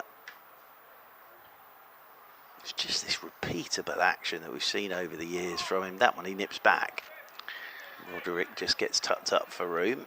Interesting to see. I mean, Porter, we've mentioned he's going at 4.2. Look at this here. He's on 1 ball short of 4 overs, 1 for 18. So he's absolutely bang on that, more or less on that economy rate. And the longer he can keep this going in this 10-over spell, I'm sure they'll have a break probably after the next over maybe, but obviously Worcestershire cannot afford him to bowl 10 overs for 48 or something like that. Roderick drives. Nicely played. Get a couple here, I would have thought. Ooh, that is travelling. Critchley's giving chase. Dives, does well. But they'll get back for 3. That just kept getting quicker and quicker and quicker away from Critchley. He did very well there, actually. All we saw was a big puff of dust with the dive. But seeing this again on the replay, that ball's getting away from him. Watch this puff of dust as he dives as well. There he goes. He's done very well there. He's ended up almost rolling headfirst into one of the corporate hospitality boxes. So you've got a surprise if you were still eating your tea there and you get Mr. Critchley with your cheese and pickle sandwiches. He had to really move to stop that. It was, as you say, really travelling across the outfield.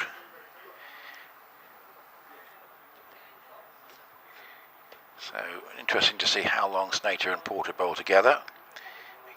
Killeen back in the side. That's interesting. He had a good outing here last weekend.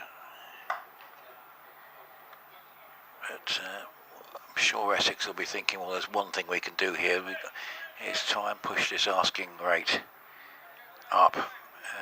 Big target of 377. And it's already above 8s. Yeah. So just keep pushing that up, and that will create the attempt to score more quickly and might produce more wickets.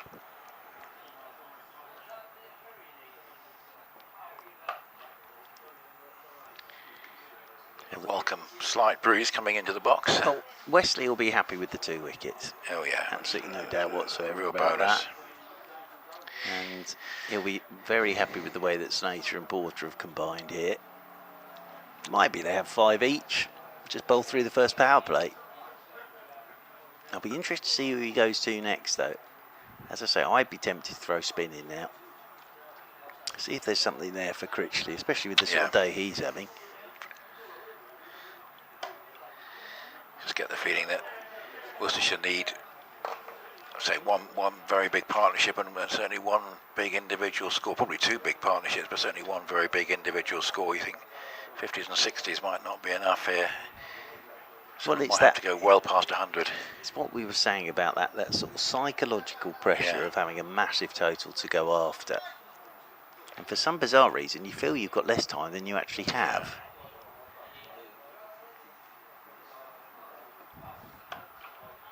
Nice tight bowling, tight line bowling here from Snater.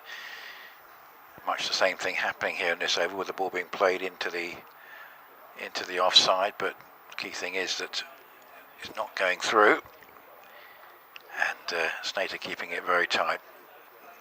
Both bowlers complementing each other well here in this first 9 overs. Well, pretty similar. We've seen this with Cook and Porter, haven't we, in terms of championship cricket so often. Another good ball.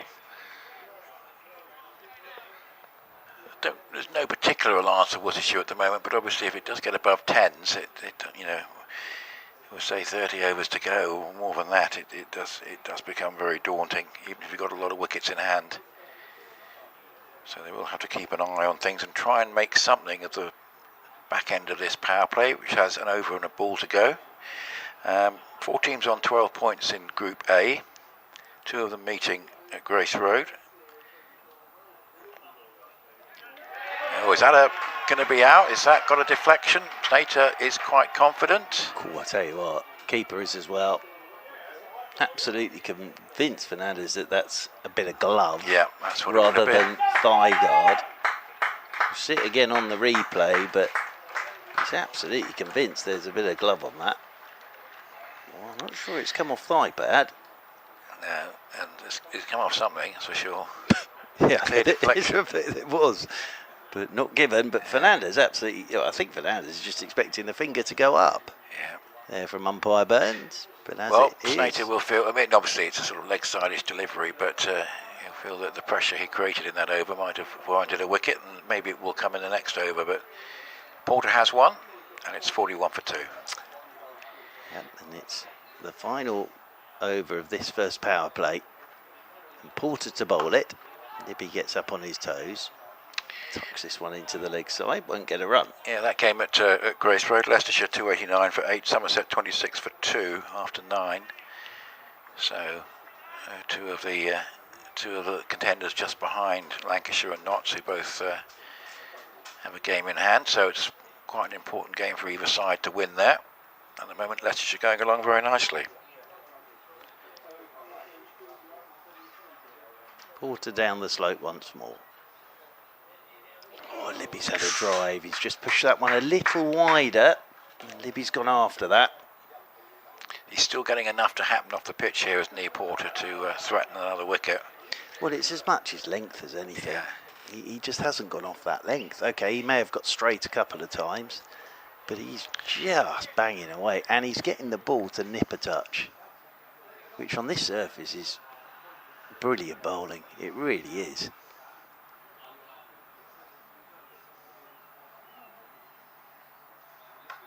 That's a good shot from Libby. Just waits on the back foot. Guides that away through backward point. That's going to whistle off to the boundary rope for 4.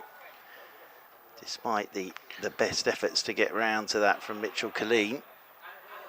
But that was all about playing it late. Yeah. Essex will be hoping that extra scoreboard pressure, that the 50 extra runs that they've got today, is going to make a difference.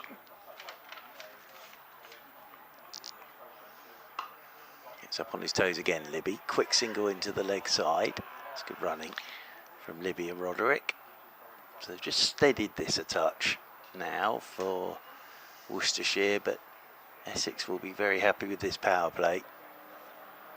Picked up a couple of wickets. Going along at 4.5s at the moment are Worcestershire. The gentleman in his Critchley shirt looked very happy at half time. And he's doing the old-fashioned scoring. There's a couple of gentlemen down there doing that. Got his score book with him. Again, very straight delivery from Porter. Yes, at the moment the main threat for Essex coming from Libby's bat. Roderick a little bit becalmed, but he's a little bit of hope for Worcestershire supporters will be that if he can just get himself established, he'll be able to find some of his best form. But Essex will be looking to keep him quiet. Last ball of the over. Oh, shot. Driving up the ground. Fielding's good though at mid-off. It's been a terrific spell that from Jamie Porter.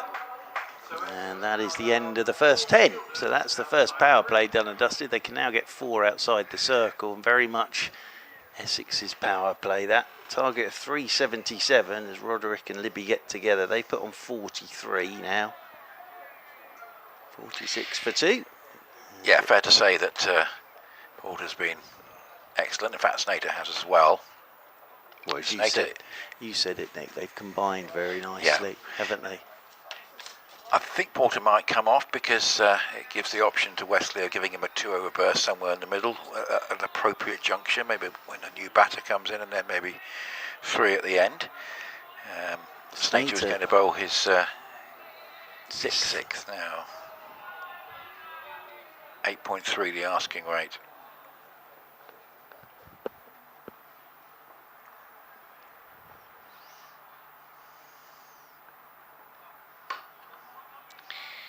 Yeah, both of them have just hit a good line and a good length.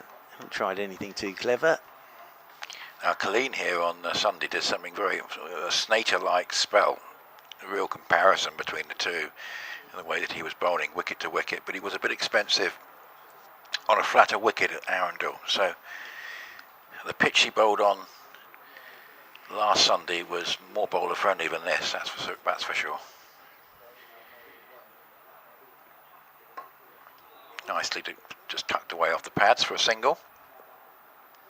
Well, what Worcestershire mustn't do is panic. No. There's still a long way to go in this game. 50 overs is a long time to bat. You know, how often do you see a player in Championship cricket bat 50 overs? it still feels a very long way away. Oh, it does. It needs. And that's that So, scoreboard pressure they always talk about. but two big partnerships can make a difference. One giant partnership potentially, but you would feel that Worcestershire would have to get into a position where they've got wickets in hand, and even if it's quite a big asking rate in the last 10 or 12 overs, that they've got the capacity to really give it a dart. They've got batting nicely down the order. Ben Allison, of course, known to Essex supporters, quite useful. He's actually carded at number 9. But the accuracy of these two might be that part of Worcestershire's thinking is that they don't want to overcommit against these two, but they might try and target the change bowlers. Yeah, well, it is a case of seeing these two off. Yeah, they're bowling very well. Well, Snater's into his 6th over now, none for 21, which are outstanding figures today.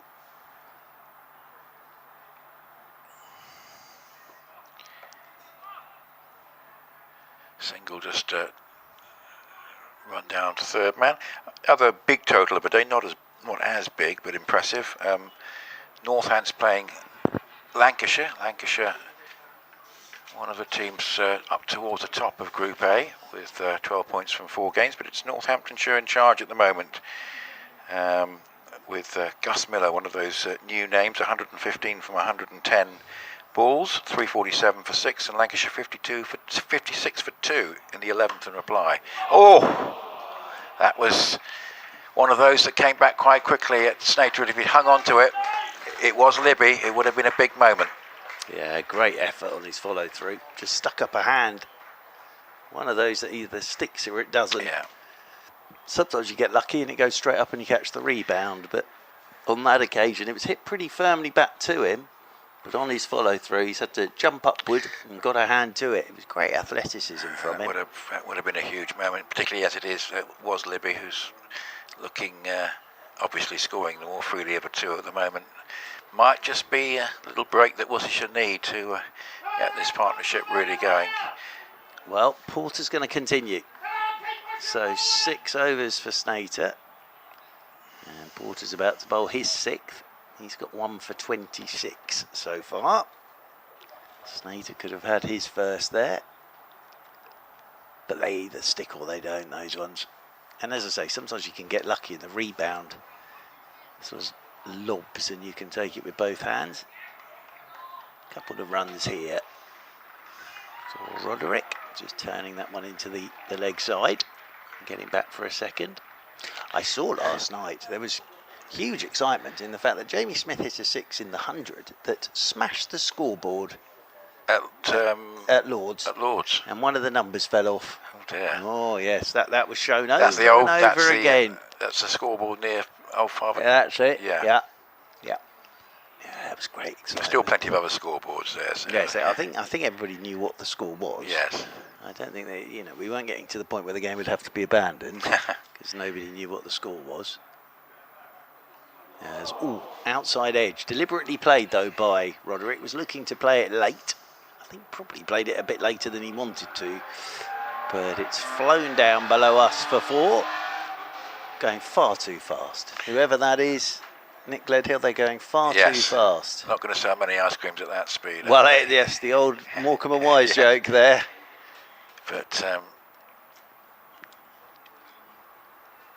sounded like a that was. I mean, any boundary is useful for Worcestershire at the moment, even if it's a slight element of fortune. It's very handy. Oh, they're past 50 now, 54 for 2. Solid looking defensive shot from Roderick. Critchley comes up to do the fielding. And although this is a very big target, 377. Worcestershire, particularly their more experienced players, know how to deal with these 50 over run chases. This is one of the bigger ones they'll have faced this season, but they would have had to overcome a few last term as well when they won the competition. But so it's going to need a great innings, and who can supply it? It's always very interesting that's a good ball from Porter. Genuine outside edge from Roderick. He'll get a single down to third man. How a side manoeuvres its way through a 50 over run chase. I often use Virat Kohli as the example. He takes 10 Yeah. overs off. So when he goes out to bat, he takes 10 overs off. And that's his target there. So he leaves a few in his back pocket. But you have to be very good to do that.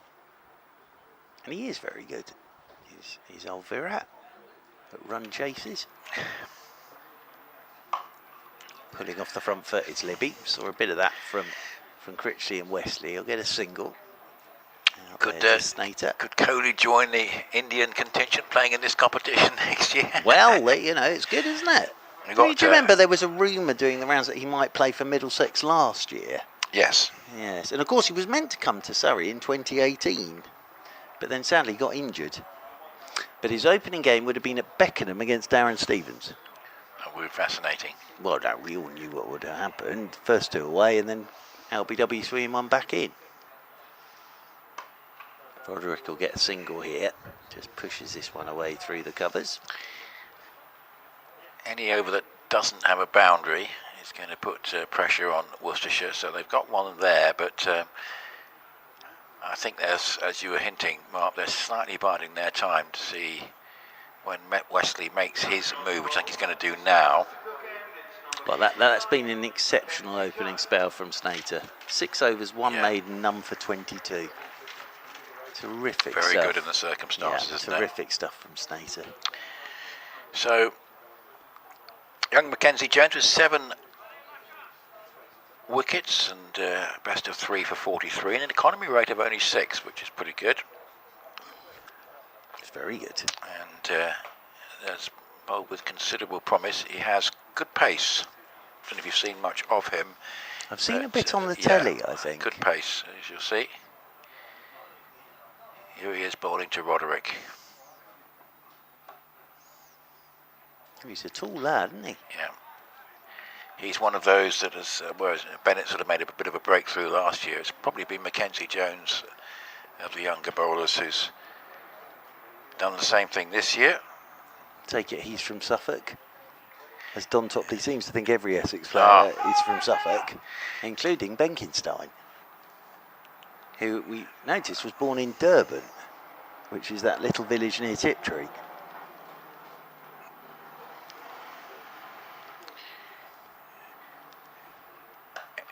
That's a nice stroke away, but it will be stopped. They'll think of a second, it'll be tight. It's good running. It was good running, and by the time the throw came in, it's a long distance out there. That was well done. Well, he's born in Welwyn Garden City, which is very much part of the Essex catchment area, but he did play for Suffolk in 2024. So there's the connection. Yes. Essex second 11 debut in 2023, Suffolk in 24.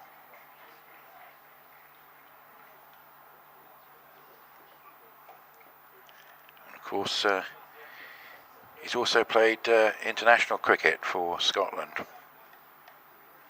Well, according to Don Topley, Alan Border, when he was the overseas professional, he was from Suffolk.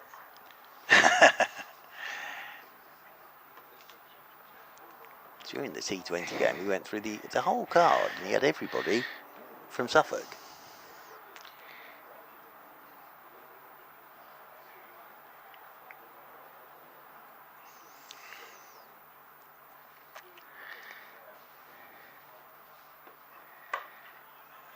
Hopefully Suffolk is, that part of Suffolk affected by that awful fires, hopefully recovering all right. That didn't look at all clever, did it? No. But I suppose with the way the weather is, everyone has to be extremely careful. Well, you said it's going to get warmer again. I think there is, last I looked at the forecast, there's a 30-degree spike tomorrow and Tuesday, and then back to these sort of temperatures. We're sort of roughly mid-70s. It feels a bit warmer than that today. Proper summer, isn't it? Definitely.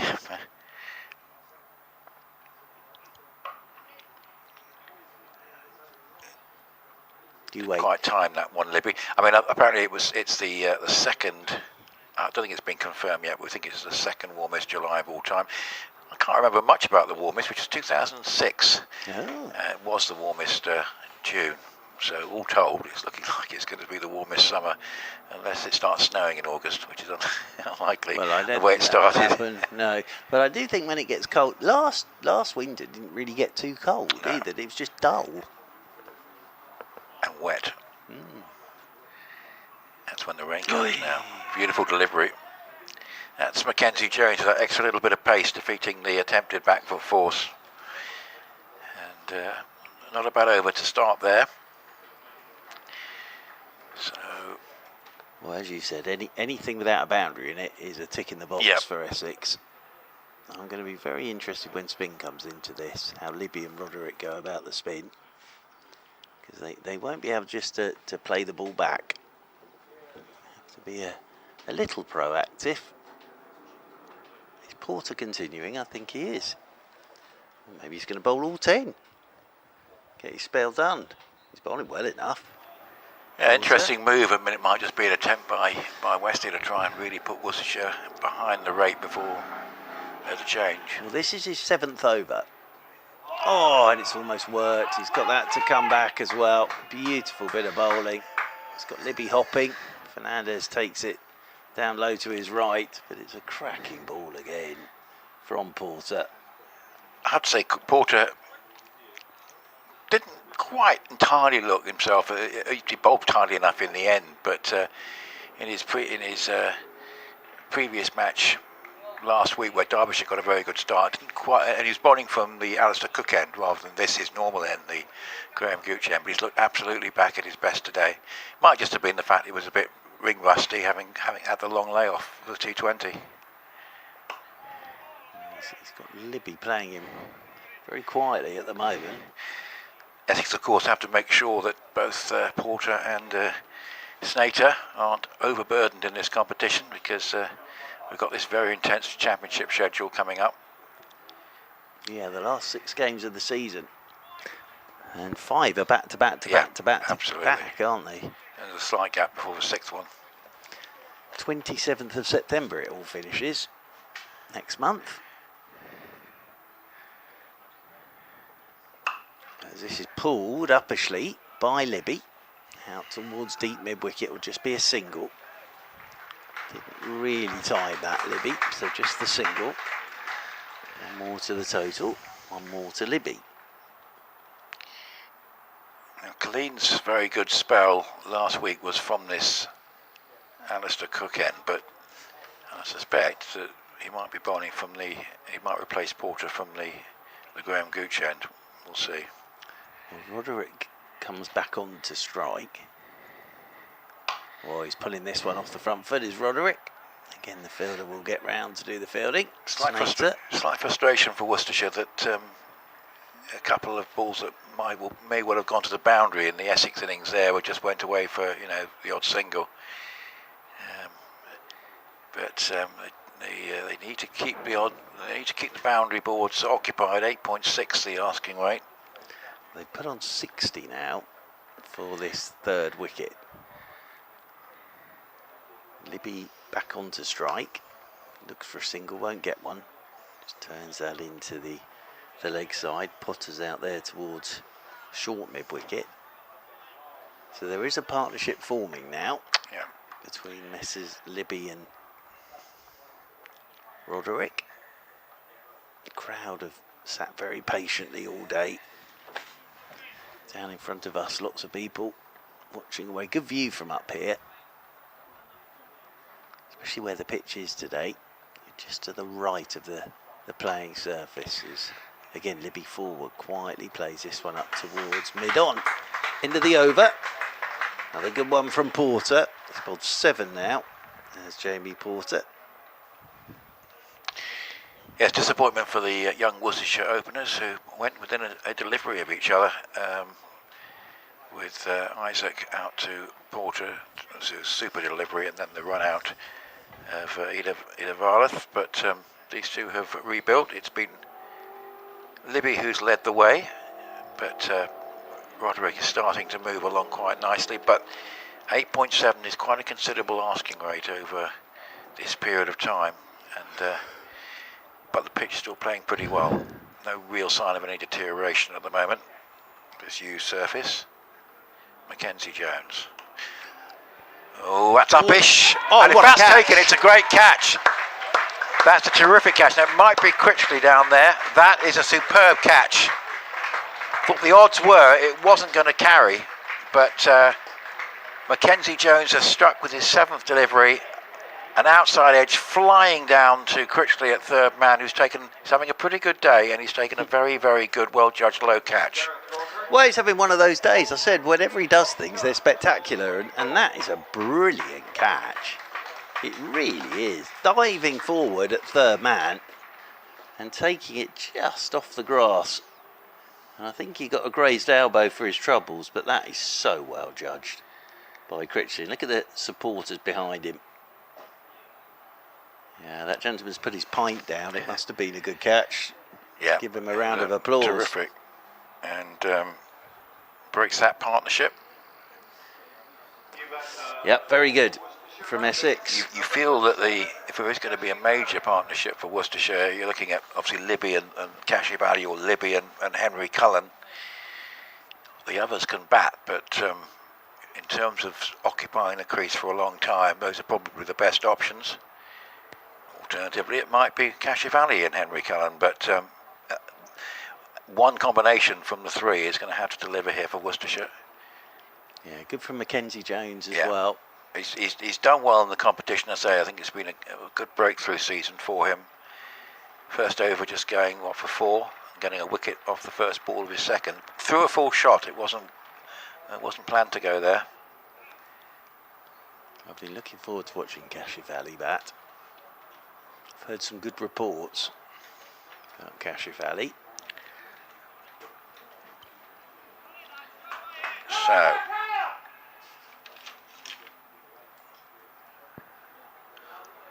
he faces Mackenzie Jones. It was a nice bit of placement first up. And gets off the mark at the first time of asking. Yeah, Roderick got quite a bit of bat on that. Big outside edge on the drive. Perfectly judged by Critchley. 65 for Cashie in the very tight victory against Hampshire at New Road. It was a very even batting performance from Worcestershire. And much the same with the ball, actually, and they've just done enough to win that game. But part of the team, the all-round team effort that's been basically a great indicator of their success in this competition, and the good start they've made in defence of their title. Yeah, they're up against it here though. As indeed are Somerset at Grace Road, 48 for 4 after 14 overs, chasing 290. So they're both on Somerset on 8 points and Leicester on 12. And Leicester will stretch the lead over Somerset if they win that one. It's again, hasn't quite managed to connect with that Libby. Maybe just lost after that effortless start to the innings. He might just lost a little bit of timing in the last few minutes. He plays that shot again. There have been a few strokes that I think earlier would have been boundaries in the Essex innings that Worcestershire have hit away into the onside, have just gone for singles that might have been, well, they felt they might have got more. Yeah, I think he's lost a bit of the strike, hasn't he? Yeah, which probably has just helped, not helped the cause. 8.8 the asking rate.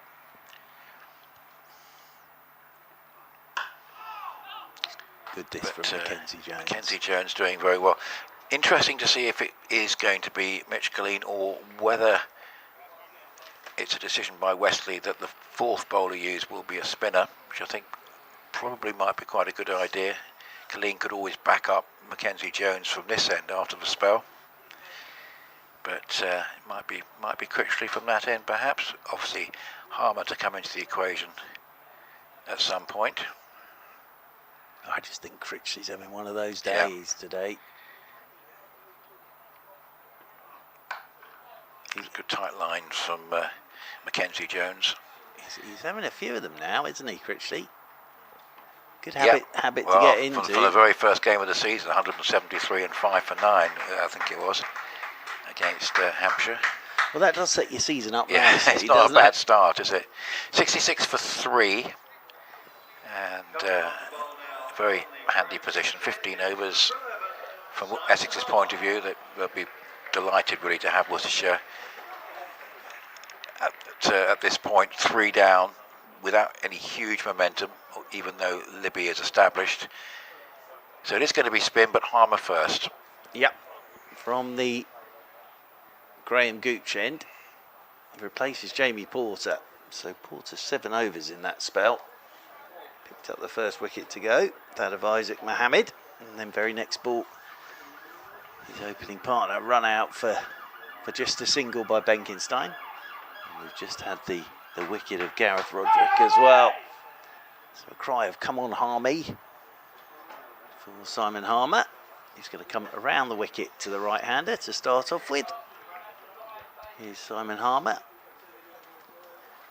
Backward pointer, a cover, a mid-off, a long on, short straight mid-wicket. He's in here, tosses the first one up, and Kashif Ali just pokes this off the front foot down towards backward point. And there is no run as Porter does the fielding. Having a well-earned break at the moment is Jamie Porter. Very good first 6 overs from him. Harmer's in, Kashif Ali sweeps down to long leg. We'll get a single. We've got some water in the fridge next door, but the key thing is to try and drink it before it turns warm. Well, do you want to go and get? No, I'm okay. It's still okay, but we'll wander out every now and again and get some replacements. It is roasting. I am glad I wore shorts yes, today. You've done well do apologise that I've got my knees out, but needs must. It's health and safety. But yeah, the sun shines straight through the commentary box windows here at Chelmsford. So it's getting warmer and warmer as the day goes on, as again Harmer gives this a lot of air. Libby just waits for it and then ends up just poking it straight back down the pitch to Harmer. Do another low score in the women's 100, MI London 92. Oh dear. All out. Yeah, there haven't been too many high scoring It's at the games. Oval, yeah. Oh, is there a game down there today, is Yeah. there? Oh, of course. The home of my London. That's right. Not that it's ever been mine, but it's very kind of them to say that. Libby drives out towards the sweeper on the cover boundary rope. And Benkenstein will come up to do the fielding. So tidy first over from Simon Harmer. Another one ticks by, so 34 overs remaining.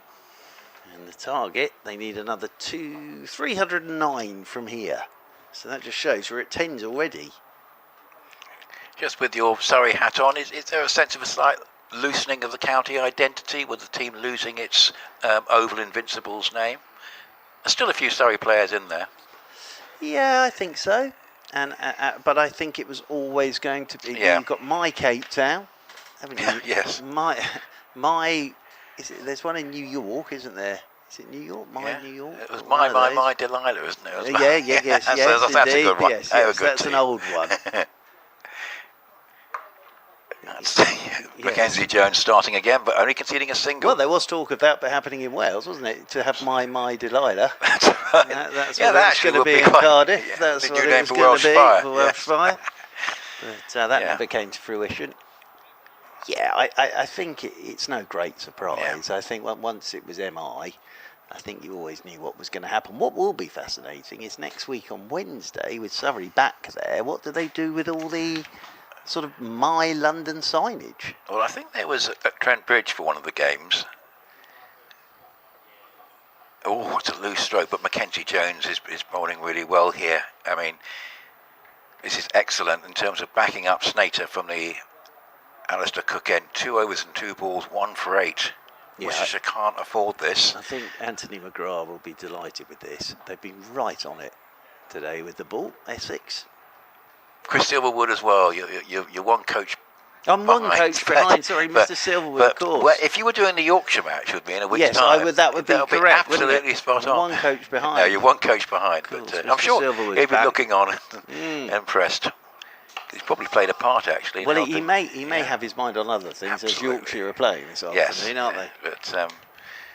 But no, yes, it's always a Yorkshire coach, but Silverwood, McGrath, and then Silverwood again. Yes. It's hard to keep up, isn't it? I know. But no, Mr. Silver will be very pleased with this because, as I say, Slater and Porter combined beautifully. Now Mackenzie Jones is in and he's bowling nicely. yeah, he's bowling really well. This is a top class spell. Just on the pads, but it wasn't far away from sneaking through and critically keeping him down to 1. Yeah, and they've been good in the field as well, Essex. Yeah. Benkenstein in particular. That run out and also sweeping up on the cover boundary. So far, a very good performance. There's going to be some big, looks like some big wins today. I mean, Hampshire, who played so well here on Friday, 246. Durham, 134 for 1 in the 23rd over. Graham Clark made 68.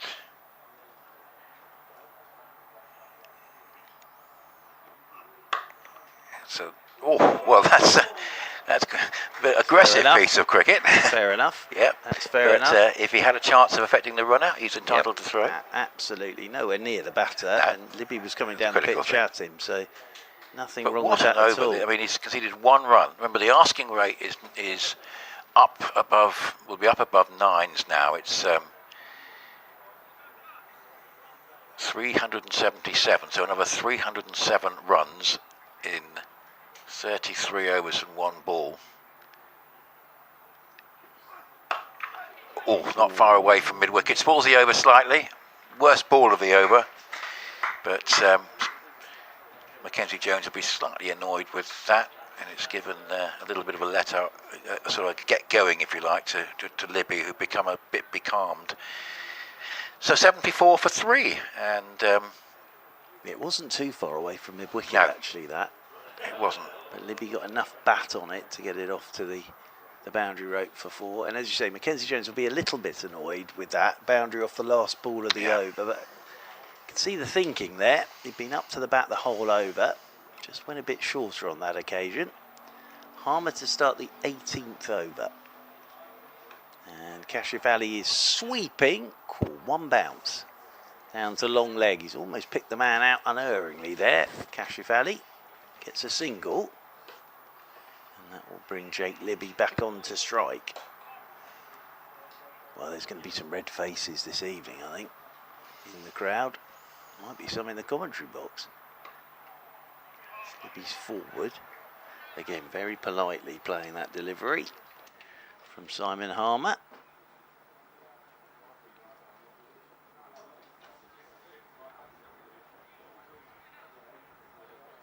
Libby will get a single here, just pushes away through the covers.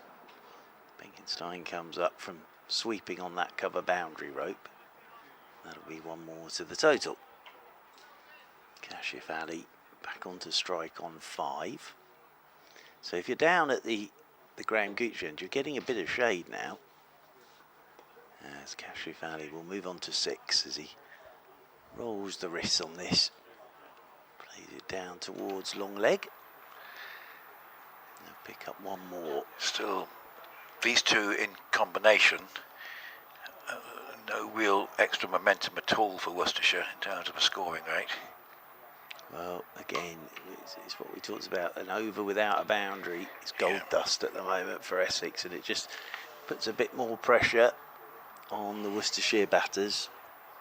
Because we're in the 18th of their 50 overs. There's a ball to come, so Harmer's rushing through his over as always. Won't get a run here, Jake Libby, because Porter's quickly up to do the fielding. So very tidy over from Simon Harmer. 18 gone.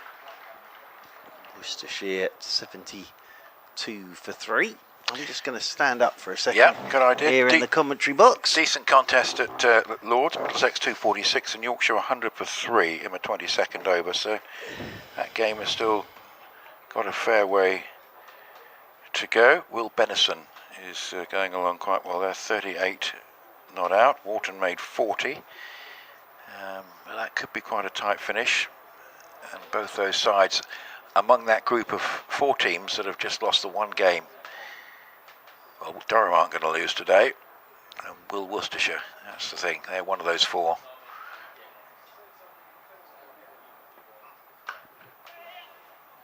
Nicely played into the gap, but the asking rate at 9.4.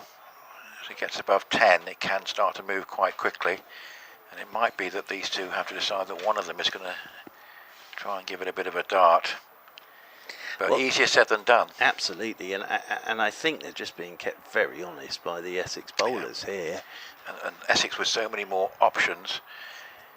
I mean, Critchley's a certainty. I'm sure Kaleem will get a bowl. But the three seamers used so far have done an outstanding job on this pitch, haven't they? It's been absolutely excellent. Yeah, very good. Great discipline. Well, we saw Tom Wesley get his team together in the huddle beforehand, and this is exactly what he would have asked for. Well, I think the game on Friday was, because you're left in a situation where you might win your last 4 games and it might not still be enough. So it's a frustrating one. But obviously, winning today absolutely essential. Two away games, Glamorgan and Durham, and then Yorkshire here. And it might be that Yorkshire have already qualified, but remember that the qualification for this is very staggered, so the higher you finish, the better off you are. So the third place side will get 2 away games, the second place side will get a home game and an away game, and the winner of the group will get just the 1 home game in the semi-final. So it's a staggered qualification, so it's likely that Yorkshire, even at that point, will still have something to play for. Yeah, and then you've got your quarter-finals, haven't you? Yeah. The weekend before the semis.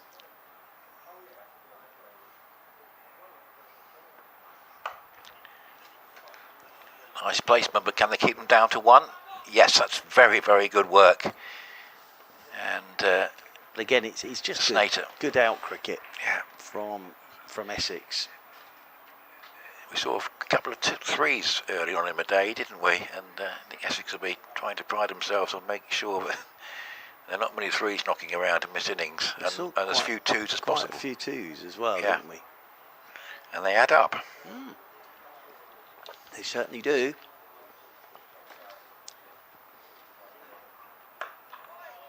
Well bowled again. Hits the bat hard, doesn't he? When you were asking about, we'll talk about the Queen concert coming up in a couple of weeks' time. Yes. I think you were asking about my favourite Queen song. It's probably Killer Queen or Bohemian Rhapsody. It's quite close between the two. But everyone picks Bohemian Rhapsody, isn't it? I like to ride my bicycle. Yes, that's a very good song. That was regarded as quite a quirky one at the time. Yes. Around about 78, I think.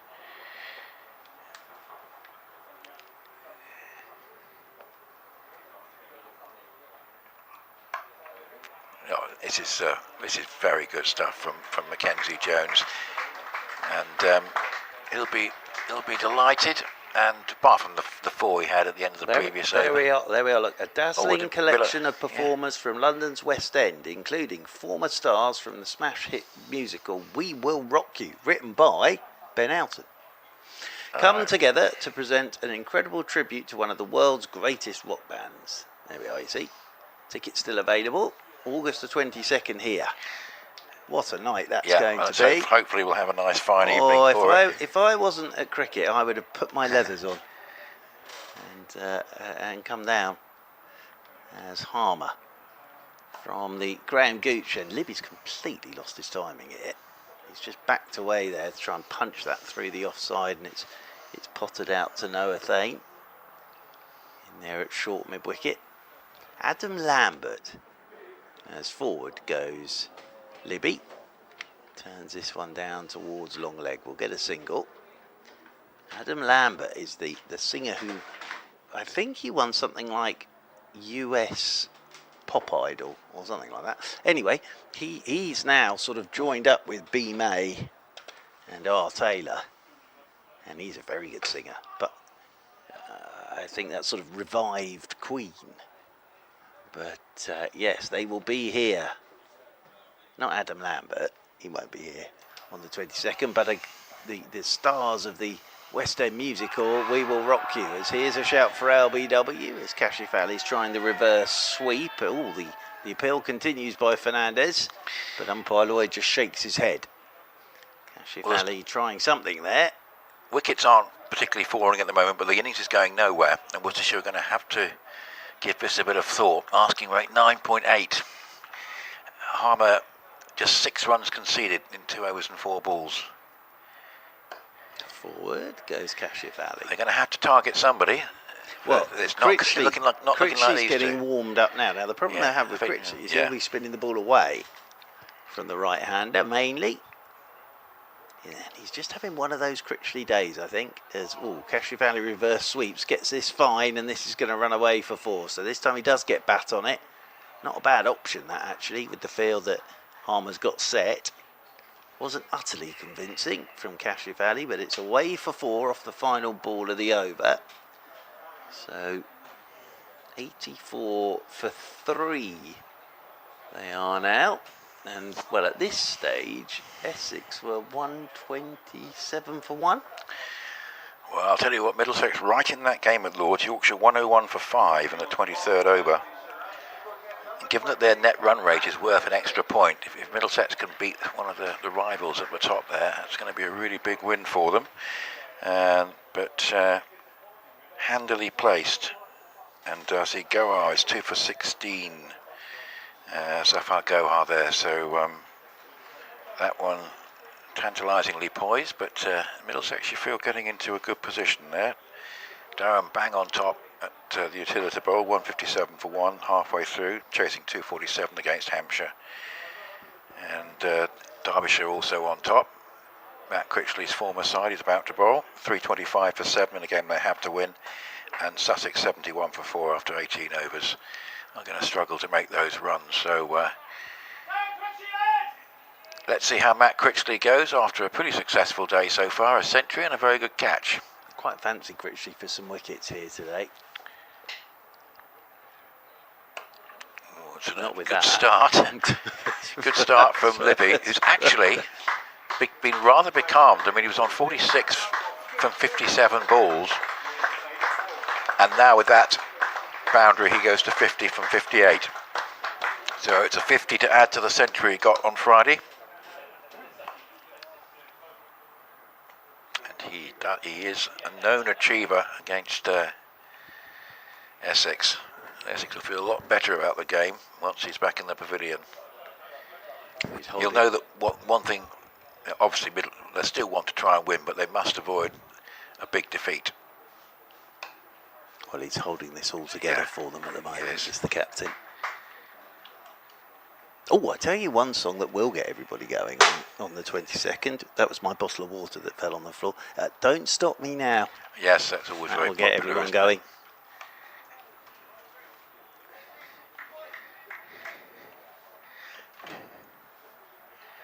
That and Flash. Yes. There'll be a few from the 80s as well, I'm sure. Yes. Oh, it's nicely cut away actually by Kashif in the end, but straight to third.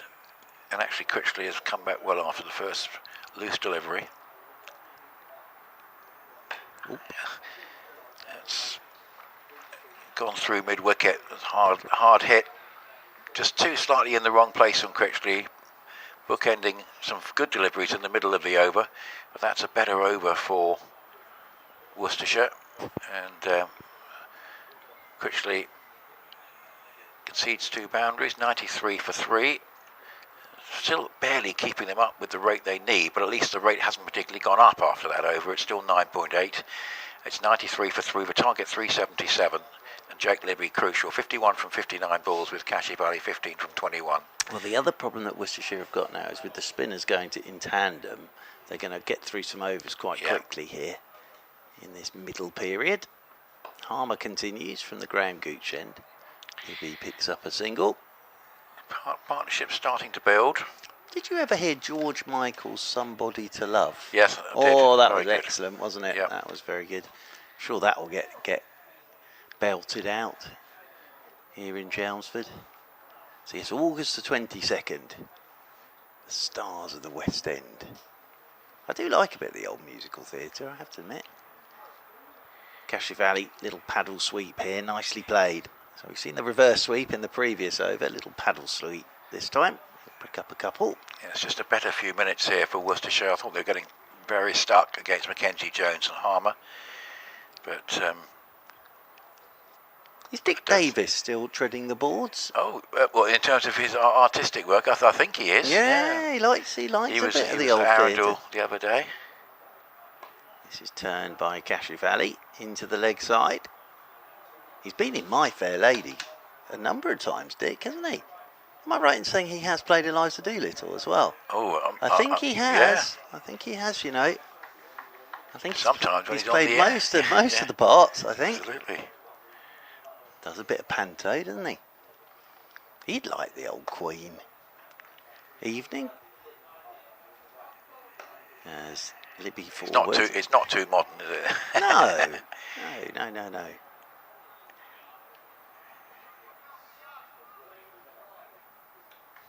Harmer, couple of deliveries to go. Over the wicket he is. Libby's using his feet and will get a single. Working this one out towards deep mid-wicket. Just slightly better for Worcestershire.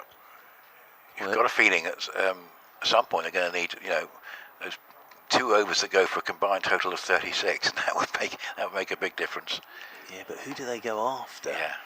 That's good fielding in there at short mid-wicket. They're through for the single, but again, Harmer's just whipped through that over.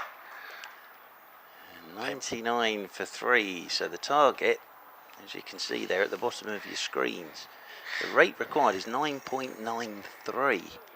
And at the moment, as Libby and Cashifali have a little natter about all of this, they're going at 4.5. Yep, 9.93 the rate, and 9.9 for 3 is the score. And all told, it means that Worcestershire have got a lot of work to do, but they're not out of it completely. But I think they're going to probably have to have a bit of a go at Critchley. They got 2 boundaries in the last over. That's a better ball from Critchley, although probably Critchley might feel that 2 deliveries that he would probably rather have not have bowled. When he gets it in the right place, it's difficult to get away. That's not far away. In the end, it's a good stop. Good stop by Colleen out there, because he was diving across trying to get the catch, and crucially, although he didn't make that, he got quite a lot on it. I think probably his foot, and more or less stopped the ball from going for 4. Well, I thought it was going straight to him. It's the reverse sweep again from Cashifali. He's trying to go up and over, but it's just bounced in front of Colleen. It's a nice drive down the ground. But Worcestershire needing more than 10 and over. They're going to need at least a boundary off every over. And Essex will be looking just to keep pushing this asking rate up.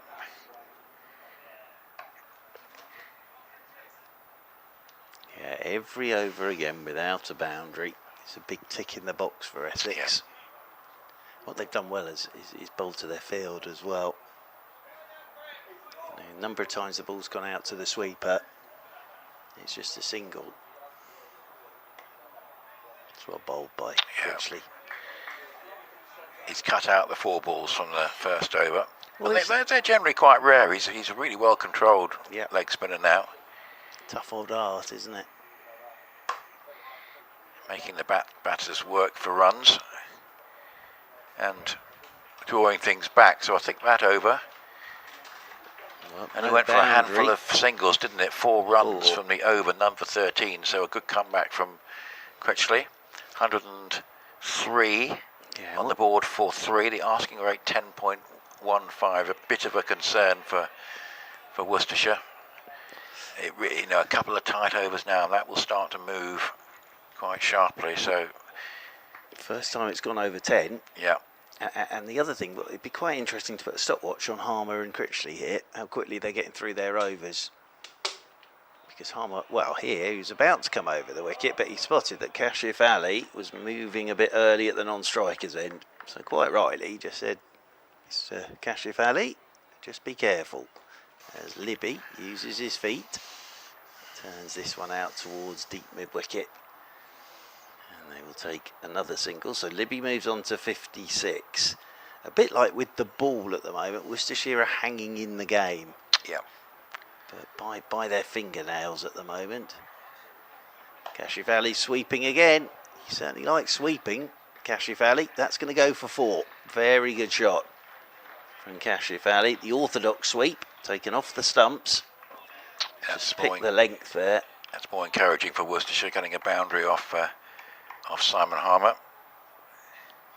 Yep, Cashif picks up another boundary. Moves him on to 25. This partnership's just beginning to grow. Forward he comes to Harmer. Won't get a run here. Still feel that something's going to have to go. It's still a long way away. And you feel that Essex are bowling well enough, even on this good pitch, to defend 3-7-6. But anything can happen. Well, it would be one of the great run chases. Reverse sweep this time by Cashif. Nicely played again. He's certainly got all the sweeps in his bag. We see this from Ben Duckett, don't we? He's got about 27 sweeps that Duckett can play. Impressive from Cashif. Got to find a way of getting runs off Harmer. They can't just let him bowl through, and he's found two good options in this over. He certainly has, and he's played them both very nicely. Comes back over the wicket, does Harmer. Cashif forward. Very quietly again, just drops this one to Noah Thane. Is Thane still turning his arm over these days? Yes, I don't think he probably will bowl today, but we'll see. Quicker ball. There is Thane. Picks up, shies from mid-wicket, but they're safely back. Good bit of work. Through for the single. Cashif. Better over for Worcestershire. End of it again, though. So another quick Harmer over.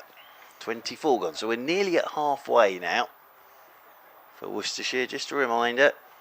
There's the worm. You can see. I do like a worm. You can see the worm there. Yep. And they're below where they would want to be here. The Essex one had a few little turns, didn't it? To that slow period you can see between the last two circles, probably, and then the acceleration at the end. Critchley again. Can he get away?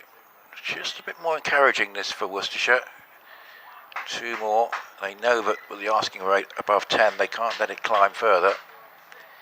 Not being this far away from the target, over 25 overs. Oh, Cashif virtually playing a sweep every ball now. Trying to find a way to attack the spinners. Luke Benkenstein had a couple of good overs on Friday and then bowled one over that wasn't so good, where 18 runs that came off 4 balls, and that almost settled the game. Big hit this, but it's going out towards deep wicket, probably safe. Yes. Brilliant effort. Great effort. It always looked like it was going to fall between the fielders, and it's 4 more runs. And Cashif is giving this a go now. There was an element of risk about that. He didn't quite get it, but it fell between the fielders. It was a good effort. Benkenstein was in there, and a pat on the back as he looked to try and take the catch there. Brilliant effort to get to that, but there were fielders all over the place. That went up a long way off the bat of Cashif. Absolutely the right decision here by Cashif to start to try and become more aggressive against the spinners. Nice little dab shot, not probably quite where he intended. He would have wanted to hit it wide of short third, just throws his head back. But playing nicely, won a ball 37. He is, but you think a chance could come. Yep. I wonder with Critchley whether he's better to Cashif just taking some of the pace off. So 120 for 3, ticks up to 121. Interestingly, on the scoreboard here, the last digit of the score and the wickets are, I think, are slightly obscured at the moment. And it says Worcestershire 12, which Essex would prefer. It's great. Particularly with some very good shots being played at the moment. This is encouraging for Worcestershire. It's another good stroke. It's a more expensive over, and I think they've beaten the asking rate there. It's very good sweeps, and Worcestershire giving themselves a bit of a chance here. That was certainly one of the more expensive overs of the innings. 3 overs for 25 now, Critchley, and 125 on the board for 3 at drinks. 252 required off 25. So we're still looking at basically an asking rate around 10s, but that's one of the few occasions they've actually been up or even just a little bit beyond that asking rate, and that will encourage any visiting support and anybody watching on from Worcestershire, but this game is not over yet. No, not at all. It's an interesting looking card, isn't it? 376 for 5, at halfway 125 for 3. So they're still in here. Worcestershire still fighting away. Drinks break will enable Kashif Ali and Jake Libby just have a breather. The umpires, Wayne Noon has brought drinks out for the umpires as well, because it's a warm old day for Messrs Burns and Lloyd. Crowd are all having a stand up. Gentleman's eating a banana down in front of us, very sensible. Bit of energy. And we've even got the occasional little bit of a breeze, which is quite nice. Yeah, very nice. Everyone's just having a break now. If you just walked into the ground, you'd wonder what on earth was going on. But the Essex team having a bit of a chat as well.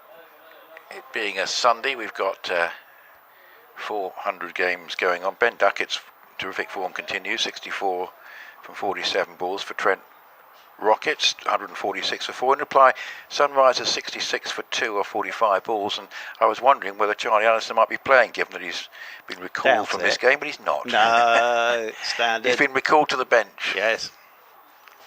The argument being we've got one Allison already in the game, a different one from Friday.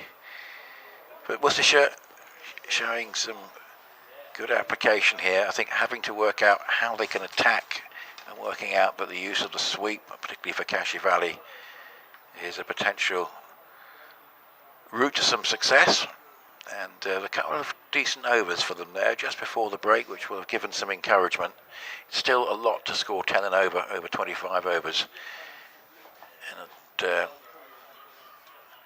it will take really something special. We talked about one great innings or maybe one or two really good partnerships, but at least Worcestershire, after that terrible start for the two youngsters who sadly both went in the space of 2 deliveries, completely different opening pair from the more experienced one they had at New Road on Friday. They all looked to be going very wrong at that point, but a couple of useful partnerships, giving them a chance. Yeah, and they've done it pretty well in the last couple of overs, really. They've sort of targeted Critchley, haven't they? Yep.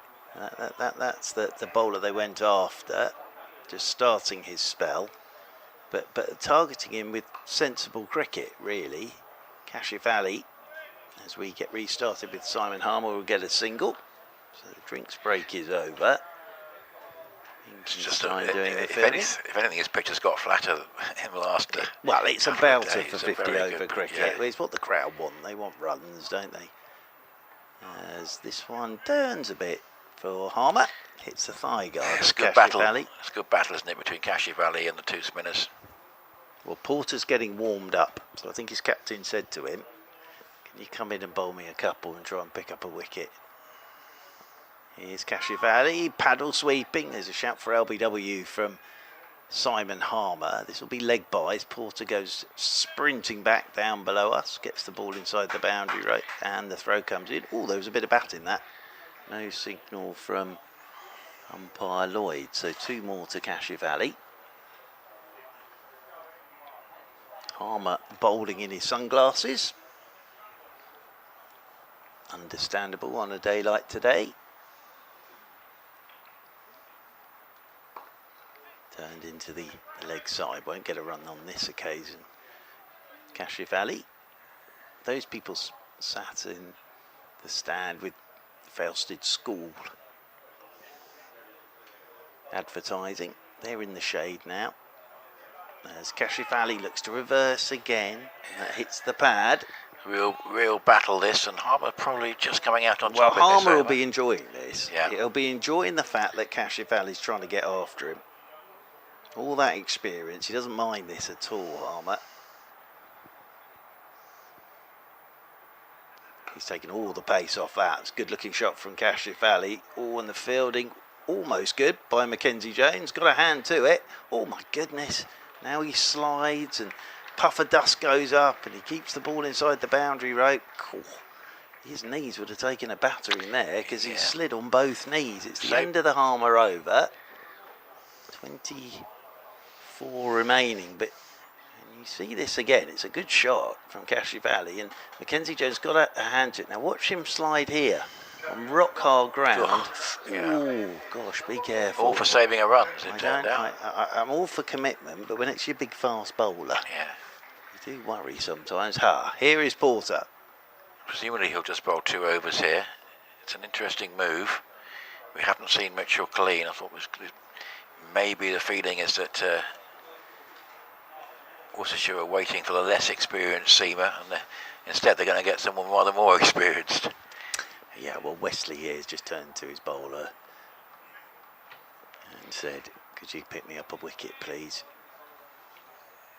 Still, Essex certainly favourites, but Worcestershire putting up a really good fight.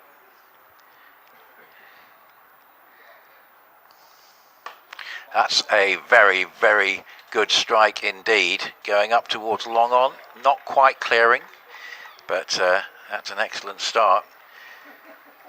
Well, they're champions of this competition for a reason. You're 4 for 2, I think it was, in reply to 376. You can think there's not too much hope, but this is a terrific partnership. We're talking about at least one really big partnership needed. It's taking shape. Kashif Ali's 50 off 43 balls. That was a terrific shot over mid-on.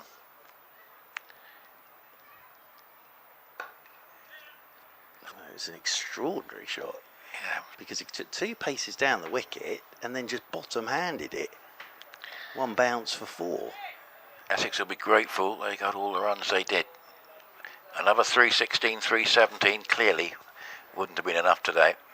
This reminded me of a classic England-India one-day international at Lords. Those always end up about 350 plays. 350. Yeah. Sourav Ganguly normally takes his shirt off at the end. Ooh, shot. Thunderous shot down the ground. This is excellent stuff from this Worcestershire pair. And, well, just a little bit of concern now. Obviously, the ploy of bringing Porter back would be to either get a wicket or bowl a couple of tight overs, but this is already looking by far his most expensive. And this pair starting to at least equal the asking rate and maybe even possibly look to try and drag it back down a little bit.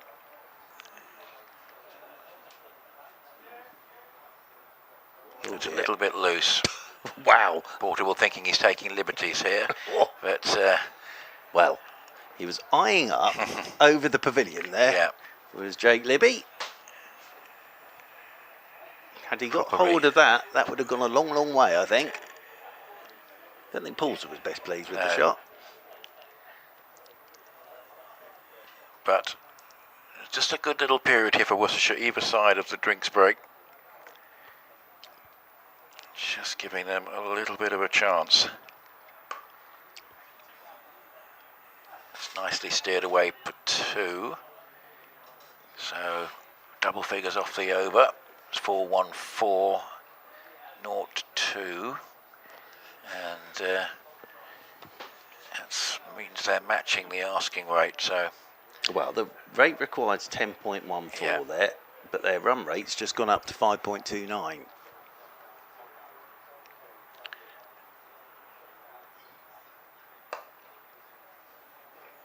batting with great confidence at the moment. Going for the second run on the throw, which therefore goes to the bowler's end because Kashivani was later in setting off, but that's a long distance to throw from out there, and that was pretty well judged. Good over, not what Wesley was looking for, and just a little bit of tension coming into the game now. Worcestershire done well, 144 for 3 in 27 overs, the target 377, and they have that big partnership taking shape. They have to go on a fair while, you think. There's Cullen to come, who's been in good form, and then just a little bit, obviously there are batters that can deliver, but you feel these two and Cullen are key. It's 144 for 3. Right, so Mitch Colleen comes into the attack for the first time from the Graham Gooch end. Of course, all the talk last week was about old Clickgate, wasn't it, as well? I've been doing some experimenting on that, young Nick. Oh, you've been trying to... Well, that doesn't sound like an outside edge to me in any way, shape or form. So, Colleen's first ball, and he's got Fernandez up to the stumps. Solidly forward goes Kashif. Can he replicate the spell he bowled, the wicket-to-wicket spell he bowled here last Sunday, which was very good indeed? A bit more expensive at Arundel, but can he keep a tight line and length? I'm sure they're going to try and attack him because he's relatively inexperienced. Mid-wicket in the circle. He's going to go stump to stump here. Oh, here he goes. It's gone straight up in the air, Kashif Ali, and that's out. And it is Mitch Killeen who makes the breakthrough just when Essex wanted it. It's the captain, Wesley, taking the catch. Kashif Ali didn't have a look. He's gone straight after Killeen's second ball. Comes off the toe end of his bat, loops in the air, and the partnership is broken by Mitch Killeen. And it's the captain who takes the catch. Kashif Ali goes for 51.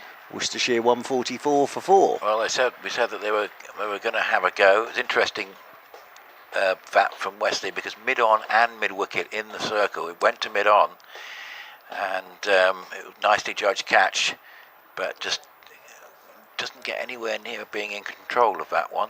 He's really played so well, but a complete miscue. Went a long way up and safely down into the hands. So just when Worcestershire were probably feeling that they were getting back into the game, they've lost a very important wicket, because he was really targeting the spinners and very, very effectively. And this is now a huge partnership. That pair put on 81, so it just underlines, and they did it in 13 overs, so they were going along, not quite up with the rate, but they were accelerating, and they were just starting to put Essex under a bit of pressure. Now you feel if they can break this partnership quickly, it's going to put a lot of pressure on whoever remains out of this pair. So Worcestershire need this pair to combine for, you think, a fairly considerable period of time. Yeah, and it's well bowled Mitch Killeen as well. Henry Cullen is out there in the middle. In form, Yep. 227 runs, leading run score for Worcestershire, 350s. Right-handed. Cullen. His first ball, he's off the mark straight away. Driving out to Benkenstein in his red cricketing shoes. I always think you've got to be a good fielder if you wear red cricket boots, because everyone's going to notice you. I certainly wouldn't have worn red cricket boots.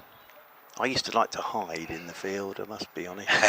First slip was basically where I was, even if the opposition were 350 for 2. Yes. I wasn't moving. Libby forward. We'll get a single out to the red-booted Benkenstein once again. Well, looks like Ben Stokes might be in the did not bat column today. Oh, DNB. 202 for 1 Durham in the 32nd over. Hampshire made 246. Amelia Gay 65 not out. Ollie Robinson 56 not out. Oh, that's a good bloke to have back. Yeah, I mean, they're a strong side, Durham. In fact, all three northern sides looking good. Another single here for Cullen. Just pushes it away out towards Benkenstein. Might come in and hit the winning runs. He's due in next, but that's a bit of a disaster for Hampshire today after a very good performance here on Friday. Essex would have been saying, if we know you're going to play like that today, you might as well have beaten you. Well, that's the thing. The games come so thick and fast, don't they? You can sort of have a bad performance and then resurrect it in a couple of days. You can't afford too many, can you? It's a maximum of 3 defeats allowed. Well bowled. Yeah, good over that from Mitch Killeen. He's just going to run in bowl stump to stump with the keeper up, and it's worked. Does Porter continue now the wicket's been taken, albeit it wasn't taken by Porter? No, I think he'll want to keep a couple up his sleeve with Porter just in case. It's 8 overs, 1 for 50. So going to be interesting to see how Wesley rotates. There's plenty of bowlers at his disposal. Well, this young man's impressed me today. Not surprised. Mackenzie Jones hits the bat hard. 4 overs for 15 is good today. I mean, that's very good. A very good analysis. He's got all the attributes.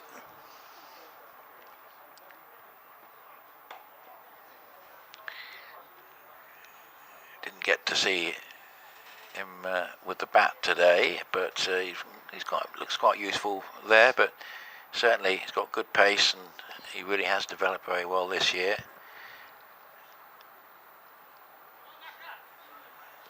It's going to be tough to stay at 4 and over, but if he can roll a useful spell here, about 3 overs, it doesn't go for more than 25, and that would still be quite handy at this point.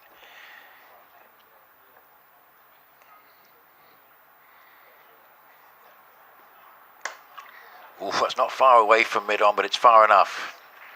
And Jake Libby continuing on his way, 109 not out on Friday, and so that makes him 180 not out over the long weekend, if you like, isn't it? It's a very good shot. It was just back of a length from Mackenzie Jones. Carrying on from the victory over Middlesex, which was a good one.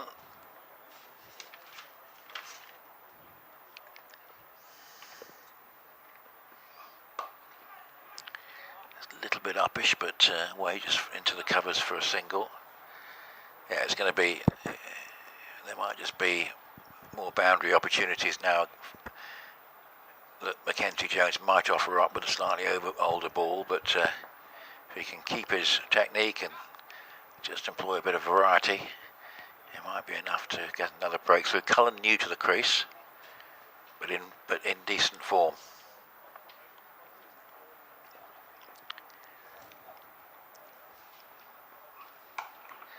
Well, that could be a chance. That's a big wicket. That's a huge wicket. Cullen, the leading run scorer on 227 for Worcester coming into the game, goes cheaply. And when you look at the lineup today, that looks a very big wicket to me. It puts an awful lot of pressure on Jake Libby. It's 2 pretty quick wickets for Essex. There was a little period either side of a drinks break where Kashi Valley was threatening to really even the game up, but 2 quick wickets from the 2 young bowlers. Jamie Porter brought back, but it's turned out to be Mitch Killeen and then Mackenzie Jones who've done the job. Well, and it's now, I think, very difficult for Worcestershire, and Libby's going to have to produce something quite extraordinary. I think that's the most impressive thing, is he brought back Porter, but as you say, it's Killeen and Jones that have done the trick from an Essex point of view, and the red boots of Benkenstein doing the rest. Very safe pair of hands, but yeah, it's good bowling. Yep. Just hurried him up a touch there. And that's probably what made the difference between him holding out and knocking it into the pavilion. Well, Tom Taylor out there now with his captain. He's on 72 from 76 deliveries. But so we're down to a number of Worcestershire bowlers that can bat, but it's a big ask this far out, isn't it? And it's going to need Libby to lead the way, but that could be a very big moment. Yeah, and look at the reaction of the Essex supporters there in the stand. But it just hurried him up a bit. I think it just got onto him a bit quicker than he was expecting. So it's a good bit of bowling. Mackenzie Jones has been very impressive here. 2 for 21 in his 5th over. Slipping. Nice placement. Cool. From Taylor. That was a very good batter, because it just went across the crease. So that's where my gap is. That's where I'm going to hit it. It's a confident start from Taylor.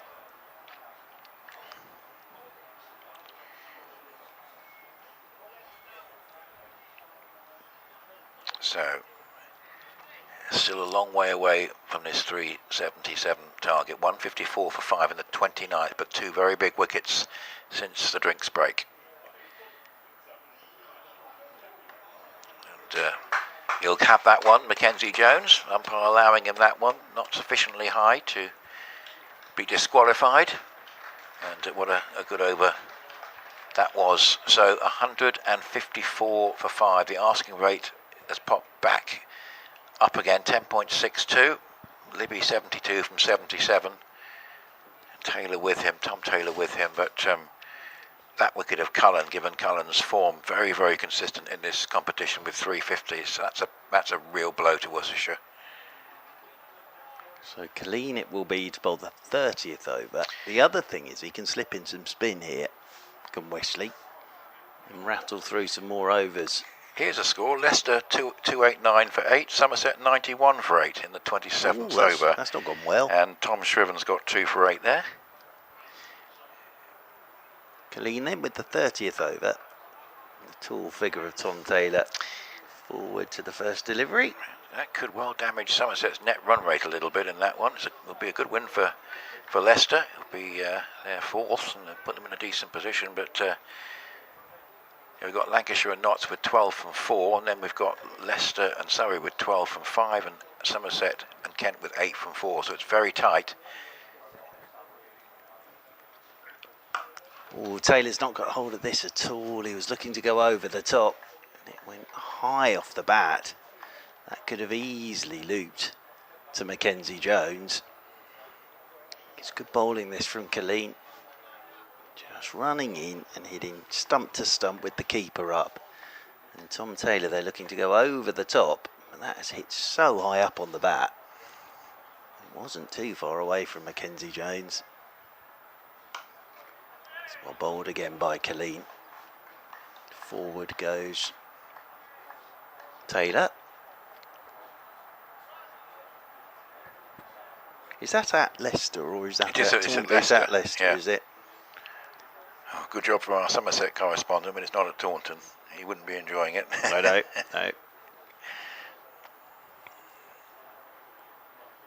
Be enjoying the weather. Yes.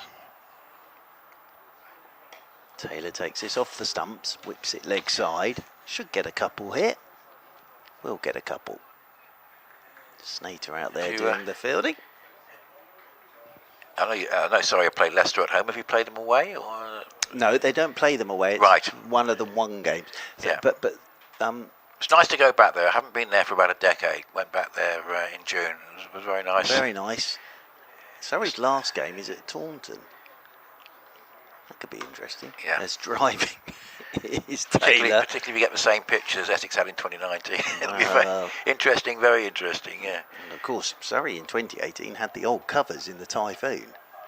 Yeah. The 22-yard Typhoon. Get some strange weather in Taunton. Yes, it was absolutely beautiful on T20 finals day when Essex won. Got down to Somerset, it's pouring with rain. Taylor swings across the line, hits him on the hip. Just see this pressure building now with that wicket of colour. Good over from Colleen. So there are 20 overs remaining. You can see what the target is there on this Essex live stream, 377. And now runs required goes up to 11.05.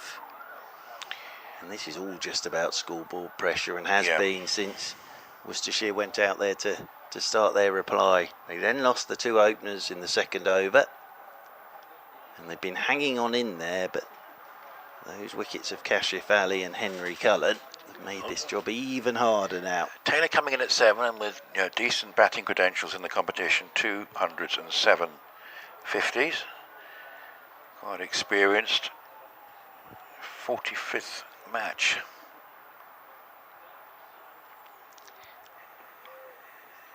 Oh, that's a wide outside for leg stump, so he's a worthy number 7 with that record, but it's still a very, very big ask. I think that wicket of Cullen, given Kevin Cullen's form, is a huge setback.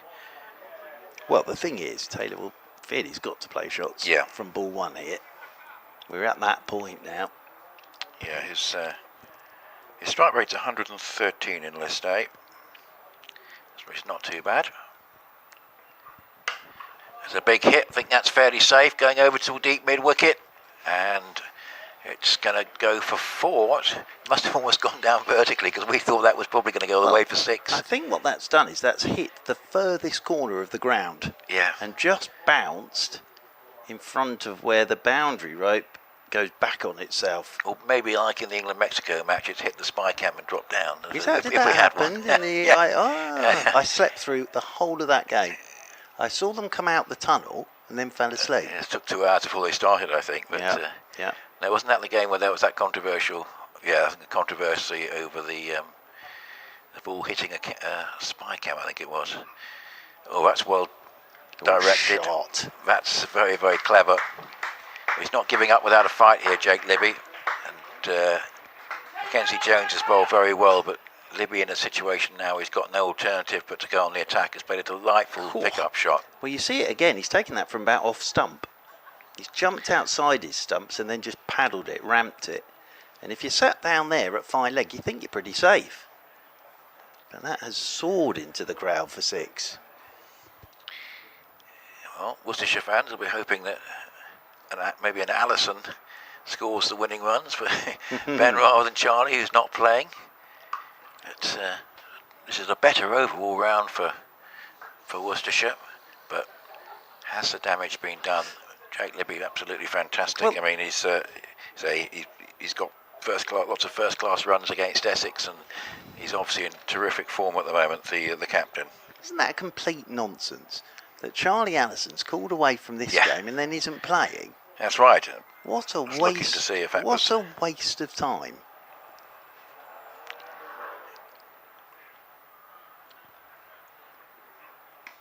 Nice delivery. Given out by the crowd, not by the umpire. Slight technical problem, the fact that the umpire wouldn't give it out, but he wouldn't agree with the crowd, who were very keen on that. Well, might have been shaping down. His petrol expenses will be good, I would have thought. Absolutely. Yeah, that just about sums it up, really. Could have played today. As it is, he's sat in a dugout somewhere watching a game of 100.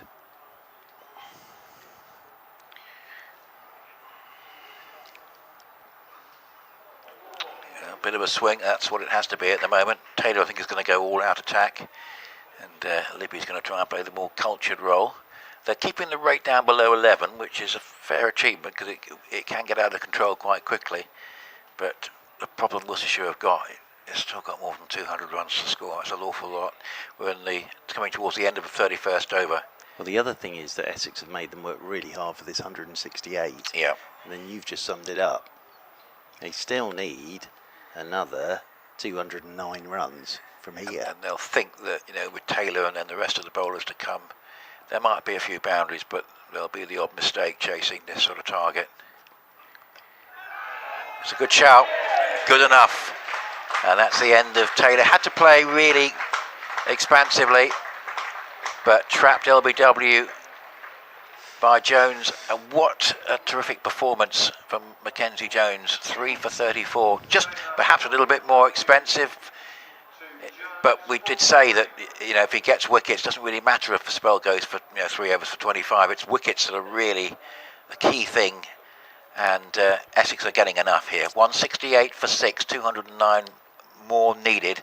And that's the end of the 31st over. Well, Essex have got a good one on their hands here. That's a great Yorker. Really is. Right on his boots. It's a lovely delivery, isn't it? Yeah, right on his boots. You miss, I hit. Great bowling. They often talk with the quick bowlers about toes and nose. That's what they always talk about. Can you hit the toes and can you hit the nose? Well, I tell you what, it's going to be interesting in the championship running. I'm assuming players are fit. You've got, and there might have to be a bit of rotation because of the intensity of the schedule.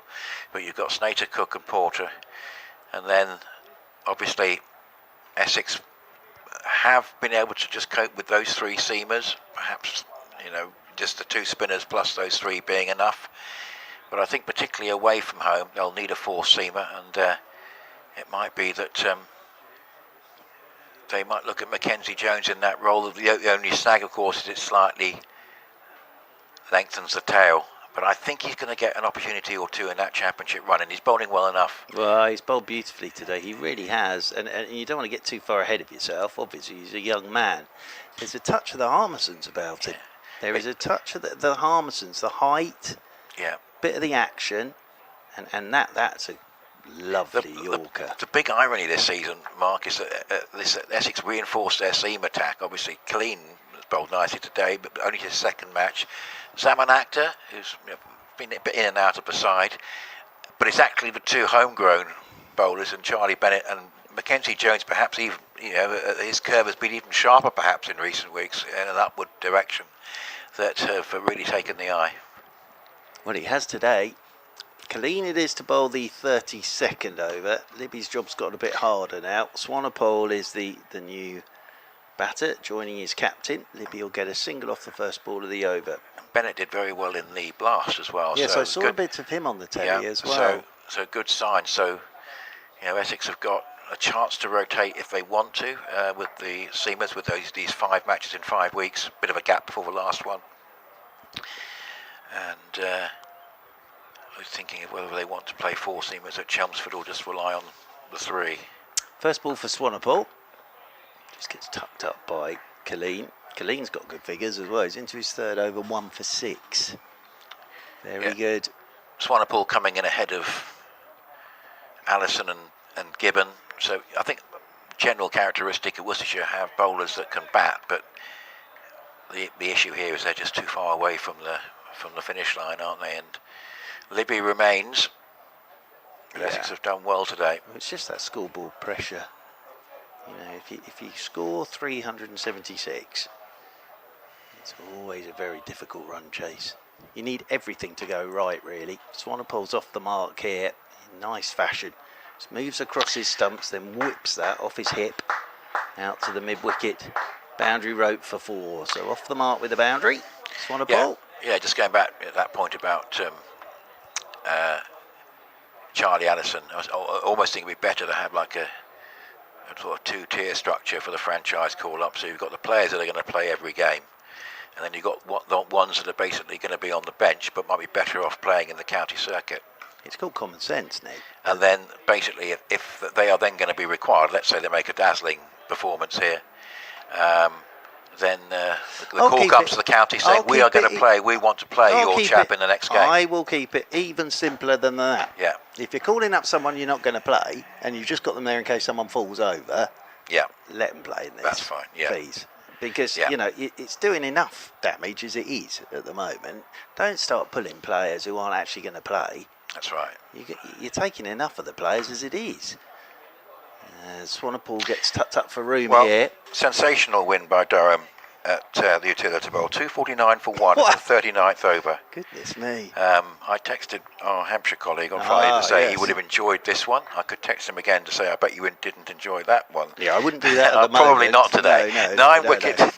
He'll currently be running towards the hotel lift. Oh dear. Amelia Gay, 104. Get that to move. Swanepoel cuts away through backward point. That's going to run away for 4. Just gave himself a bit of room again. And that's away to the boundary rope for 4 runs. So Swanepoel, a couple of boundaries in that Colleen over. They need a bit more of that to Worcestershire. Just another 200's worth. And they've got to get them at 11 and over. Emilio Gay, 104 not out from 108 balls, which is a nice timely innings for him. Ollie Robinson, 64. Absolutely crushing victory. That's going to do Hampshire quite a lot of damage, and a big benefit for Durham, who go to 16 points with that one. So they've only lost the 1 game, Durham. See quite a lot of northern representation, I fancy, in the latter stages of this competition. But Ben Stokes on the did not bat list. DNB did not bother.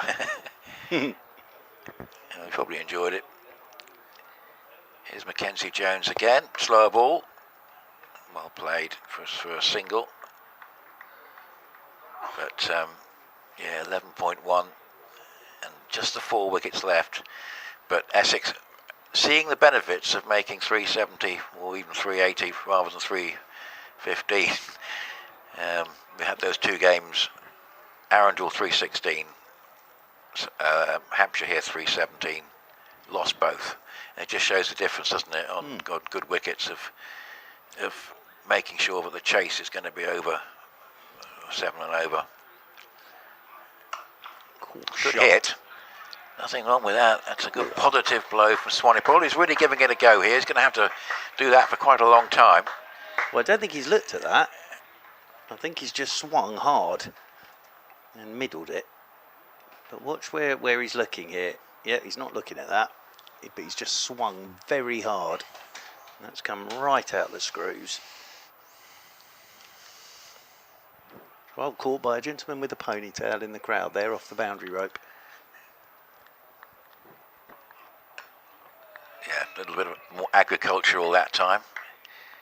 Mackenzie Jones, from his point of view, I wonder if he'll might take a break after this over and come back. But basically, if he keeps it in the right place, eventually he'll get the mistake out of Swanepoel, he was giving it a dart, which he has to do. If he brings spin on, yeah, that might be a good. I think that would be quite a good move against Swanepoel.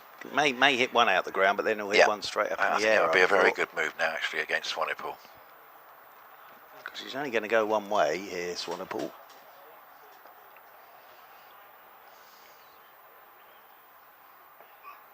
Oh, shot. Well, it's up in the air, and it is just over fine leg. Not much between Mitch Colleen and catching that one, but it got just enough bat on it.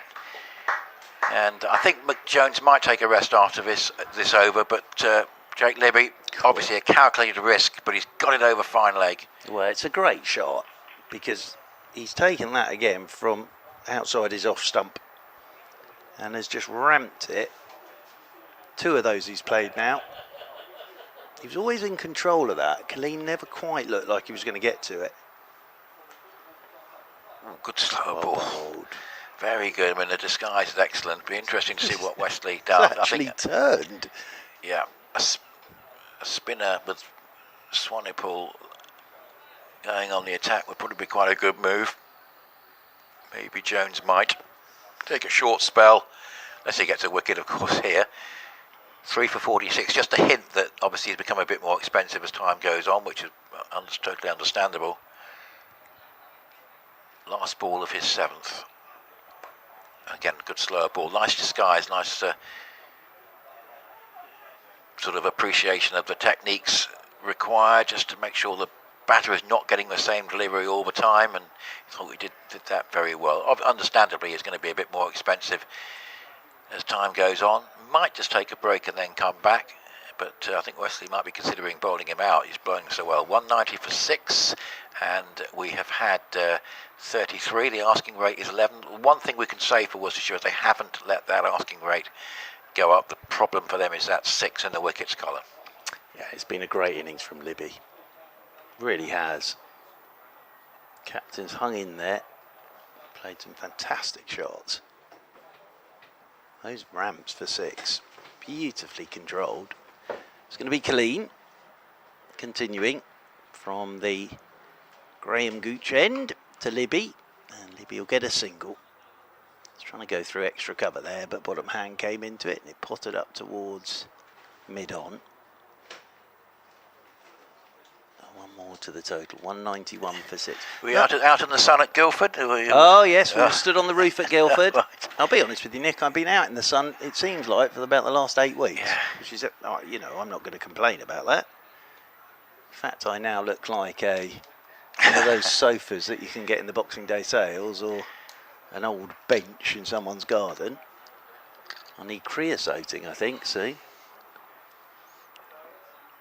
Swanepoel back onto strike on 13. I think we know the way he's going to go about it. Colleen's in, short 6. Oh, he's got hold of that. Oh my word, that's hit the floodlight pylon halfway up. Made a resounding doink noise off the floodlight pylon.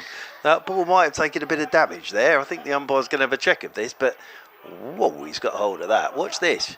Straight into the floodlight pylon and back. Good clean hitter, isn't he? And this is where I think spin might come back fairly soon. Straight past the Broader Oak Farm Sausages sign. All right.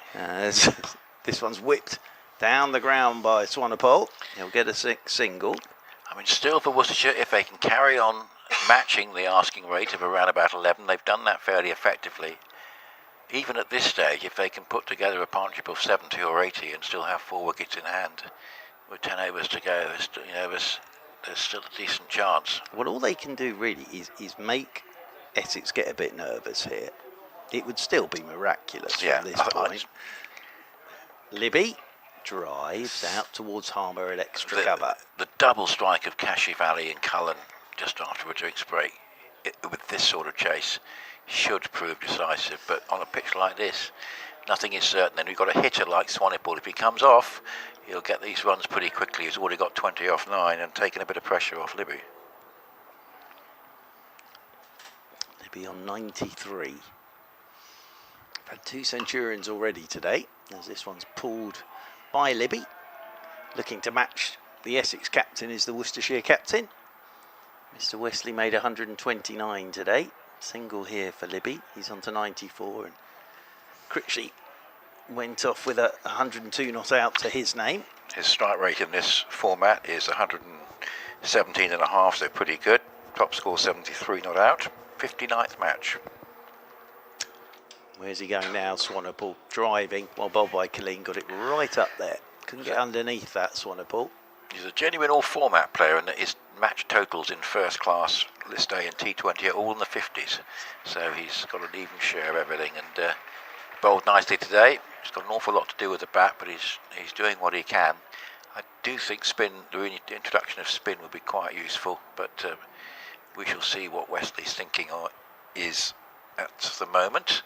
But a disastrous start for Worcestershire, with the 2 young openers out in successive balls. Great delivery from Porter, and then that brilliant run out from Benkenstein. But Jake Libby has held things together with partnerships with Gareth Roderick and then Kashif Ali. But that loss of Cullen was quite important given his form this season. Swanepoel has been very bright. Yeah. This is interesting. It is spin. It's perhaps not who we were expecting, but it is spin. It's Benkenstein who bowled 2 very good overs, and the third was okay, and then the 4th went with distance against Hampshire. So interesting to see what Swanepoel does now. Leg break bowler bowling to a left-hander who's going to be hitting with the turn. Well, he's Let's see how he's going to be eyeing up the flats. Absolutely. That's where he'll be. So Graham Gooch's statue. Yeah. So let's see what Swanepoel can do here. This could be a short, explosive contest, or which way will it go? So certainly he's got a bit of batting credentials, as he's showing here. It's reminding me a little bit of the way Lance Clousner used to go about things here. He's gone for it straight away and hit it pretty well over mid-off and away for 4. What Essex can't afford really is 2 very big overs in a row for Worcestershire, because that could just change the equation quite sharply with Libby still there. It's always a case of we've got to go for it now. If it comes off, we're back in the game. Well, Swanepoel's just playing the way he plays. Yeah. It's a better delivery from Benkenstein, so Libby back on strike. So he does have form against Essex. It's no surprise that he's got runs here. He hasn't really looked in any great trouble, has he? No, he hasn't, but still another 172 from here. It's a lot of runs. They just cannot afford a mistake. No. That's what Essex will be thinking. Benkenstein just making an adjustment. He's going to move a fielder over from the offside to the leg side. He's got 3 in the circle on the leg side and 2 on the off. Oh, that's shot. Nicely done. That's Great very nicely done, because having moved the fielder away, there were a few more gaps on the offside. That's run down beautifully down to third man for 4. I'll tell you what, Essex need every one of these 376 runs they've got on the board, because this is turned out to be a very flat pitch today, and it's a fabulous. Worcestershire still fighting despite that severe blow of a double loss of Kashif Ali and Cullen. Still fighting. It's driven away for the single that'll take him to 99. That was a fabulous bit of batting, that late cart. Gorgeous shot to get from just on the top of his off stump. Wonderful bit of batting from Jake Libby. So I imagine Benkenstein is going to be bowling an off stump here. He's got a ring of 4, saving 1. But he's actually done that. It's a bit of disguise there. He's actually fired it in the pads and managed to get a dot ball out of it. Yeah, he was. That He could was have gone very eyeing wrong. up the flats, Yeah, wasn't he he? could have there? gone very wrong. He just bowled that flatter one.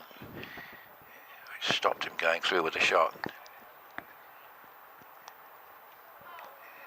Oh, that's Oh, unfortunate for Essex because that's made it Worcestershire's over. It was very hard hit, but maybe a touch disappointed there that couldn't be stopped for Colleen. Yeah, I think it's one of those that spun off the turf. Yeah, which a few have done. So just makes it a little bit more interesting. Worcestershire fighting very hard. 214 for 6, 15 overs to go. That over went for 14, so it's above the rate that they require. The target is 377. Well, this is why they're the champions. Yeah, Worcestershire hanging in there. Now, here is Simon Harmer. And Libby is on 99. So Harmer comes back into the attack with his off breaks from the Graham Gooch end. The Worcestershire captain on 99. We saw the Essex captain make 129 today. Oh, and Harmer's gone past the outside edge and the bails are whipped off by Fernandez. You can see what Libby was thinking there. He was just trying to work that into the leg side. It's just gone on with the arm and beaten the edge. Lovely bit of bowling from Simon Harmer. Good bit of work from Fernandez behind the stumps.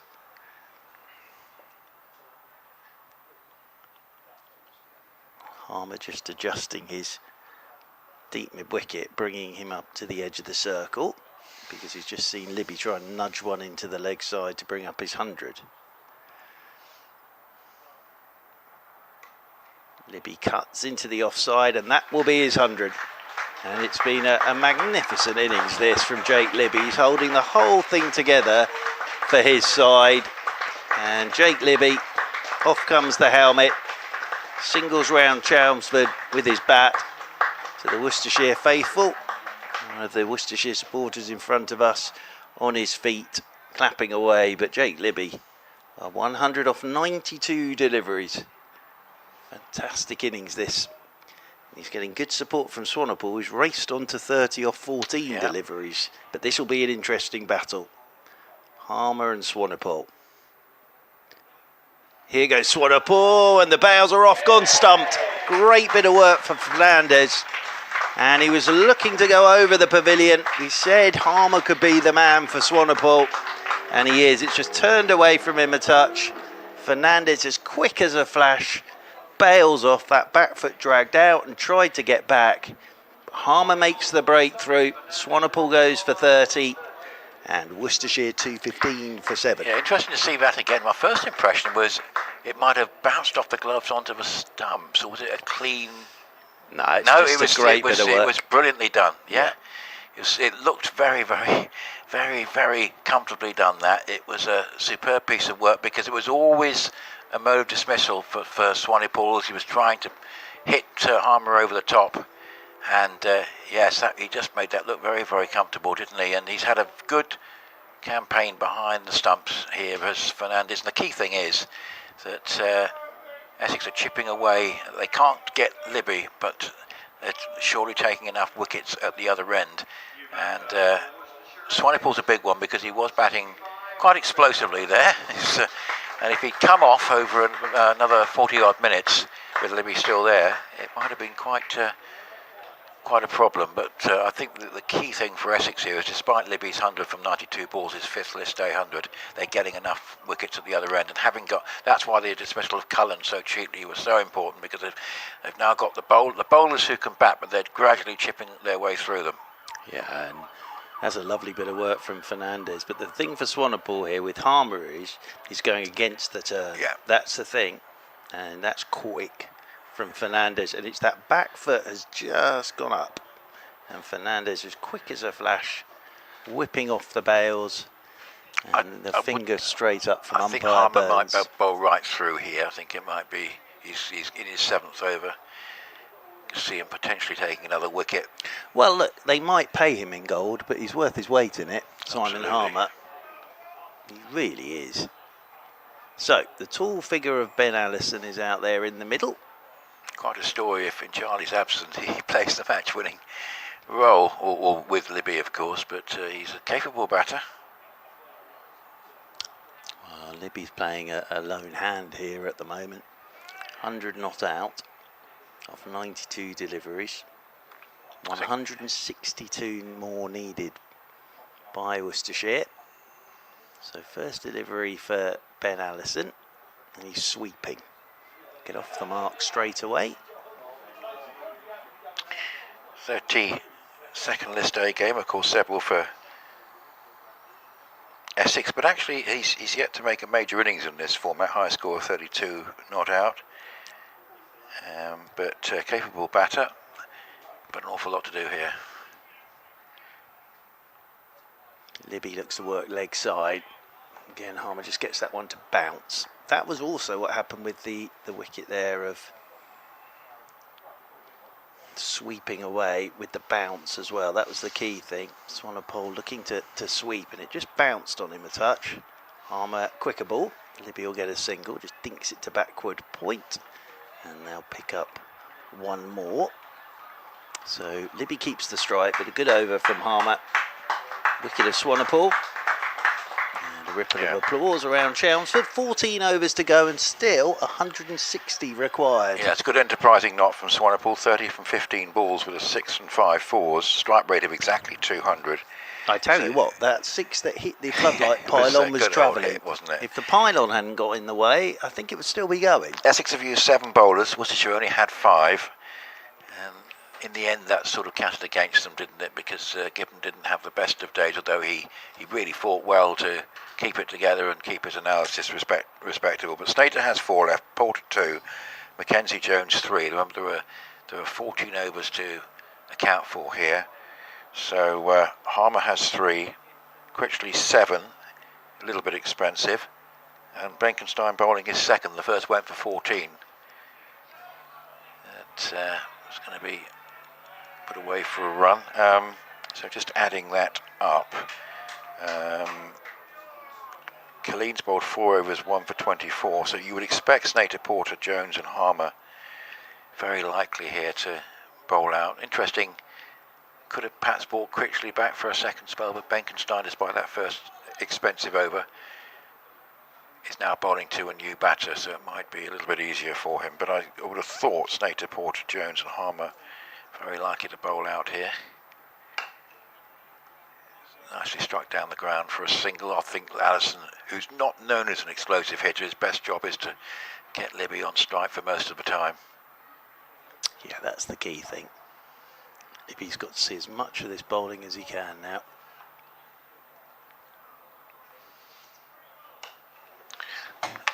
Placed away, inside out shot, and collects a single. But Jake Libby, 109 not out in a winning cause on Friday.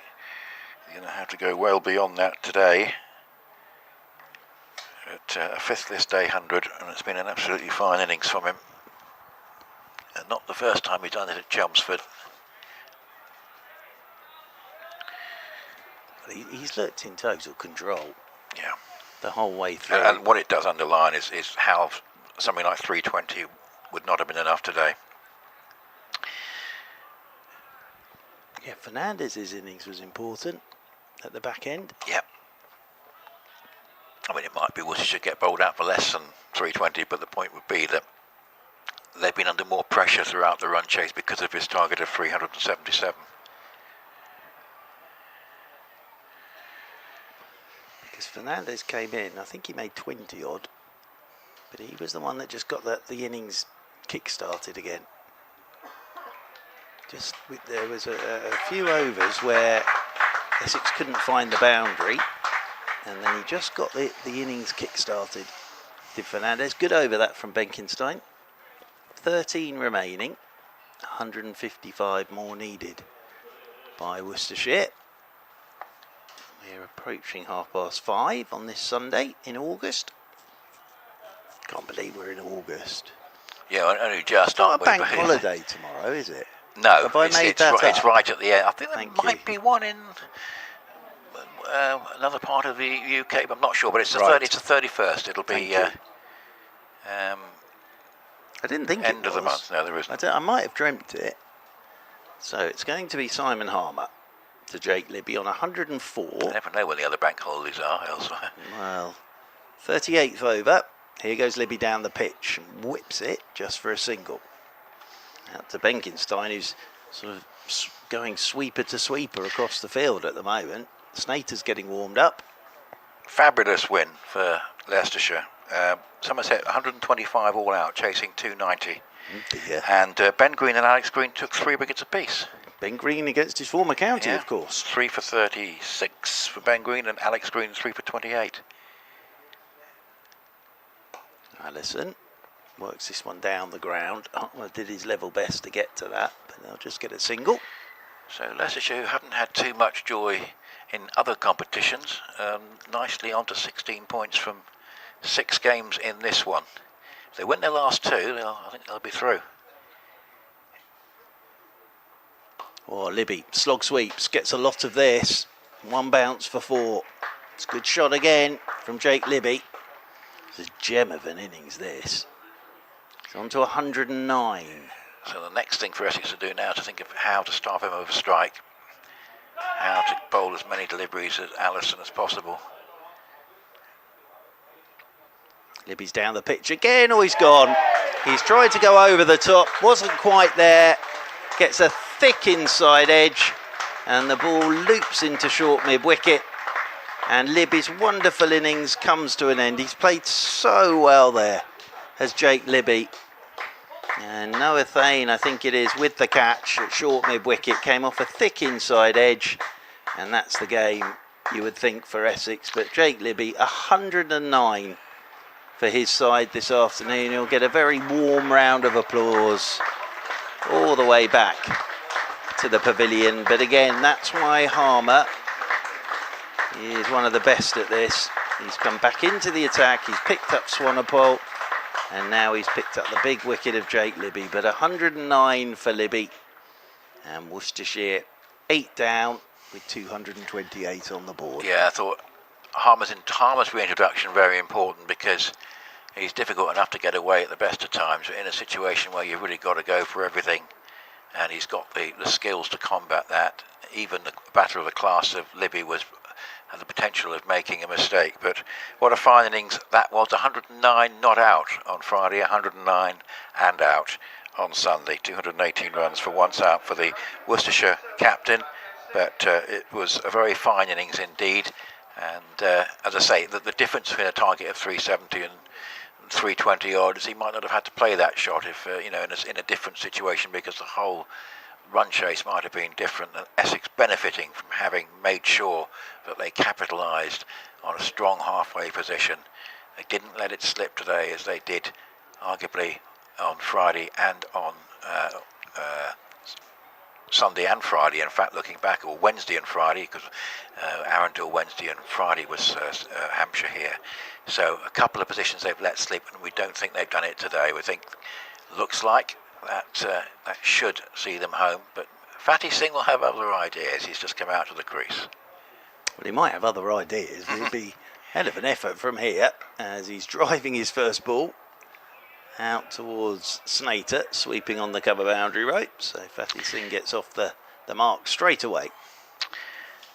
So already today, huge win for Durham, good win for Leicestershire, and nicely balanced game at Beckenham. Nottinghamshire 293 for 9, Kent 190 for 3, and a 37. Need 104 from 82 balls. Probably favourites at the moment. Will be a good win for Kent if they can get it.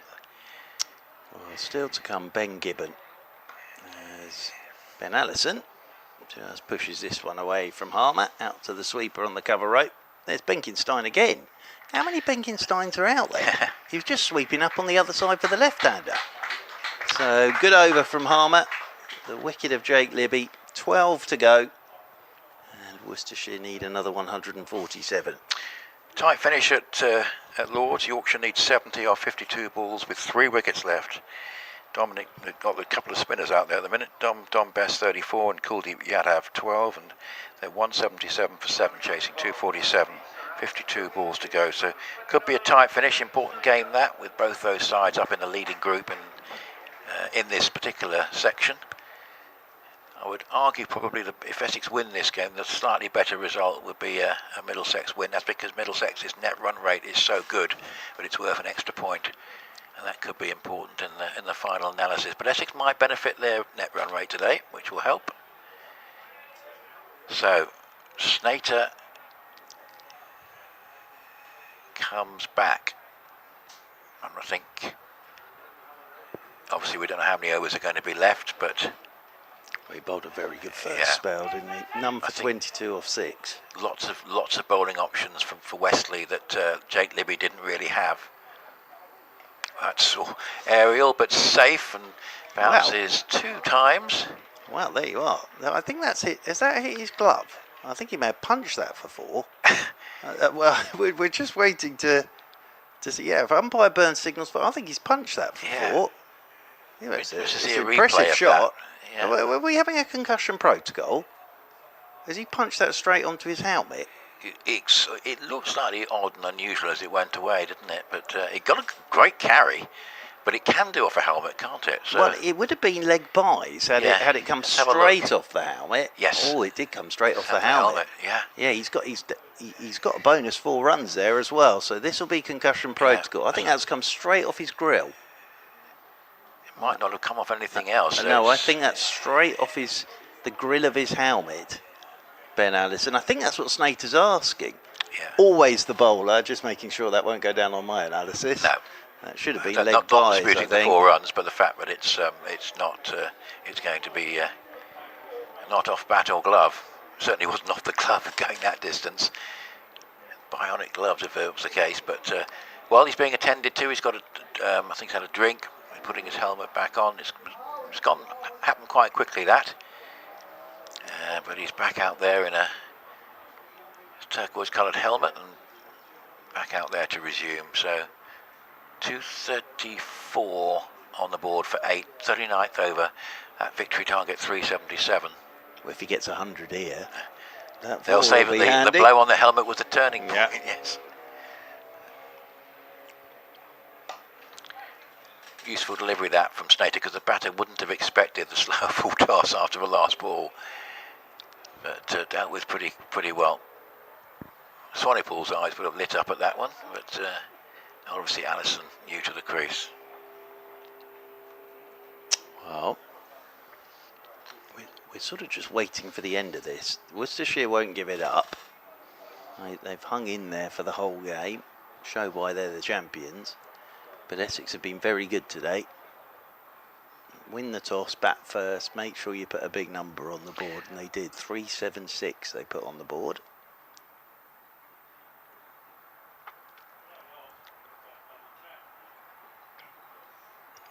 Oh, it's in the end the delivery that didn't work, because when it's a slower ball and it ends up on the hip and there's time for the batter to react, it's only likely to go in one place. But seeing benefits and gets 4. Huge win. There's a lot of big wins today, and Derbyshire have got one by 188 runs over the unfortunate Sussex. Sussex bowled out for 137. Jack Morley 5 for 28.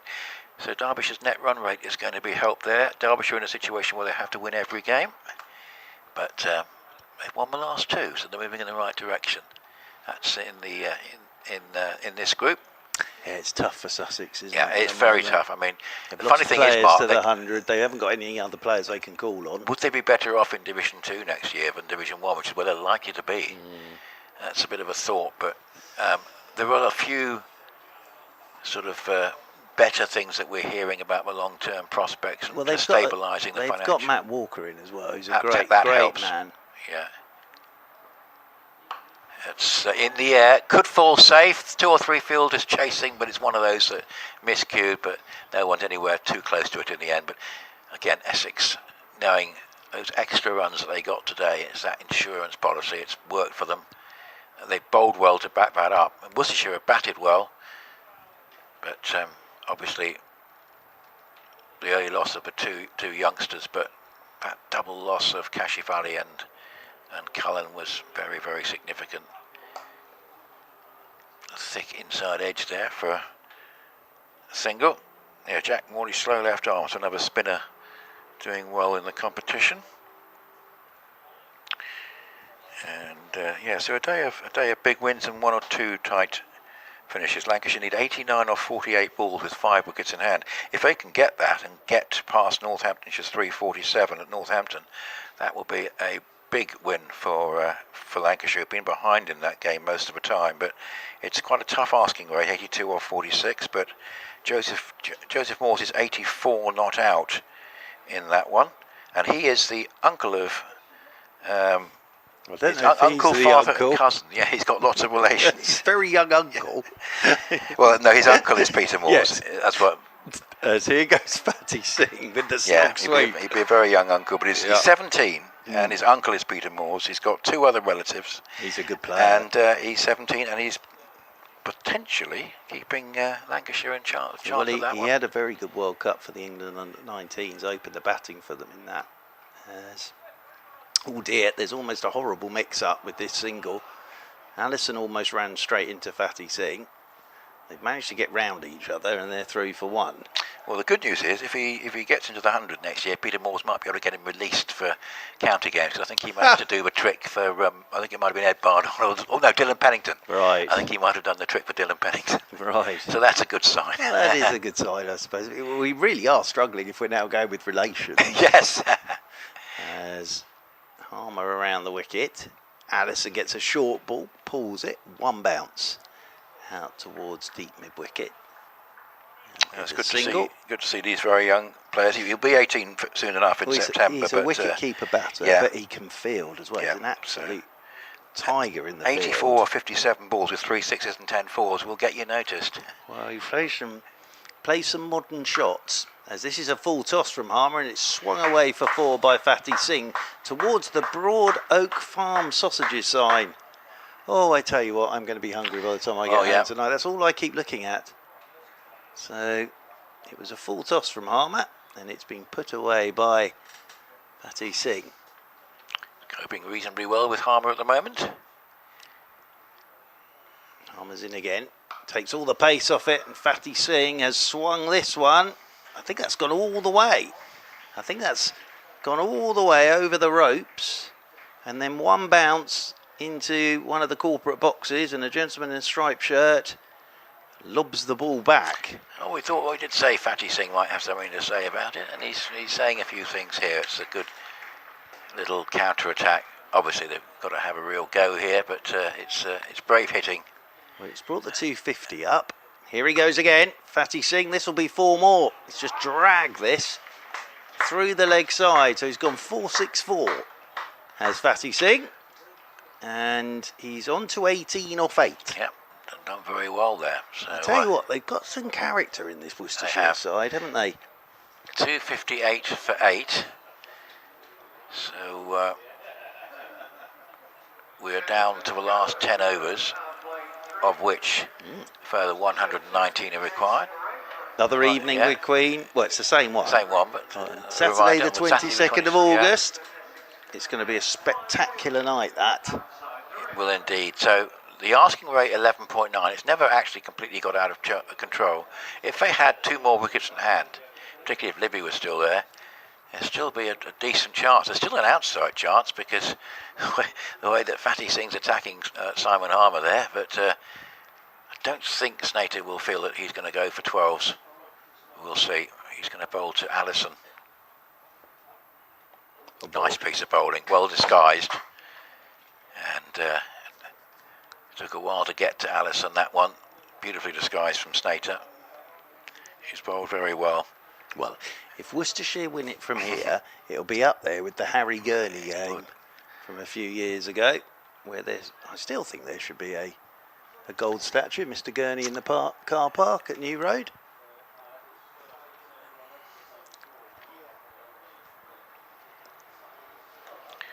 Just about going to get away with that one. It was quite wide, but well, he's a tall man, Allison, isn't he? It's gone over his shoulder. It's well taken by Fernandez, standing up.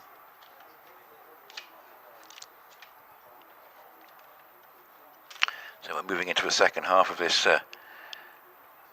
competition.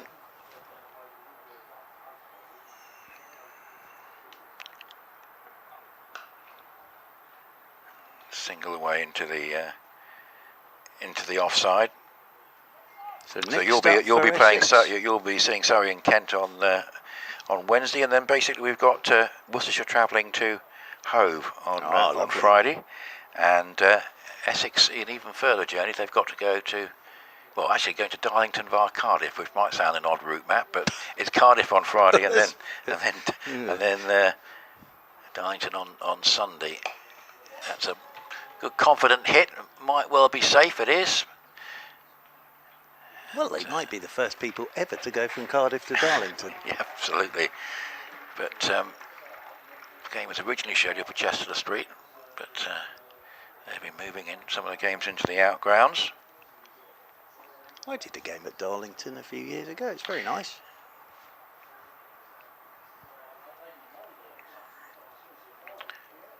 Critical. Obviously, Essex got to close this out, but absolutely essential win. The bigger the win, the better, of course, with net run rate.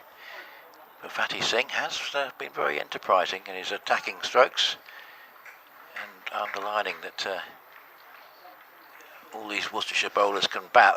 Possibly got into a situation, of course, with the two young openers out cheaply, where they didn't have enough experienced batters, or maybe were experienced batters short.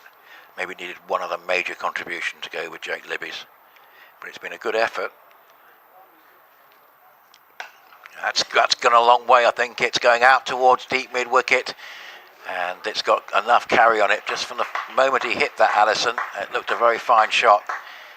And deep mid-wicket interested for a while, but it was hit well enough. Yeah, I think deep mid-wicket was more interested where it was going to land. Yeah. And it's landed straight on the marquee roof and then come flying back. So it's a good strike, that, from Allison. Well, this will be annoying Essex a touch now. And they'd like to get this done and dusted, but Fatty Singh and Ben Allison are keeping going here. Yeah, the rate is required is just 12, which the closer we get to the finish line, it's just the two wickets and hammers the problem. If they had 4, Worcestershire would, be in with an even chance here, but you just feel that sooner or later they're going to overcommit against the likes of Harmer, but it hasn't happened yet. Well, Harmer's going to continue. This is his final over.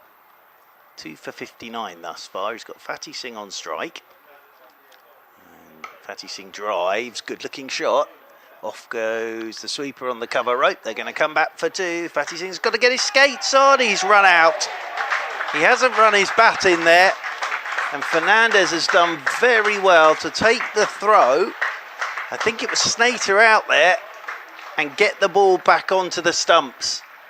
And Fatty Singh looks a little disappointed, but he didn't really run his bat in. No. He tried to run into the crease himself, and Snater with the throw, and then Fernandez did very well to get the ball in his gloves and go back to the stumps. So Fatty Singh's enterprising innings comes to an end. He's run out for 26, and that'll be 269 for 9. But if you watch it again, when he comes back for the second run, he doesn't really run that bat in. He sort of tries to get in himself. Yes. And that's what did him. And Fernandez, good bit of work.